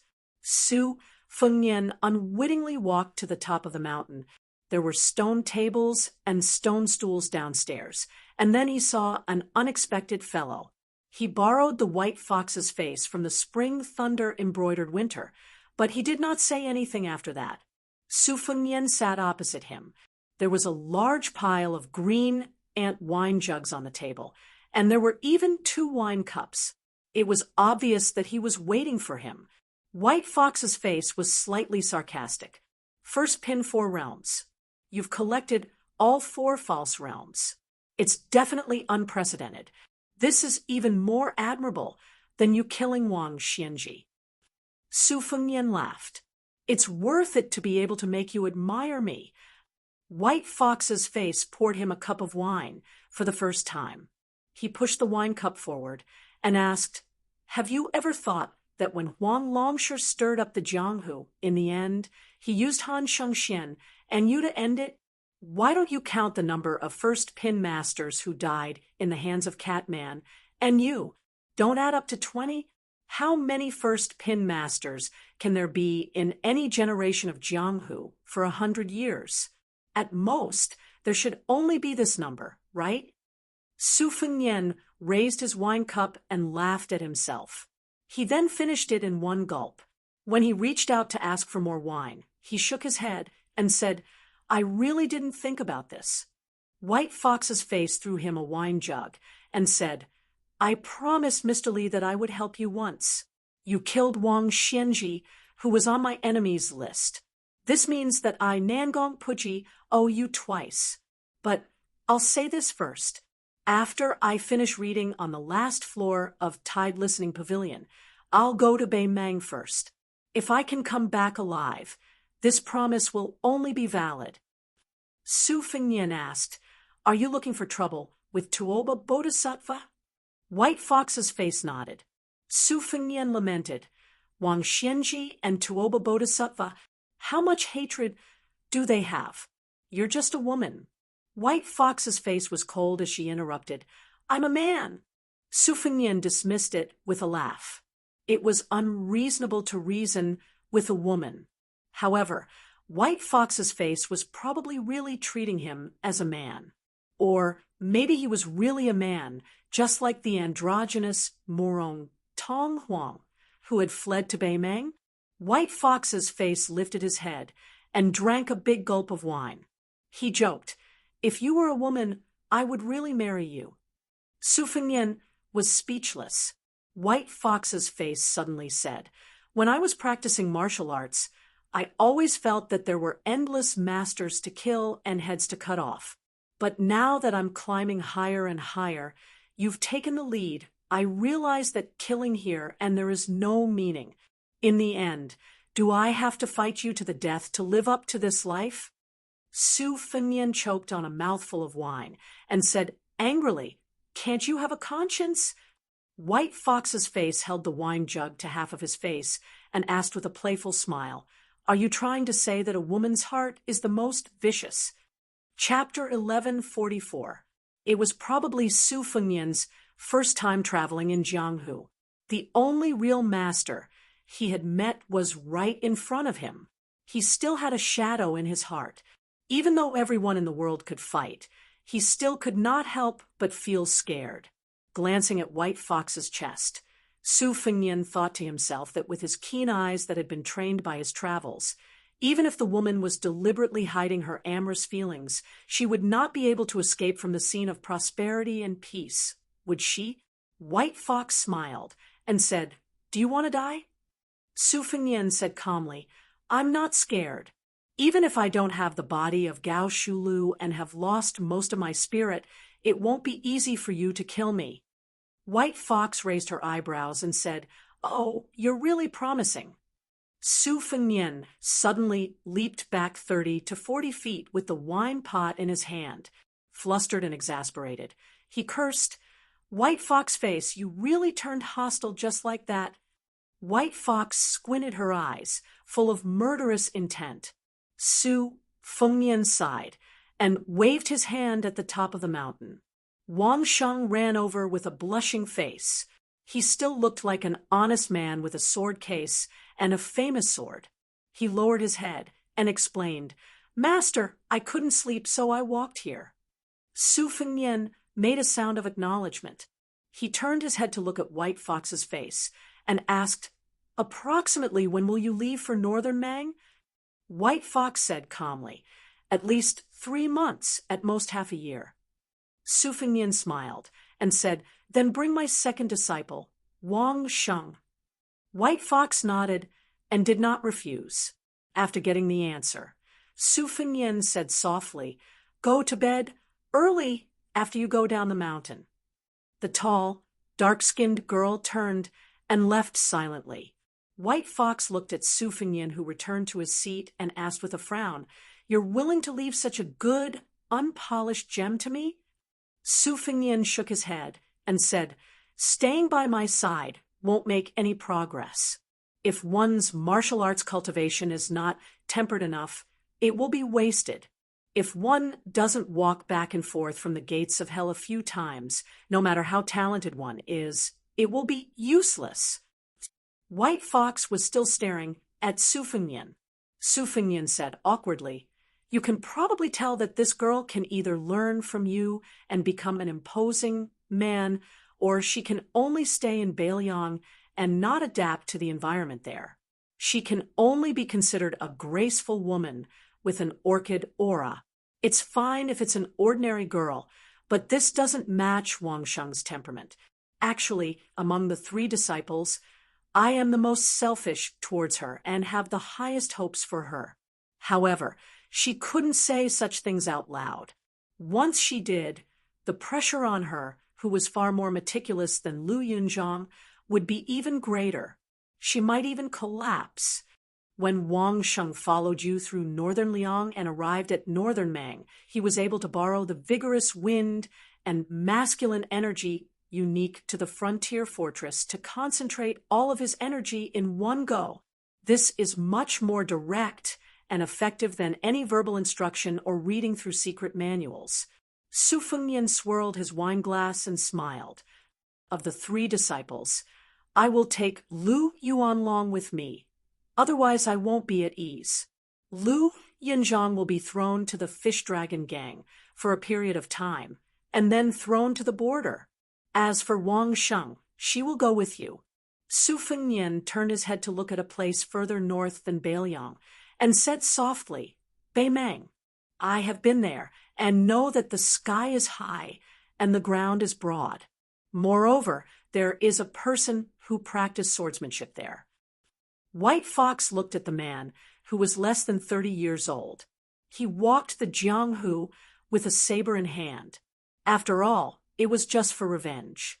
What was the purpose of drinking the horse in the north? Su Fengnian patted his forehead and ran down the mountain. White Fox looked at him with disdain.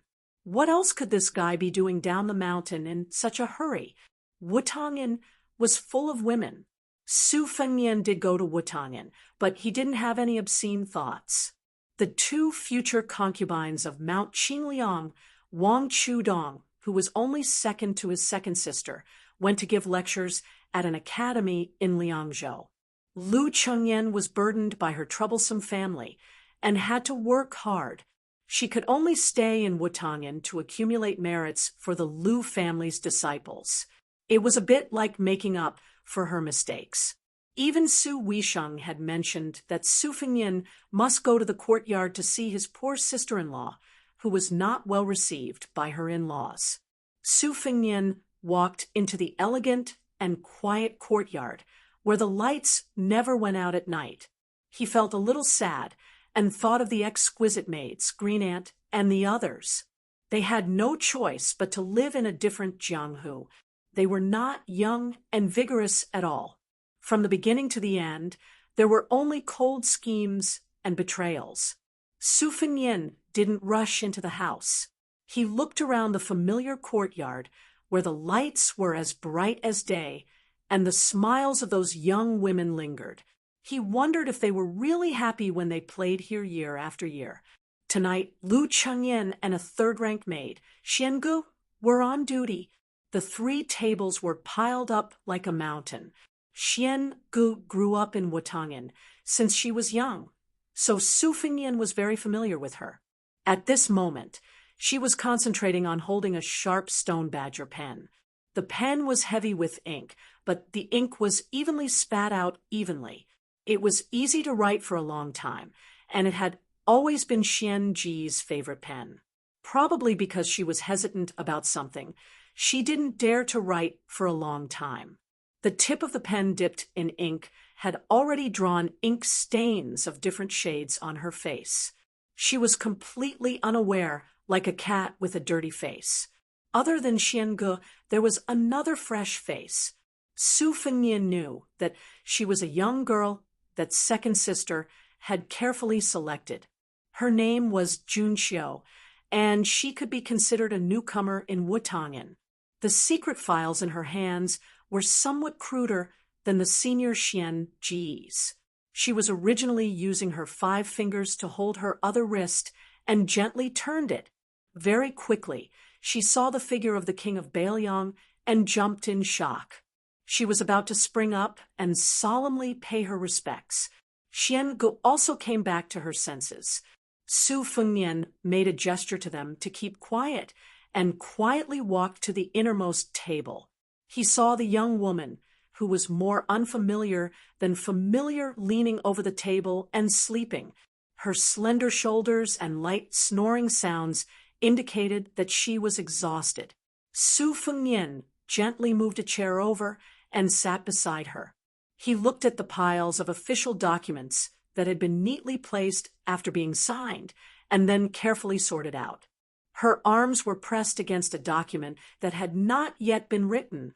Su Fengnian lowered his head to look. It was an official document from Liuzhou. It talked about the large change of personnel that was currently being carried out in secret. Batch after batch of refugees were being moved into the prosperous Lingzhou in an orderly manner. Then, the foreign scholars who did not have a seat in the Liuzhou officialdom would be moved into Liuzhou to become officials and officials. Su Fengnian pulled back his gaze and seriously sized up this Qingzhou woman that he had always been distant from. She wore a small, flowery brocade dress that was like when in Rome, it was far from the layers of soft and tender clothing of Jiangnan women. The temperature difference between day and night in Bailiang was extremely large. There was a light green overcoat that was used to keep out the cold hanging on the back of the chair. It was probably because she had slept in a hurry that she forgot to put it on. Thus, when she slept, she unconsciously hugged her arms tightly. Most likely, she did not sleep well. Su Fengnian sighed. He carefully took out the overcoat and covered her with it. Of course, Su Fengnian knew that this was the woman from the Lu family that even Lu Feiqi, who was the pillar of the country, adored and admired from the bottom of his heart. Lu Chengyan was very smart. It was because of her intelligence that she could feel that the Su family, from Su Xiao to Su Weisheng, as well as her husband, favored Wang Chudong more than her. However, such a woman who had never shown any grievances or hidden bitterness had even pulled out a sword to kill people outside the new Lu family ancestral hall. Not only the old and young of the Lu family, but even her father would probably be dissatisfied. Although it was inevitable that a married daughter would be like spilled water, her elbows were too biased towards the Su family. She actually did not let the Lu family, her maiden family, gain any advantage. Anyone would inevitably criticize her silently. Then why did she, Lu Chengyan, marry into the Su family? The Lu family had gone through untold hardships and came to this poor place to settle down. Shouldn't they enjoy some good fortune and bask in some glory? Su Fengnian sat next to Lu Chengyan and began to personally annotate the official documents. During this time, the third-rank maid, Xiange, tiptoed over and whispered that Miss Lu wanted her to wake her up in half an hour. Su Fengnian waved his hand. In the dead of night, only the tip of the brush could be heard as it brushed across the Xian paper. The new maid, Junxiu, would occasionally pluck up her courage and turn her head to sneak a peek at the extremely wealthy young man. When the sky outside the window turned white, Su Fengnian finished annotating all the official documents and quietly walked out of Wutong'an. Junxiu did not feel sleepy the entire night. Every time she peeked, she could not see how this elegant young vassal king could kill that martial emperor city's city lord. That was an old monster who had lived for 100 years. Xiangu, who had not dared to make a sound, took a pile of waste paper and threw it at the ignorant maid. The latter playfully stuck out her tongue. When Lu Chengyan woke up in a daze, Su Fengnian had already left the city and rushed to the border. She only saw that the mountain of documents on the table had been emptied. Hashtag, hashtag, hashtag. There are two things. First, there will be an event hosted by Baidu's official Tieba forum in the evening. It will be held from 8 to 10. Those who have time can participate. Second, I haven't asked for votes in a long time. I definitely have more than half a year. Snow will probably be finished in 3 to 4 months. I also hope to update more in these few months. Of course, the first prerequisite is that I have to update more in June. Therefore, I plan to give it a try. In June, I hope that those who have a monthly red ticket can support me. It seems that next month is the 2nd anniversary of Snow. I still haven't become a eunuch. I'm actually finishing the chapter. Snow is almost 2. 5 million words. I don't have an update target for the entire month in June. I'll try to be a monk for a day and strike the bell for a day. As for you guys, you don't act until you see the hair. You can choose to start voting after I guarantee that I'll update at least 1 chapter. However, after 12 o'clock tonight on the 1st of June, I still hope to get off to a good start. In addition to the guaranteed chapter, I'll update at least 1,000 words for every 100 monthly votes. The upper limit is the guaranteed chapter. I can guarantee that I'll update at least 10,000 words. At the end of the 1st, I'll give you another update target for the 2nd of June. If I only update at least 1 chapter, I won't ask you for monthly votes. When the time comes, you can keep it to yourselves. You can vote when I'm sure that I'll update more. If I promise to update that day, I won't update that day or even the next day. Please kill me. June, the votes are coming.